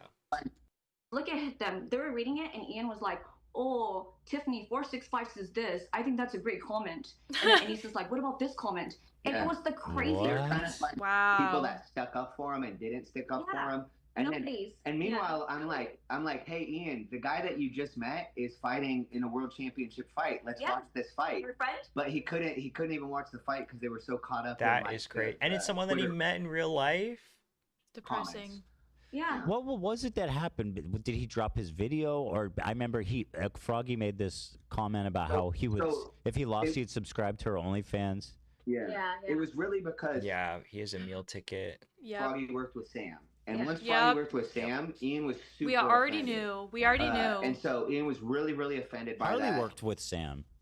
I know. Dude, and those videos were funny. Those videos were hilarious. Yeah. I think they let Harley go because you know, like, he's so cool and they don't want to like take him off the card. You know what I mean? Well, I think he kind of did it beforehand too. Yeah. And then afterwards, they kind of were like not cool with it. Was that what happened? You did it Well, before? he never told me that I couldn't work with Sam. I just, as a person that spoke with Sam and spoke with Ian, I noticed that they had bad vibes between the two of them. Yeah. So for Creator Clash 2, I just opted to not work with Sam because then he got it. He understood that they had this whole beef thing. And then Froggy, he had gone and worked with Sam. And then there was a... By the way, I feel like choosing Sam Hyde to be your boxing trainer is a great idea. Because not only because Sam Hyde is very like, he seems to be really into boxing. He seems to be really good at it. He's a very strong guy. And I feel like he'll give you like really good, like masculine advice for fighting and stuff. Not only that, but the content that you can make with him when you're collaborating with him will just instantly get you views. Like people are going to be so hyped because Sam's fans are so dedicated. Like, you will make a great piece of content if Sam Hyde is in your video, no matter what, just because he's that legendary of an entertainer. An issue of Froggy, I don't want to speak. Well, and not to mention all the Idubbbz stuff that went down, like him being trained for Idubbbz event by Sam Hyde, is just like adds a lot of good publicity for the event. Crazy. But I believe he felt that they were overstepping their boundaries. Yeah, I agree, Ari. Wait, what was it? I fully agree. Ian really loves her and would probably crumble if she was to leave him, and I don't think she cares. And he would never divorce her, ever. No. It has to be her divorcing him. Yeah.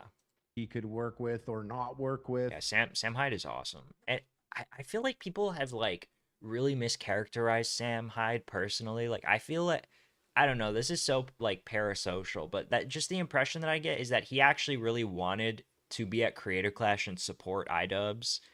Despite like the interview going weird and stuff, he wanted to be there. And I feel like he would have brought so much hype to the event being there and being like involved in some way, even if he wasn't fighting. Imagine if he was fighting in Creator Clash 3.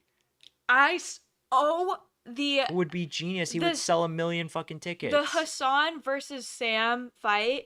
Oh, yeah. Would be so good. Hassan would never do it. I know Hassan would never do it. But even if Sam was fighting someone else, it would be legendary. Do you remember the KSI put on a fight and Sam fought? Yeah, and it was fucking hilarious. It was awesome. Wasn't he like he was the Candyman? Yeah, the Candyman. Yeah, I think so too. Another fight I would love to see if Anissa wasn't such a pussy would be Anissa versus Brittany Venti. Yes, that'd be awesome. Anissa versus Brittany Venti, oh my god, and I think Anissa would have a chance. Like I don't even think she would lose. But they're both like pretty tall. They're tall ladies. Yeah. Oh, that the whole thing was Sorry, I didn't mean to Sam, play. and then they doubled back on that. I thought it was insane that he actually just admitted that blatantly. He's like, oh, he got kicked because he was training with Sam. I'm like, what? Yeah. Why did you even admit that? Yeah, they tried to use the video as kind of the last straw. And I mean, keep in mind, they would come to me sometimes and say things, and I'm not involved with that type of world. So they're like, yeah, this guy said if he loses, that he's gonna have to subscribe to Anissa's OnlyFans, and he's so disrespectful. And I'm like, well, it's your event. Fuck, if you don't feel like you want somebody on your event, then don't have them on your event. and then truthfully, it ended up causing way more drama than it should have, and he brought way more attention to it than he should have. So it's like, if I would have been in the know, I probably would have said, man, just ignore it, let it be. Yeah. Yeah, but at the same time, like I said, like, Ian would never say my name. If it was a stunt, like if they acted like they were all offended when he said that, acted like they kicked him off the card, and then it was a whole stunt for Creator Clash, it would have been the most genius promotion of all time. It would have been so smart, because the entire internet was talking about Creator Clash after that. Like, nobody really cared that much about Creator Clash 2 until that happened. Then everyone was talking about it. That would have brought so much hype to the event. But no, they kicked him off for real, and a bunch of people started criticizing them again because they can't take criticism. Whoa, Tafka, you have a 20-year-old son? Whoa. Oh my gosh. At least when Sam would make videos about me, he might have been Yeah, talking I know. shit, but they were pretty. And then when you find people that do like understand what you're talking about, it's like the most euphoric feeling ever. It's like, oh my god, you know? Yeah. Yes. But another thing, it really pissed me off how Ian was like compulsively lying about the reason that he kicked Froggy off.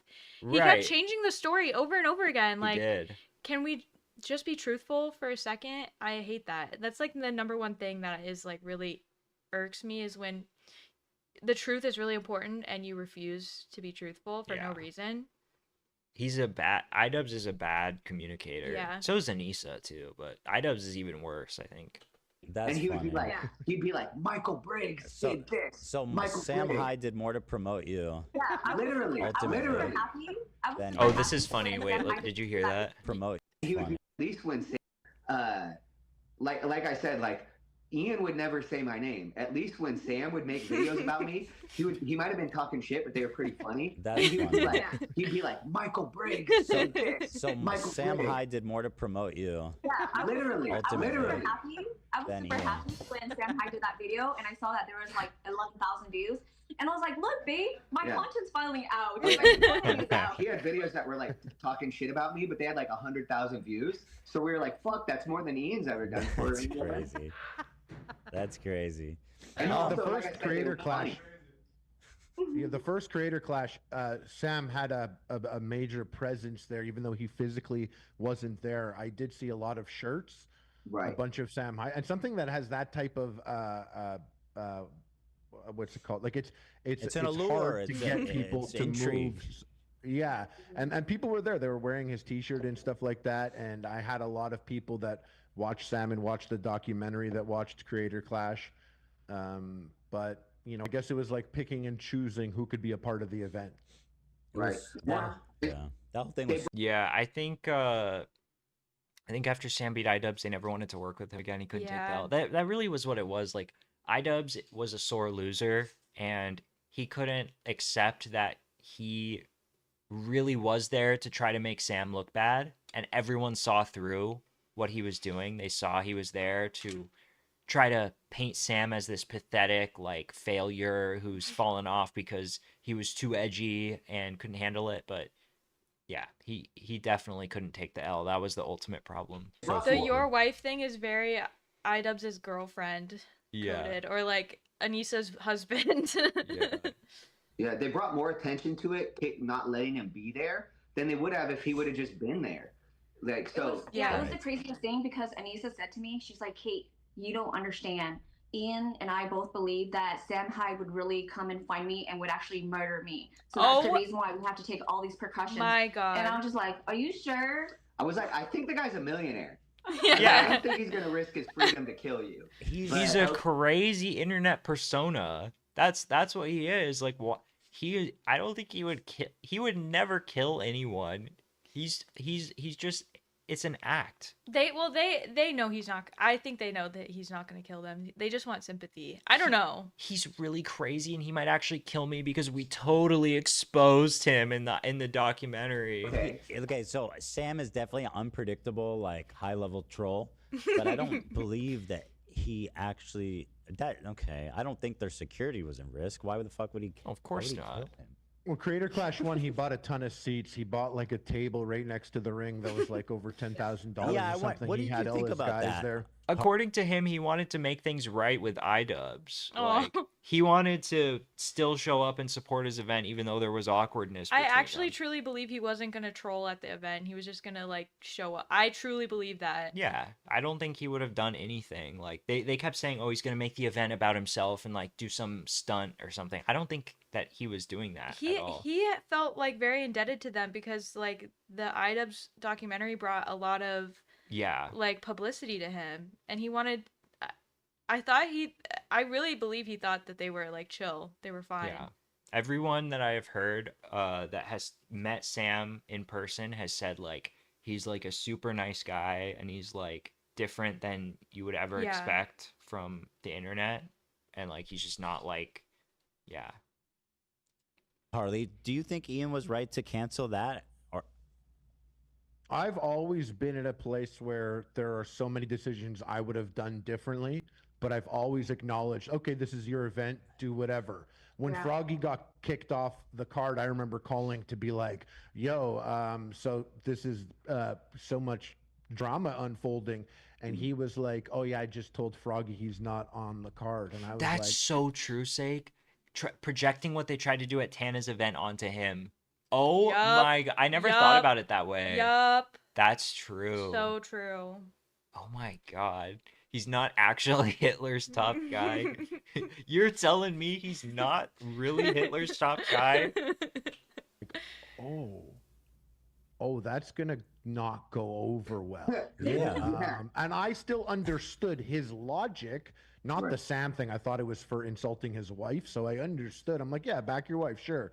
But I was Did you bring still me the like, almonds? people are gonna Almonds? feel Yeah. away Yeah. They're in the 100%. Something And It'll be you know, fine. they really, and now that I know that there were so many other people working at Creator Clash other than them, if I were their partners, I would have been like, who cares? Let that Yeah. guy come here. Who cares about any of that? Let him fight.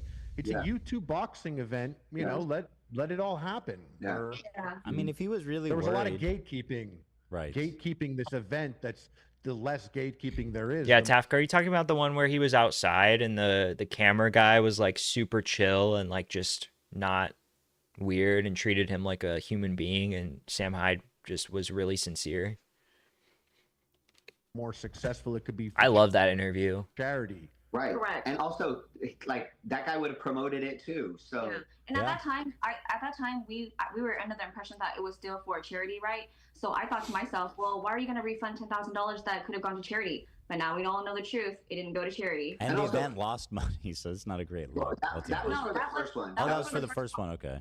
Yeah. Yeah, so, and that was the thing, is they could be like, it was just 10,000, we raised 1.3 million, which once again, I was always telling Ian, I would always say, be proud of your work, be proud of your work.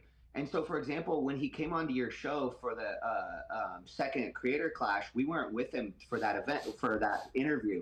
So he goes on the show and he tells you that he's been bought. I think that basically a bunch of stuff happened. I think there were a lot of factors. I think one of the things was like YouTube clamping down on their TOS and stuff post Adpocalypse was one thing. So in general, the YouTube culture shifted and made it less acceptable to be edgy. And then there was a big rise in like the I guess like the lefty movement, like people like Hassan started coming up.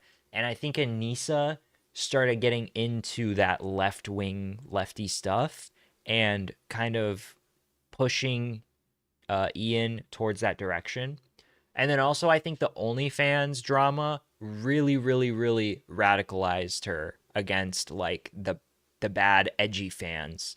And that's kind of what started it. Because they always talk about the OnlyFans thing like it's like this super traumatic thing, and like it was the one thing that changed their perspective on like who their old fans were. And I think they just started getting just pissed at the old fans and holding a grudge against them. I don't know. Yeah. But yeah, I think that she was fully down for all of that stuff in the past. Like, I think she thought it was funny. She was fully on board. Because if she really was against it at the time, like, she wouldn't have gotten with him at all. She just doesn't care. I think she's just pandering. for 2 years now and all these other things, when in reality he took freaking 6 months off to make a show with that Dax kid. Yeah. So I'm like, why wouldn't you go on to your show and promote? Yeah, she did that to look cool for Hassan. Yeah. Yeah, I think a lot of the like political stuff is like it's not even really like authentic to her. I think it's just she's trying to sort of clout chase and like appeal to as many people as possible, and it gives her this sense of like moral superiority. What he was doing. Instead, he didn't promote what he was doing. He pretended like he was boxing the whole time. And for me, I'm like, I'm your boxing coach, and I can tell you never once showed up in 6 months. So now it's going to make me look worse if you tell people you're on year 2 of boxing, but you took 6 months off. Yeah. Can you guys spend a lot of time with them? Is there any other creators they specifically didn't like or that they were talking about? We have to tell you guys about how like was it the real estate guy? Oh, Stephen Graham. Oh man, Yeah. He pissed her off. Stephen, because- Yeah. Hold on. Let me pull up. Like He's 24 karat gold. he's the finance guy, right? Yep. Oh, he bought Yeah, in the first one, right? Yep, super nice. So wait, what did he? Yeah, he just seems like a pretty like. Wait, what? He's a great person. This is a different Stephen Graham, right? Like. No, I thought it was Graham Stephan. Yeah, that's the guy from the Irish. Oh, they're talking about Dad, I think. Graham Stephan. Okay, I was like, kind of. Oh no, they're talking about this guy. What's up, you guys? Yeah, it did almost look like him. That's Yeah, crazy. we know this guy. He's the finance guy. She really is like a teenager. I feel like Hassan's audience is very teenager-y. Like, it's appealing to the same types of stuff that gets teenagers on board. I don't know. I've always felt like his audience is very immature and like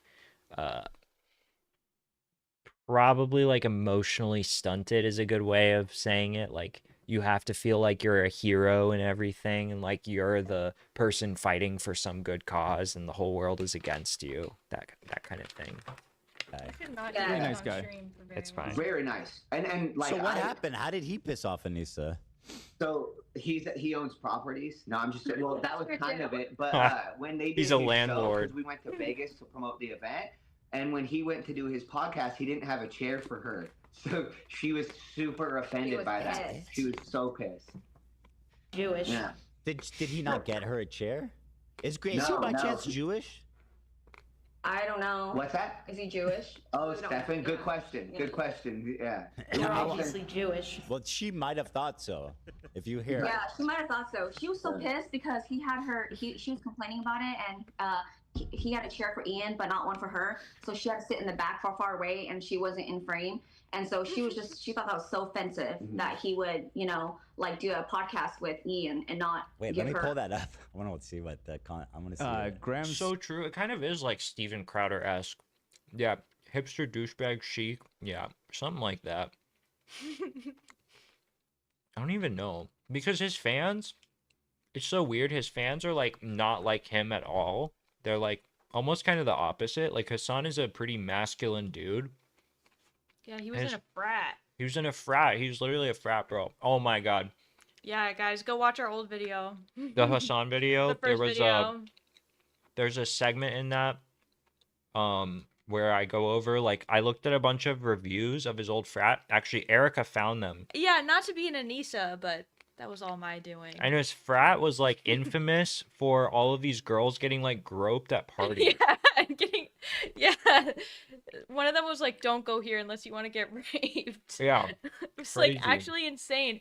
And we read reviews from the time when he was there. Like, those were literally the reviews from his the year. years that he was in Those the were actual his- frat. Those were his brothers. Like, actually. Those were his frat brothers. Sir is actually a fan of our show. He's invited me and Lean out to dinner that's when we were nice. in Vegas. Yeah, not to mention the pickup artist. I don't know if he was an actual pickup artist, but he would like talk like a douchey pickup artist guy. Yeah. The bro tip thing, yep. Vegas, yeah. Yeah. Graham was great. Graham was super nice. He's Like, a nice Michael kid. Reeves was great. Graham was great. Like, I Oh, tried yeah, to help Mike- Graham yeah. a lot. So, I'm trying to pull it up. Wait, this is not. I want to see their interview. The iced coffee hour, is that what it's called? Yeah, I believe so. Okay. I feel Iced bad. Michael coffee Reeves' skin is so fucked hour. up. I'm just Yeah. curious what the set situation was like. Oh, look at his dumb ass all beat up. Yeah, no room for her. Frugal war. So she was seething that she couldn't be in the episode. They didn't want her in the episode. Dude, I wouldn't want her in the fucking episode either. Like, I don't want Anissa talking the whole time. I'm sorry. But if you have her on, if you give her a microphone, she's going to be the one telling everything. Yep. And Idubbbz will just let her talk for him. I don't do that, do I? No. Okay. Not at all. Readers out there, welcome back to another episode of the Iced Coffee Hour podcast featuring Graham, Stefan, and Jack Harlow. We are now up to $136,000.83. Nice. That's a good guess. Is it Great even? guess. Yeah. Yeah, 198,000. So let me just kind of heard them. So they have a limited space. It seems like they have like a very specific. I would feel set. terrible Let me if I see. like even. I'm a professional podcaster, so I can look at this and you know, I can say what happened, right? This is not what podcasts are. Okay, listen, I've got credentials. You have no credentials. Where does he get off saying that? You've chosen essentially the Keemstar. Can they hear that, Dan? Okay, good. No, So it seems America's fucked in a lot of ways. You know what I mean? There's lots of stuff to criticize. It's not about that. Every country, the thing is, like, every country has problems, and these people act like America's problems are like significantly worse than every other country's problems in the world. They genuinely act like America is like one of the least free, like most racist countries in the world. And Yeah. That's the problem I have, is they exaggerate it so much. Like, it's like you can address America's problems without demonizing America and saying it's a horrible place that's like fundamentally flawed. I don't like that approach. Yeah, and I'm a big shit talker in America, okay? I hate the way our health insurance is set up. Insurance is such a scam in general. I'm not saying we should necessarily have socialized healthcare, but something's wrong, okay? I shouldn't have to be on the phone for hours but talking between my insurance, my pharmacist, and my doctor, okay? Yeah. Those bitches should work it out themselves. Like you're making a business deal and you're trying to yes, yeah, it's so annoying. All right, guys, what if I present you with this offer? Like, yeah, and I hate BlackRock. We're big BlackRock haters here, I would say. Yeah. And that's like not even an America thing though at this point. That's like a worldwide organization. Yeah, it's a big problem. And the lobbying is so bad here. It's not that America is perfect. Far from it. It's just like the way that they frame it. Yeah. American exceptionalism, but only the problem. Yeah. Yep. Seems like they just have they act like this is a third world country. True. Preset thing here, right? Like that seems. Or maybe they were just like this girl's annoying. Yeah, to be honest, I just think they wanted. Yeah, Ethan just said, yeah, we don't want this bitch on here. She's fucking annoying. Yeah. I think they just wanted to. They meet her and they're like, yeah, you do not pass the vibe check. I'm sorry. Sorry, we have quality standards for our podcast. Dude, you got to get out of here. This guy looks like he wants to kiss Ian. Look at this face he's giving him. This guy right here? Yeah. Maybe he does. Look at it. He's so romantic. I would support that more than Anissa and Ian. And he's the guy. Well, I mean, what the fuck? Why do you have to be in everything, Anissa? Sit back, sit down. So wait, I gotta tell you this before I forget, Ethan. So like when we came to LA with them that first time, right, to be on your show. Yeah. It was so interesting because those two are very unprofessional. They're bad with communication, and they don't ever tell us anything ahead of time. So it's always last minute, right? So basically, the day before we were supposed to come on your H3 podcast, she was like, "Oh, I gotta get back to the hotel. I gotta rest and prep myself because I have a podcast tomorrow," and made it seem like it was just her. And so we're like, "Oh wow, maybe she's like this big YouTuber and she's gonna go on a podcast and we're just gonna follow her." She never earned her fame. Nope, of course she not. is not interesting enough or likable enough to be famous. She's famous because she's Idubbbz' wife. Like, that's just true. She wouldn't have gone anywhere without Idubbbz. Around. Turns out it was actually about Ian. And That's why it's so annoying. Like, she'll sit down and, like, hog the mic for everything. And it's like, nobody wants to hear what you have to say. We don't like you. You're not famous for being yourself. You're famous for being Idubbbz' wife. Like, please let him talk. Clash, you know what I mean? So I feel like she was going on H3 for her. We're eating breakfast, so we go to eat breakfast in a hotel, and she's like, "I have a podcast." Yeah, same, Ari. I feel that. Podcast today. Yeah. And then Ian didn't say anything, So we're like, oh, she has a podcast, but Ian doesn't have a podcast. And then we go to Super Mega House, and it was Ian's podcast. And we're like, why didn't Ian say he had a podcast today? Instead, she kept talking about how she had a podcast to do. And it was so odd, because then when we got there, it was like, wait, this is Ian's podcast. I don't know if I've noticed that when they come on together, she does most of the talking. Yeah. I'm struck by a memory a long ago when they started dating at our old office back in the day. That was a long time ago. And this is juicy. And Ian was like the content cop guy back then. And she was there, and there was kind of a narrative about how she was like just kind of a clout demon. And she was... I was like, do you want to sit in with us? And then Ian actually was like, no, she's not going to be in it. Like, he asserted himself. Based. And I was like, wow, that seems like he's pretty guarded about putting her on camera. Because, and it seemed to me that she was disappointed, and he was trying to protect himself and his image. But obviously, a lot has changed since then. Yep. Wow. Yeah. A lot. Yeah. She Pretty told much me that everything. I feel like she's the type, if no one's listening to her, she'll be like, excuse me, I'm talking, I'm a woman, you need to listen to me. That is so true. This bit of context from them is insane. Yeah, I mean, Idubbbz was so much more, like they said, guarded. He was very private back then, but I think he also, like, knew that if he started, like, making his relationship public and involving her in all the podcasts and everything, like, it would just not be good. It's just like a point of weakness, you know what I mean? Yeah. He was so much more full of life back then. It was crazy. He made his own decisions. He was his own man. It was crazy. I think he was on like episode 2 of the H3 podcast or something. And I always thought that episode was so funny. Is that the one where Ethan was like, I can't believe that I can say. The one where, so Idubbbz in that episode was super like, he was like awkward, like I think it was intentional, like he was being super awkward, like looked really uncomfortable the whole time. And Ethan was like, I love that I can just say blank blank. And he kept saying it over and over to the point where Idubbbz was like, okay, this is like, you're forcing it. Like you could tell Idubbbz was like, he was cringing a little bit. That was a funny episode. Ian had his balls, let's just put it that way. Yeah. 100%. No one should have that much power over you in a relationship. For sure. Yeah, for sure. Especially just like, it'd be one thing if you could tell he was like super happy and fulfilled, but you can just tell that he is not happy. Like, I don't know how else to describe it. Like, you can tell that he is lost, very, very lost, and he doesn't know what to do anymore. Yeah, he just seems so sad and empty and like motorless. You know? Yeah, true. Tafka, yeah.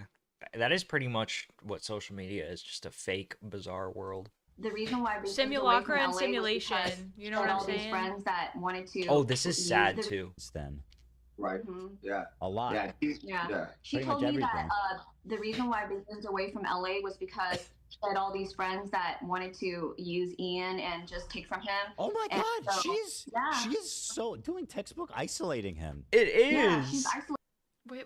They moved away from LA because Anissa said all of their friends, all of Ian's friends just wanted to use him. So we have to move to where you have no friends. That is like funny. sad. Just, like fucked up. That's so sad. Like, just because you're a famous YouTuber doesn't mean all your friends want to use you. In fact, that's pretty ironic and probably projection because they seem to use everyone around them too. They used Ethan and Hila to promote their boxing event while secretly hating them. Yeah, Ari, a lot of people downplay like female abuse, like abuse towards men. Totally. Isolating him, and literally besides me and Michael in the gym, he doesn't have any friends. Wait, this is actually really sad. He has no friends. So sad. Ridiculous. That's why I would feel bad for him. Yeah. That's why I felt bad all the time. But also, it makes so much sense that he doesn't have any friends. Like, that makes 100% sense. He had friends. Yeah, he used to have friends. Remember he had his roommate, or maybe not his roommate, but he had a close friend that was always in a lot of his video. He was in the Keemstar Content Cop, and he would help him film and stuff. Like, just, I'm sad for him. Like, he is isolated. 100%. Okay. Like, man, it's just sad. Yeah. And Graham Stephan's a Jew. He is. Yeah, I asked ChatGPT. There it is. I fucking knew it. I knew it. No wonder she hates him, right? That's so Ninja surprising. The Fortnite. money YouTuber? Crazy. Dude, can we admit how much of a banger that song is? Jewish It's music so is good. awesome. It's so good. I love Jewish music. Stop it, Harley. Stop it. Let me have fun. I thought that's what podcasting is. We're more than that, Harley. Yes. Jewish. Jewish. Jewish. They have so many clips So, of people saying Griffin, Jewish. so that's funny. It's So that was Anissa. That's Anissa? It's yeah, you know what it's from? It's from that clip where she goes, "As terrible as the Holocaust was." Oh yeah. There were a lot of groundbreaking medical discoveries that came from that experimentation. And she lists like, oh yeah, you know, gay people, gypsies, blah blah blah blah. Oh, and they were Yeah. obviously Jewish. That's where the Jewish comes from. Any other creators that they were all hyped out about? Yeah, for sure. I'm trying to remember who else. I know that you know what's sad is because they speak poorly about Dad, you know, Nathan Barnett all the So time. sad. And- yeah, they do. They just say he's a weirdo and he does crazy stuff. Yeah, but are they lying? But they. Yeah, I think that's okay. I love that. yeah, I'm go joking around. No, I I'm love kidding. that. I'm kidding. I mean, well, he's a strange guy, but that Yeah, didn't but sound like it's they said sad. it in a good way. It's sad because you know why? I see all the heart that Nathan puts into the Creator Clash. I see, you know, how much he cares about It's true. Ian and Nisa. True. And so for Ian and Nisa to throw those kind of comments around when we're about to go meet, Dad, it's just like, it's sad because we see him and then his eyes light up. He's so happy that it's Ian and Nisa, you know? But You then, know, but That's really sad. That is so. I have always felt bad for Dad. Dad Didn't do anything. He got a lot of like. He got a lot of shit around the last Creator Clash too. Like, Yeah. I think it was actually Ethan who was saying something like, "Oh, he's got like." Was that Ethan or Ian who was saying he's got dead girlfriend energy? That was not. I don't think that was Ethan. Maybe it was. I can't remember now. But he like, even if he's a little strange, who cares? It's really not. Like, why do we have to shit talk him? That's so sad. Yeah. That makes me really upset because he seems like a nice guy. Yeah. talk so much shit about him all the time. I had a little tiff with Dad, but Oh, maybe it everything's was a dead water under the girlfriend. bridge, but It was him. He seems like a very sweet, interesting Interesting, yes. guy, Yeah. but definitely passionate about boxing and putting on a great show for Yeah. them. I mean, from Yeah. Creator Clash 1, his fight with Matt was the one that Oh, it was Fantano when he was on H3. Okay, yeah. But they like totally resolved the beef. They apologized to him and stuff like that. But yeah. Yeah, imagine falling for neo-Nazi propaganda on street. That claim of like, oh, there were so many groundbreaking discoveries from the experiments. That was like always such a weird claim to me. Like even when I was a kid, I was super impressionable. I never was like, oh yeah, that's totally legit. Like she literally just heard somebody say that and repeated it and didn't even look into like what they were saying. I don't think that's true at all, like even a little bit. I think they were totally needless and like violent for no reason. Yeah. I don't like I'm sure there were some maybe there were some good scientists involved in it, but like I don't think the science itself was very good. There was no controls, you know. Well, there was no... yeah, I mean the claim is that without that there wouldn't have been so many important medical discoveries. Like but what? Like what? Yeah. Like what? They were doing like weird ass shit. They were Like, doing you like can't- insane shit. You can't like sew the arm of another person onto a different person. Wow, great discovery. No way! No I had way. no idea. Good thing we didn't try that. Oh, that everyone was talking thank about. God. Joe Rogan watched it. You know what I mean? Yeah. Yes. And she was upset. why does it She lie? wanted all the credit. Yeah. So they used to call him a weirdo. Yeah, but he literally had some of the most viral moments of Oh, both yeah. shows. So, Fantano sucks, dude. Oh, I hate Fantano. I hate how he like totally cucked out when he ran a meme channel and he like collabed with Sam Hyde and immediately folded when he had one article written about him.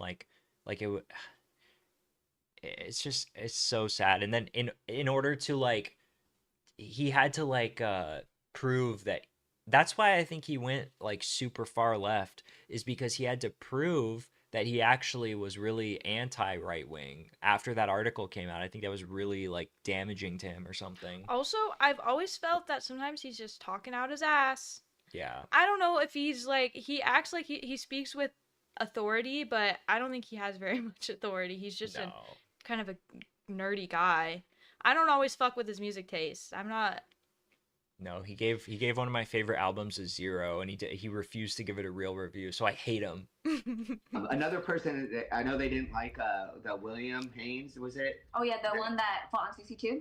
Yeah. Well, they didn't like his post-fight speech. Yeah. And a lot of us thought it was hilarious. He said the Anissa word. Which guy? What's his name? Was it William Haynes? William Haynes, right? From Yeah. SourceFed. Jew? He said the Is he the Jewish? N-word at the end. I don't know. If he wants. So Yeah. so okay, hold on. He's a really nice guy. I love Will. Yeah, he was hilarious. Yeah. So Is that's this what I'm him? This saying. guy seems this guy seems like older. This guy was Oh, born in no, no, no. 900. No. 1900. Oh, not Is him, this okay. him?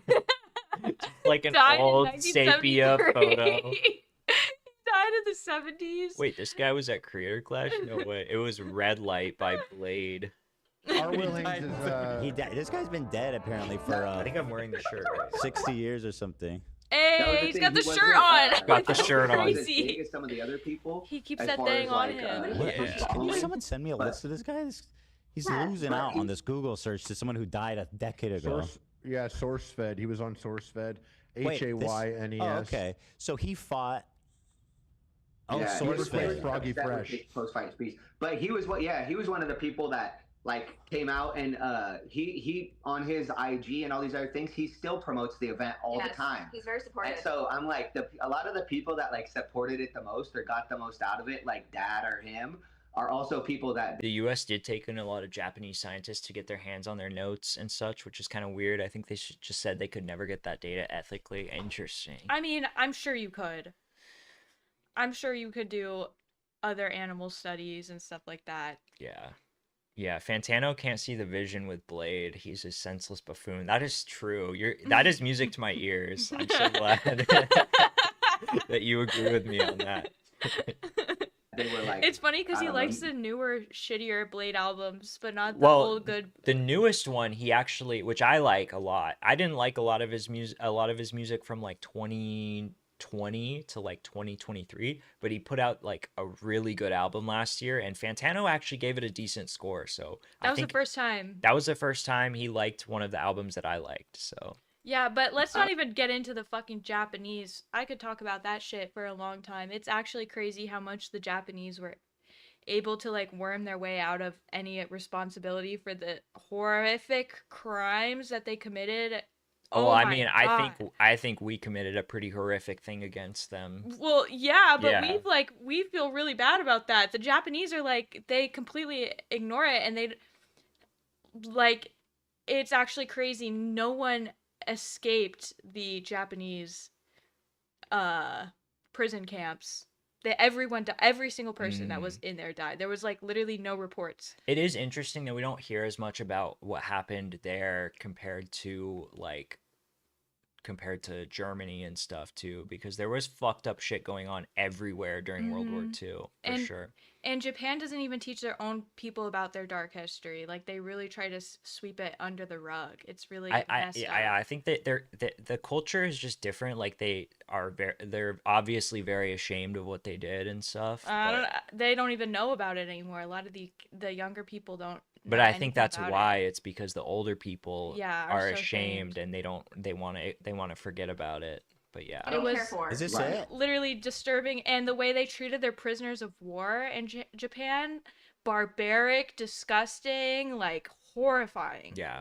Never seen it. Rarely see stuff like that. Yeah.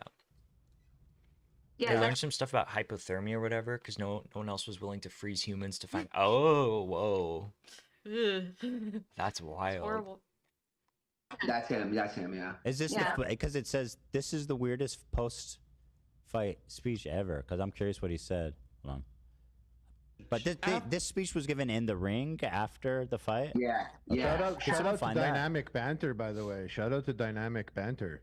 You know, Dan Carlin's Hardcore History has a great 6-part series. Dude, I am so uneducated about history, and I've actually become more interested in it recently. Like, I started watching some ancient Egypt shit, like when I was going to sleep and stuff, and it's so cool. Like, I feel like I couldn't appreciate it when I was a kid at all. I didn't care about what happened in the past, but now it's like kind of fascinating to me. I did not have the appreciation for it at the time, but the thing is, I'm not really that interested in World War II. Yeah. I'm more interested in like way older stuff. I have sort of a like medieval hyperfixation right now that's like getting kind of to a what would you call that?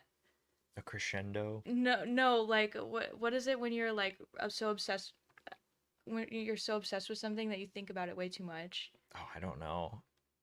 I have limerence with medieval times. That's the only word I can think of. They viewed any surrender as dishonorable, so they Yeah. viewed enemy soldiers as less than human. Yeah. Yeah, it's crazy. It was a crazy, crazy time. You know who that is? Yeah, that's Steve Zaragoza's podcast.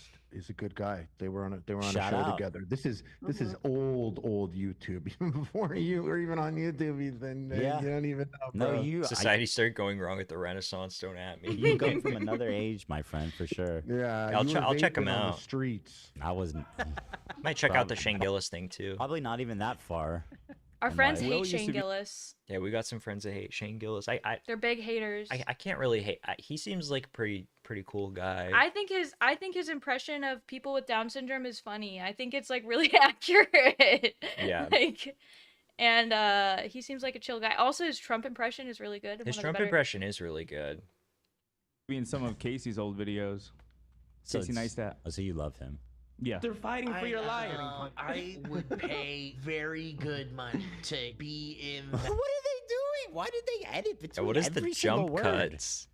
I'm sorry, but what a dynamic That's what I banter. learned. You should not have to Watch give how a they edited speech this guy. after fighting for your life. I would pay very good money to be in that booth while that's happening. This is the first time for. Well, what they say is like, oh, he's just like your average like funny friend or like a funny guy you went to high school Yeah, with. he's like a funny guy you'd meet at a bar. That's how he's not that funny. But I feel like that's underselling Yeah. him a little bit. Like, They're just big haters. That's the thing. yeah. Shane got personally offended at Andrew Scholes when they were making fun of Down syndrome people on his podcast. Really? That's funny. What just happened? I think it's AI. AI trimming. would Yeah. be very good. It's time for me in. So here it is. Okay. It's like cut to William Haynes, and he's gonna say something nice. And we're probably. All you mean so much to me. Without the line Oh, he says the lion hose. So he say all the hose means so much to me. Is that what he said? Yeah. Okay, so he's doing a gag. What does he say? That's funny. What does he say? I came here to take ass and bring names, and I'm all out of bubble gum. Cut to the wide. Commercial. And that's what I So learned. he said, I want to thank all the hoes tonight. I'd be nowhere without you. And then what did they? Because that seems like obviously it's a gag, right? But also this is a boxing event, and also you're the N-word guy and girl. You guys are the N-word couple. right. So like, I mean, just a little hoe joke. Yeah. Yeah. So Well, what did they say about the speech? Oh, they were super offended by it, and they were like, "Oh, I can't believe you." Yeah, and it's like, are you What did gonna he be do? offended? Like, are you really gonna be offended at like the word hose, like That's in crazy. passing? Like, have you ever listened to like rap music where they say that? Like, come on. That's like something I would pretend to be offended about, like as Right. a joke. Yeah, like it's just like it's so like not like demeaning or anything, and obviously wasn't meant as a demeaning thing at all. He was That it also- doesn't matter. He was also totally like playing a character and like doing a bit. Like it's really not Yeah, that serious. and not to mention it was funny as fuck. Yeah, so it it's like was.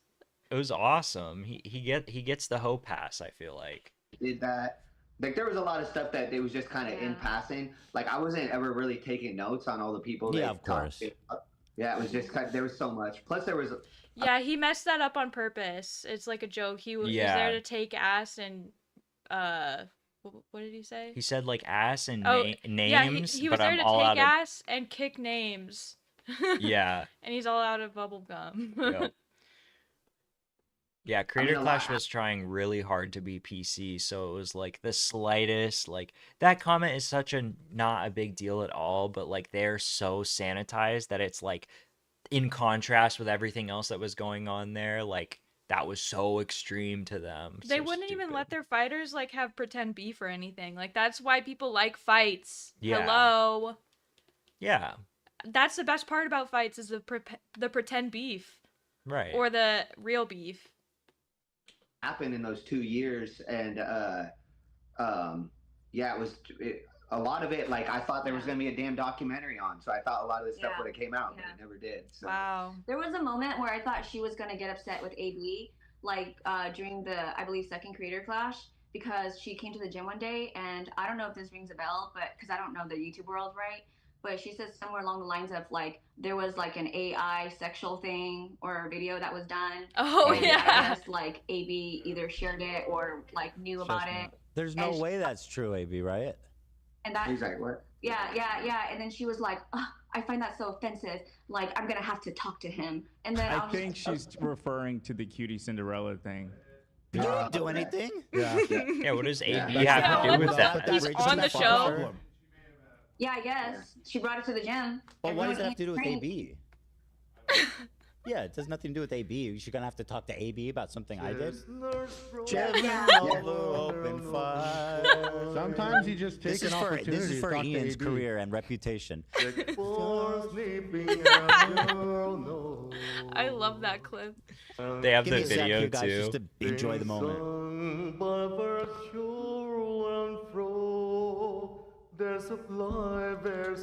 So we know the cutie. Do you want to explain it? Yeah, so basically, Cutie Cinderella is Ludwig's girlfriend, and somebody made like AI deepfake porn of her, and this one streamer got caught with a tab open of that AI deepfake porn. And they were friends. They were friends, so it was really weird. Yeah, he was watching deepfake porn of his friend. Yeah, so but basically like Ethan was covering it on his stream, covering her reaction. She made a video where she was just like sobbing, crying, like talking about how hurt she was, and they started playing this funny meme song of like this song. guy, the chestnuts roasting over an open fire guy. And they started cracking up. Like Ethan was like, Zach, play it. And basically they got criticized for like being insensitive to a girl that was really hurt by like being victimized by having AI porn. It's honestly all Zach's fault. I don't even think Ethan. It wasn't Zach's Ethan fault. told him to play it. Yeah. Oh, okay. Zach, they talk about it here, but didn't she make him apologize on stream? I don't remember that. Maybe. Have you ever seen such a flawless victory in your life? Chestnuts roasting. Jack Frost. Frosting. I don't know what's the word.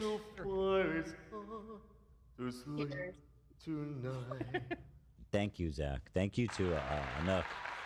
By the way, yeah, Tafka, things have changed so much. Like I feel like even when I was a kid, like in the 2000s, like people weren't like thinking about race nearly as much as they are now. Like race was not a thing. People were like, it wasn't a hot button topic. Like people were just, you would be in the class with all your different friends of all different colors, and nobody was like thinking about that stuff. People would laugh at stuff that was funny, and that was it. Like yeah, and you would just make jokes, and then you would be friends with them the next day. It was like literally just jokes. Right, yeah. Like I never even like thought about anyone else's race like at all. It's just so different now. I have to remember Ethan was edgy like the rest of Ian's friends. Yeah.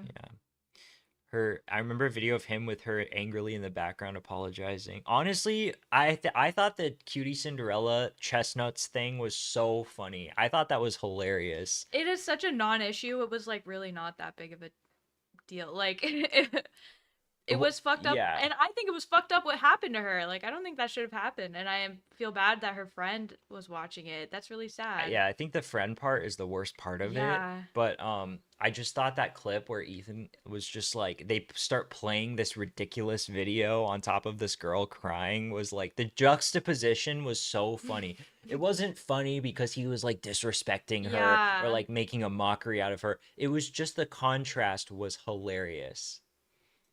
Wait, for the record, a lot of people don't know why a lot of us were laughing in that moment. It wasn't actually the Chestnuts moment. It was just the way that it played out. It was awkward. It was coarse. It was awkward. It was nobody should be blamed for anything that happened in the office other than me. Well, Like, it was. thank you for It was saying more that Yeah, we love to make fun of stereotypes. Yeah, and that's the Yeah. thing is like a lot of racial humor is I feel like more targeted at like the absurdity of racism rather than like actual being actually racist. Like, Yeah. I think the absurdity of racism is really funny sometimes, you know what Because I mean? it's like it's so silly. It's so silly how tribal we are. You know what I mean? We've Yeah. always been like that, and like it's just funny to make fun of it and to like be a little shocking. Yeah. you kept telling right? Zach to play Obviously. it, and then as soon as he did, you blamed Zach. So I that- told Zach to play it. I bullied him into playing You it. totally did. Zach was You like, I'm tried not to throw doing him it. under And the I bus. said, That's why play we were it. laughing. You guys have no idea what we're talking about. That's okay. We'll move on. So you guys had mentioned you hung out with Ian one time without Anissa, and he was normal. Oh my god, it was so nice. Well, that's what I was gonna say. Is the sparring Oh my god, it was so nice. sessions that we had, or just the week that she was gone, was the most normal he ever was.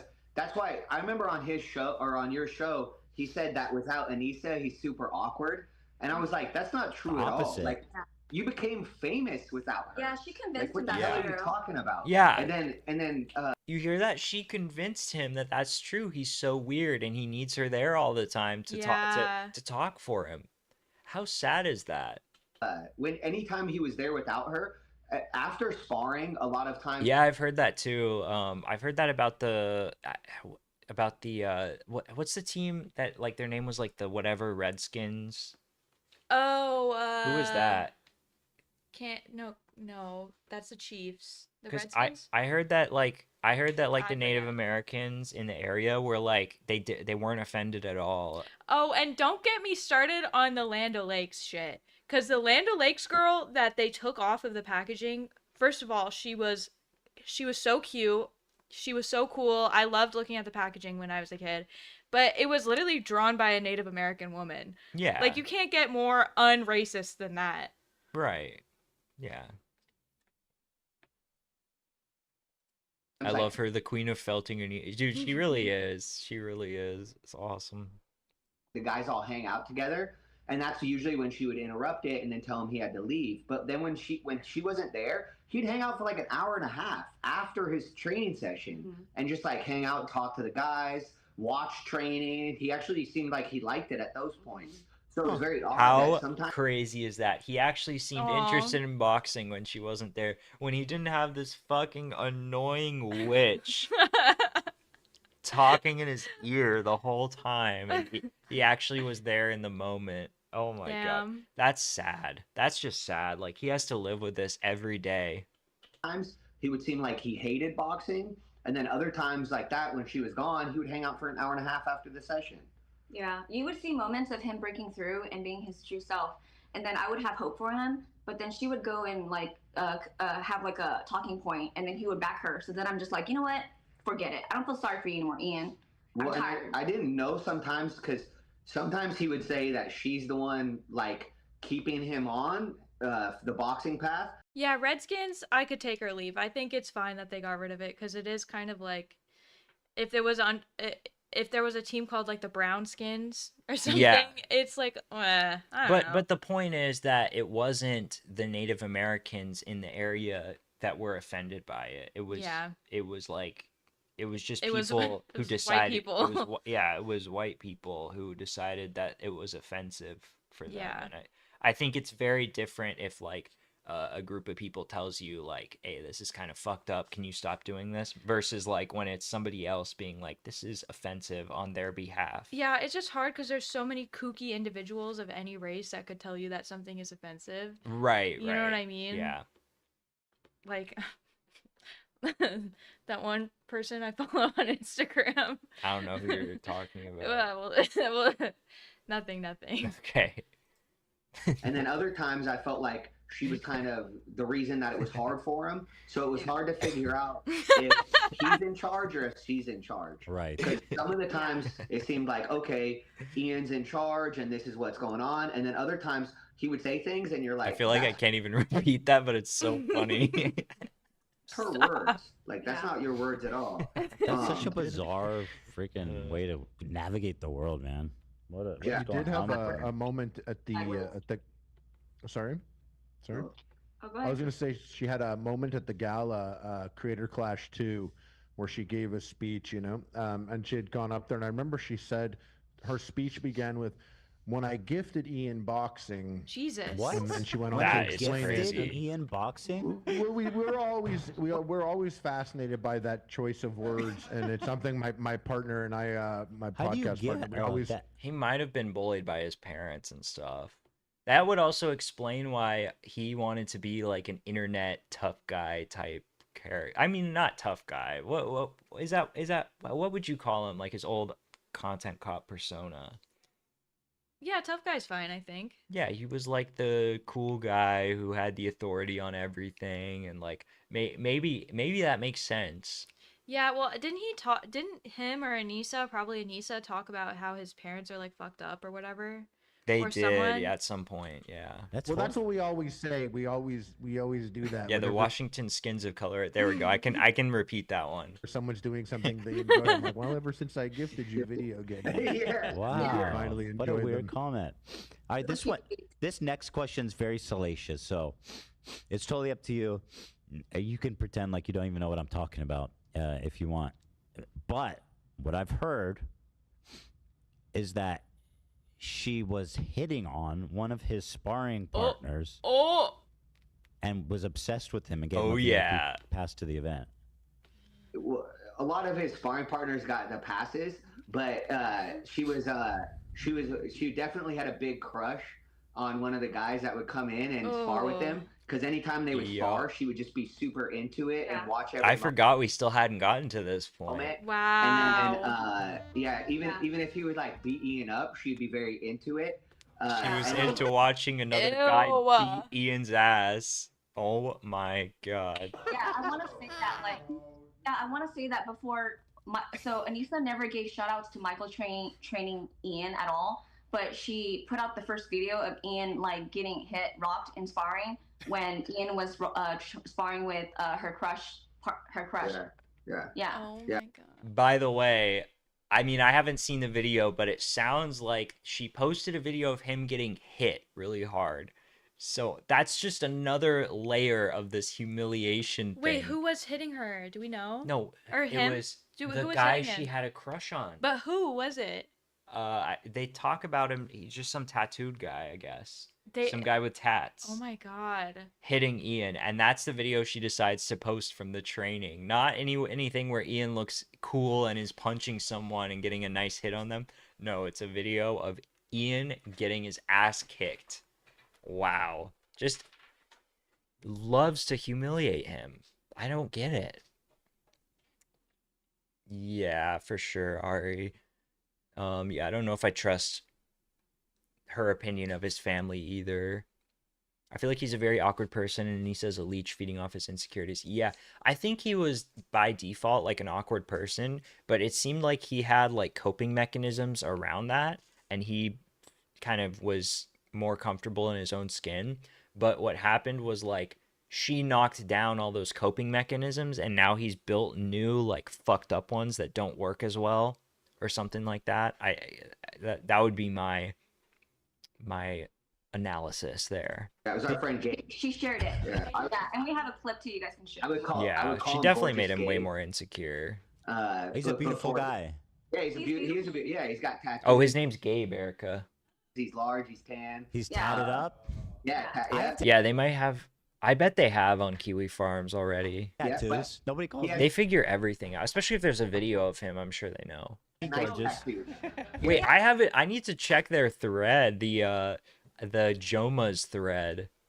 Holy shit, I haven't checked it since this happened. He has a very nice tattoo. Yeah. Oh, they're so nice. Thanks. Oh, so like Thanks. we can actually clear it up. Like they literally did say that when they go get tattoos, they either point at the wall and get one off the wall, or what they would do. What? They would tell. They point at the wall. Yeah. Oh my god, we've You literally knew that. we've literally been speculating that they are off the wall this whole time. Yeah. I didn't know that for sure. I've just been saying like they look like they're off the wall. Yeah. That's crazy. Yep. And then listen to this. Artist that if he had a tattoo he really wanted to do, then he could just do it on them. Oh my god. And so like all these tattoos meant nothing except to somebody else. Yeah. And I was like, that's so odd to just go in and say, hey, if I'm like, agree more. She was putting tattoos all over Ian. Yeah, during his We're like, what the hell? She was putting the tattoos on him. So that just confirms to me that the tattoo thing was definitely her idea, at least in the beginning. She wanted him to be all tatted up because she thinks guys look really hot with tattoos. Dude, the fact that their tattoos are like the same makes me think like, why did he do that? And it makes me think that he has no taste of his own, like, because you would imagine if you and I had tattoos, we would probably have two very different styles of tattoo, but we would both be able to be like, okay, I like your tattoos, but it's different than mine. I think we dress exactly the same and look exactly the same, Adam. I don't know what you're talking about. Yeah, we actually do kind of look the same. Well, we look the same. We look like siblings. Yeah, everyone says we look like siblings, but we definitely dress very differently. Yeah, she's branding him. Yeah, it's the mark of the beast. Adam and I are like that meme of like the alternative girlfriend with the gamer boyfriend or whatever, except I'm not really alternative and he's not really a gamer. So not at all. We're like that meme, but like not at all. All the whole everything. We just kind of look like those people. And listen, you can make fun of my tattoos. I'm in high heels and he's in like sneakers. What's the Taylor Swift song? I have no idea. I harbor no hate for Flash tattoos. That's really funny and really depressing. Yeah, it's mostly just depressing because it's like he's not doing it for himself, seemingly. He just wants to make her happy. Kind of. Well, also, I think it's kind of cool to go to an artist that you really like and be like, tattoo whatever you want. I don't have a problem with that. Right. But these people are all generic, like traditional tattoo artists. So it's like not like he loves the art or something. Yeah. Well, it seems like he just wants they just want to have more tattoos just for the sake of having the tattoos, and not because they're like, oh, I'm really inspired by this art, or like I want like a sleeve, I want like a chest piece. It's just like, all right, I got to add another tattoo to my arm to like fill up space. Like it's just very soulless. The tattoos that they have are very soulless to me. But mine are sentimental. They have meaning. Yeah. It's not, and it's funny because everyone says like, oh, you just picked like a random tattoo out of the 25 cents gumball machine, whatever. But that sounds like it is what they did. They just picked something on the wall. That's why I was like, I want to clarify, because I always hear people talking about how they chose their tattoos. They didn't choose their tattoos. They walk in and they say, hey, tattoo whatever you want on them. There's only a couple tattoos that, like, I'm sure Anissa probably was in control of a lot of hers, but most of Ian's, I think the only one he chose was like the eagle on his chest. That is Otherwise, crazy. Everything else. Oh, and the eagle on his chest is the best one. It's the best one by far. Yeah. She had this story too about how this girl had a crush on Ian at the gym and was asking about tattoos. And I'm like, that story was never true. That girl has like, she's married with children and has her own life. She just also does like tattoos. What's that? It's projection. Yes. Completely. Yeah. Well, in my opinion, because you've already exposed her for being like the first person that Ian's ever been with, right? Yes. So in my opinion, what happened was she even told us, she used to always tell her mom, I'm going to be with a millionaire. And so we think that once she used to tell her mom that she would be with a millionaire? How do you know Her that? mom told her that it had to be someone rich. How did you know that? Well, she told she us. would tell us that. It was. I know. I remember exactly. It was when we were in Vegas going to She's the other. bragging about it to them. She's like, yeah, my husband is so rich. Yeah, isn't it funny how I ended up with like such a rich husband? Oh my god. And we were inside the Uber, and we were with Ian and Anissa, and Anissa said that like her mom only had two expectations for her. for her to marry someone that was rich and also to be of her religion, right? And so she said that Anissa goes, well, I mean, I didn't get someone that was of my religion, but at least I got one part of it right. He's rich. And then she like laughed about it, and then he was in the car, and you could tell he was bothered by it. I was bothered. Who wouldn't be bothered by that? This is so awesome. Yeah, this is on. It's like a fountain. This is awesome. That's like one of those things that you never crazy. ever say. Yeah, like, you couldn't torture that out of me. You could think that's like a funny story, but like you could understand why a guy would be bothered by hearing that, right? Like she just has no social awareness at all. Yeah, the Uber driver, true. Yeah, they're definitely not enthused about tattoo culture beyond the look of it. Yeah, it's just about filling up space and being a tattooed person. Like that's really great. I felt like she was always trying to control him because she was the first girl he'd ever been with. Yeah. And I felt like she didn't want other people. Like I felt like that was. Did why you she know didn't that? want with them. That he lost. I mean, you knew that. He said he claimed. Just to verify, because people were like, oh, you're making that up. You guys are co-signing. He was a virgin. Well, he claimed he was with one other woman before her. Oh. So what Anissa told us was that at camp. Button. Yeah.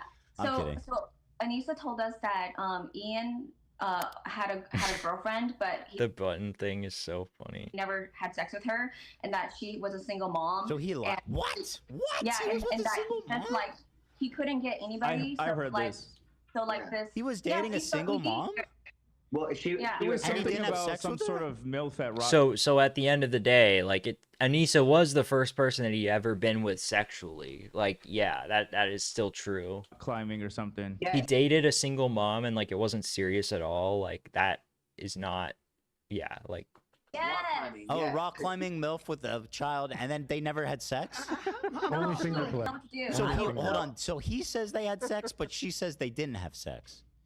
I couldn't figure it out, but I swear. So Anissa told me directly that like he dated their single mom and it went nowhere, and he didn't know how to be in a relationship. So then they just kind of like broke up after a little bit, and then when Anissa met him, he was still living with his parents, right? Yep. And then she convinced him that he had to move out of his parents' house and buy a house, or she was gonna break up with him because she needed him to What just to happened? be a real man. Oh. And so that's when he took his $1 million of money and went and bought that house Yeah, same Ari. that they lived in. But also, then you saw on Discord that she said that his room at his parents' house stunk. Convincing him to buy a house is crazy because it's like she's this new girlfriend at the time telling him what to do with his money, like for her benefit. That is so weird. Like, you're just like, you really need to get out of your parents' house. We need to get a house together immediately. You have to buy a house. You have the money for it. Why don't you just do it? Like, oh, bro. Well, yeah, I mean, that's fair that if it was his idea and he wanted to buy a house and everything, like, go for it. But if you want to just, you don't have a problem living with your parents, you're happy there, and they're okay with it too, I don't think that he should have been pressured at all. Look like trash is what she told her people on Discord. So Detective Heart of America. The Film Cow guys did a ton of other good stuff beyond Llamas with Hats and Charlie the Unicorn. Oh, those guys. Wow, that's such a throwback. That's such a throwback. I remember Charlie the Unicorn was the shit when I was in like elementary school. That was what we all watched. So it's like, no wonder I think I remember Llamas with Hat. Yeah, Carl. Okay, yeah, I remember that too. why she wanted him to move out of that house. His room's YouTube was so much fun when it was like all creative stuff like that was on the front page, and now it's kind of like, because there's just so much content, it's like it's hard for somebody like an animator to be a big YouTuber now. Like, you're going to be a new animator, it's just not possible for you to put out a bunch of content for someone to watch you every single day. Like, you're basically like working on something that you release maybe like once a month or like once every 2 weeks at most, just because of how much work goes into making an animation. stunk like trash. Yeah, it's just you can't compete with people who are making a bunch of like YouTube shorts or something. Move out because she Well, wanted to get her I claws think- deeper. like shows. Yeah, for sure, for sure. I think the stink follows him. It's probably not the trash. But so literally, she was the first person that he had ever really. You know been with. what? Yeah, she used the house against him, like it determined their relationship. That's crazy. I gotta say something. It sounds to me like she just used him to get a house, kinda. That was one part of what she was using him for, a little bit. Toxic gender norms. She was bragging about how she bagged a millionaire. True. Yeah. Yes. That is a toxic gender norm. Completely. Yeah. Yeah. Yeah. Yeah. Yeah. I mean, bask in that. Toxic. You know, you need a man to buy her a house, a real man. I mean, this is toxic femininity right here. Mhm. Yeah. I'm the toxic one though. Yeah. Right, right. Because you're pushing this poor guy who's going to go fight.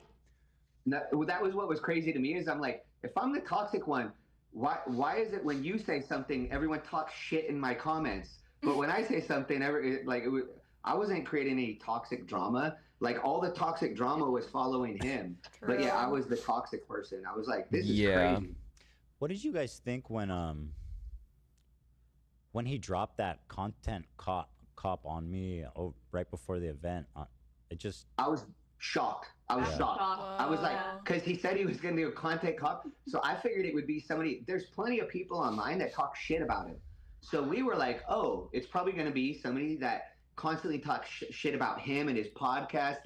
The thing is, the content cops weren't necessarily about people who talk shit about him. Like, I was shocked because it was too obvious for him to go after H3 to me. Like, it was like he never used to choose targets that you would expect for content cops. It was like, it was always a person that you like. Remember the Rice Gum one was called Content Cop Jake Paul because everyone was begging him to do Jake Paul, and it was like part of the bit was like, yeah, I'm not giving this guy fucking attention. I'm not gonna even use his name for clicks. To be fair, I didn't expect it because I thought they were still friends. Well, yeah, but it was like, I think at that point we knew that they had turmoil and they were kind of angry with each other. I just thought that Ian would never like make a content cop on H3 for that. I don't know. Yeah, it was. I guess it was like a little bit obvious. Yeah. Yeah, there's a lot of slop on YouTube now, and it's crazy. She's probably in a hole at the time, possibly running low on money and didn't want to work or do anything for herself, so she's seen the next best thing. Yeah, for sure. I thought it'd be Asmongold. That would be. Yeah, Asmongold would have actually like, and I like Asmongold, but I feel like he would have been a prime target for a content cop. Mm-hmm. Like, I don't know, you know. Or I could see Ian making a content cop on some like right-wing influencer. Like, he obviously hates like Steven Crowder, like people like that, Ben Shapiro. I knew it was going to be a political video. That's too obvious though, also. It is kind of obvious, but I knew that it was going to be something political because otherwise he wouldn't have uprooted his entire philosophy of, oh, content cop is totally immoral and wrong to do to someone. Yeah. I knew it had to be a political thing, but I just didn't expect H3. Nisa.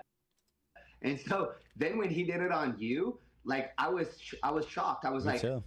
He literally attacked the one person that promoted his event more than he did. Yeah. That got a lot of fans.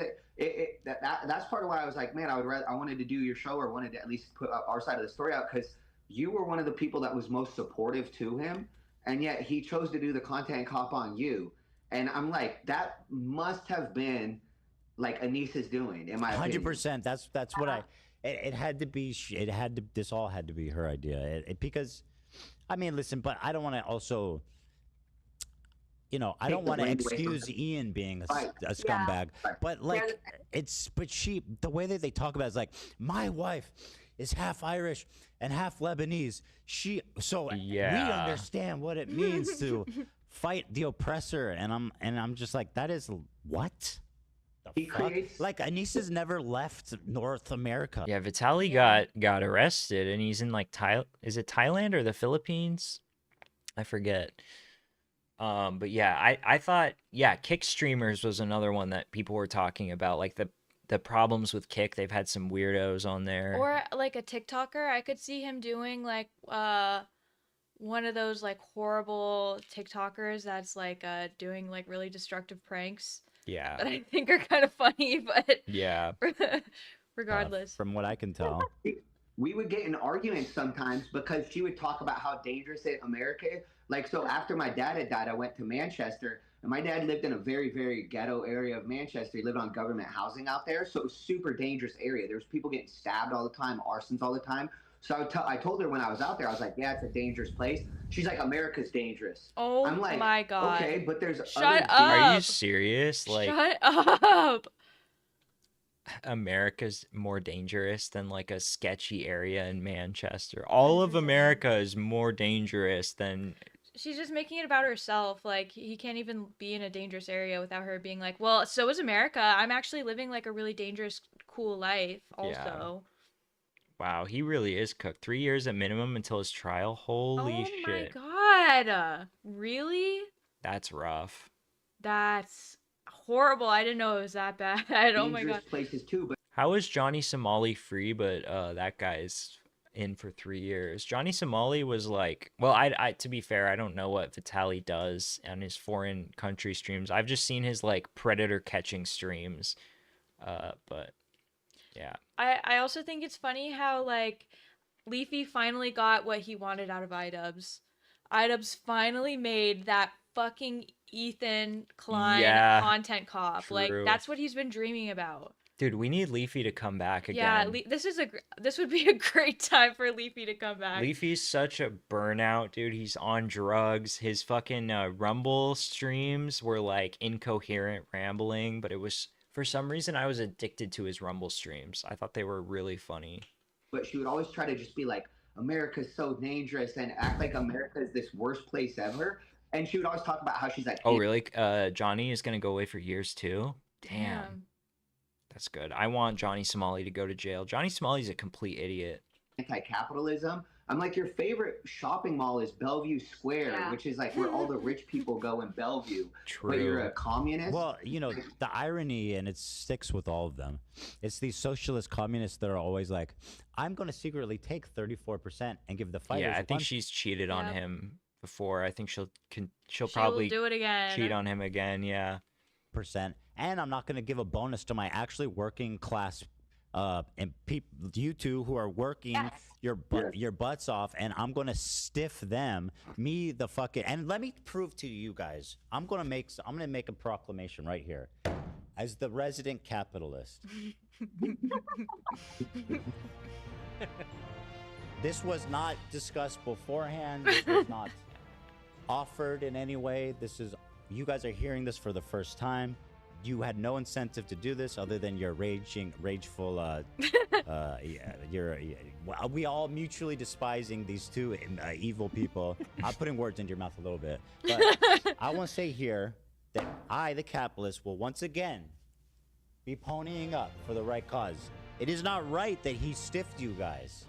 I'm going to be sending you guys $5,000 for the bonus that you never got. Oh my God. Because he should have never fucked you guys. That's so insane. It's my pleasure to do it. I'm gonna send you guys They're that so money. grateful. It's so sweet. Yeah, she wants to be oppressed so bad. He needs to cut his losses and get out of there. Yeah, for real. I think she's gonna have to break up with him though. Like Erica said, I don't think he'll ever break up with her on his own. You should have got more than it from him, frankly. But once again, let's just bask. I know, Hassan Ethan is doesn't awesome pay again. His moderators, his mods are on stream Yep. begging for money. Doesn't pay his right? mods. Yeah, Look it up. Look at me, right? Go ahead, Tom, say something. Look it nice up about is a me. great You're just an clip. amazing That is a person. great You look clip. very handsome in the suit Thank today. you. You're That's what my mom generous says. with your Who money. is this? I'm sorry for you're being just so all around good guy, ignorant. good family guy, I have great no dad, idea. and husband. Thank you. Communist never. Who I'll is say that? Thanks for reimbursing me I and thought Lena you for knew. her I thought you training. would know Those- for those are sure. nice. The check cleared. The check cleared. I can't believe you're giving me $5,000. This is crazy, dude. I was coming over That's nuts. Oh, you said. Sorry, I didn't hear you. You said you were going to give him money too, Harley. Yeah, Harley. No, but basically what I'm driving as I want the best for you guys. It's totally unfair how you guys got stiffed. So I want to promote you. What are you guys working on right now? Like where can people go support you? So I'm working on trying to get my own gym their going. sponsors and stuff. My business is called Bonafide Boxing. I'm on Instagram on Bonafide Boxing. We're gonna start doing. Yeah, I believe them. I fully believe everything they've said. Like they're not. There's nothing in this story in all of these stories that they could possibly be like exaggerating for like drama or anything like that. It's just, I don't know. This just comes off as like they've been really frustrated for a long time dealing with these people, and they are happy to be able to get it off their chest. Mm-hmm. And more on the YouTube channel. We haven't done anything for a long time. Yeah, sneak out in the middle of the night and go to Cuba. Yeah. Ian being broke would be the best thing that could happen to him. True. Maybe if he just got like a job and had to live a normal life for a while. Some people need to hit rock bottom a little bit to understand what's going on. Yeah. But everything you can usually find out Bonafide Boxing. But we are trying to open our own gym. We actually had asked Ian if he could help us open a gym, not even financially, because at the time we were okay. So we were like, hey, could you just help us out by like signing as a guarantor? And he had told us in no world could he ever help us. He said that? Yeah. Literally. Wow. He said it like in a mean way? In no world. He said in no no world can I is help you. crazy. Why would he respond like that? He did. Yeah. He So. Yeah. Wait, why? When was that? When did he say that? That was right after the second creator class. Yeah, it was In no world can I help you. September of 2020. It was actually like a year It was after. July. No, I know exactly. That would be crazy because at the same time he would just be like nuking his career on purpose just to get her to leave him. But like, I don't know. Yeah, I don't think that's why. I think he's just completely delusional. In no world. Yeah. Exactly, because I remember when we found that spot. So we found a spot in July 2023 after CC2, and I didn't think that like the 250K. Yeah, I think we talked about that earlier because, time. Yeah, they made it seem like, oh, they're fine and they're moving on and all these other things, right? And so Michael and I had the capital for our business, but we. So yeah, I think we're good on the rest of this. I don't think they talk about the drama anymore. No, you should go to the part where she talks about being a child bride. Yeah, it's right here. Right, but we can't watch this whole thing. Oh. But that's why I talked about it at the beginning of the stream, because I knew I wasn't probably gonna get to this part. But yeah, this girl went through crazy life, was a child bride, and was able to escape when she was 23. But it was from the age of 12 to 23. She was married off to a guy much older than her, had 2 kids with him, and they are now she's like an activist for against child brides and working with actual legislators and stuff. So definitely big props to her. Like I said, you would never guess that she went through something that traumatic, because she's very positive and just very sweet. And yeah, and correct me if I'm wrong, but Ian and Anissa, like, she asked them to sign something for legislation, and she asked them to like promote something. She asked them to promote their cause, Yeah. and they refused to do it. And they refused to even sign a petition or anything. Yeah. From what I remember. It's really and they weird. they left her on red about it. Yeah, bizarre. Very really bizarre. I mean, you don't have to promote anything or post anything. I know that like people get like asked for promotion all the time, but you can at least dignify like a response, or like donate some money to a good cause or something like that. Or it's really not that hard. You don't have to promote it. It's very like, who is like against this cause? How could you? It's not controversial at all. Child marriage is bad. Oh my god. Yeah. So, I mean, this is what I think. I think because they talk about this a little bit, the Planned Parenthood thing, I guess Planned Parenthood was against the bill that would ban child marriage because they were worried that they were going to ban abortion and birth control and a few other things. I guess Ian and Anissa... What do those things have to do with each other? I don't get it. I don't know. We would have to look into it. But I guess Ian and Anissa might have been worried that like if they supported them, people would start calling them anti-abortion or something. That would be my best guess at why they didn't talk about it. But yeah. yeah, check these people out. Yeah. Leave a like on the H3 stream. Do we have their like YouTube channels or anything? Its name is like. Where is it? Michael. Wait, right. Bonafide Boxing. Bonafide Boxing. That's what it is. Oh, it's right here. Literally, just click on it. Yeah. Cool. All right, guys. All right. We did it. We did it. We made it through that entire stream. It's 1 a.m. I'm definitely Erica's really tired, guys, I think. So we have to go. Erica's tired. Adam's hungry. Thank you guys so much for watching. I really appreciate all the support, all the new viewers, and thank you guys for sticking around. We will see you again very soon. Yeah, thanks for the love, guys. That was crazy. Appreciate it. Good night.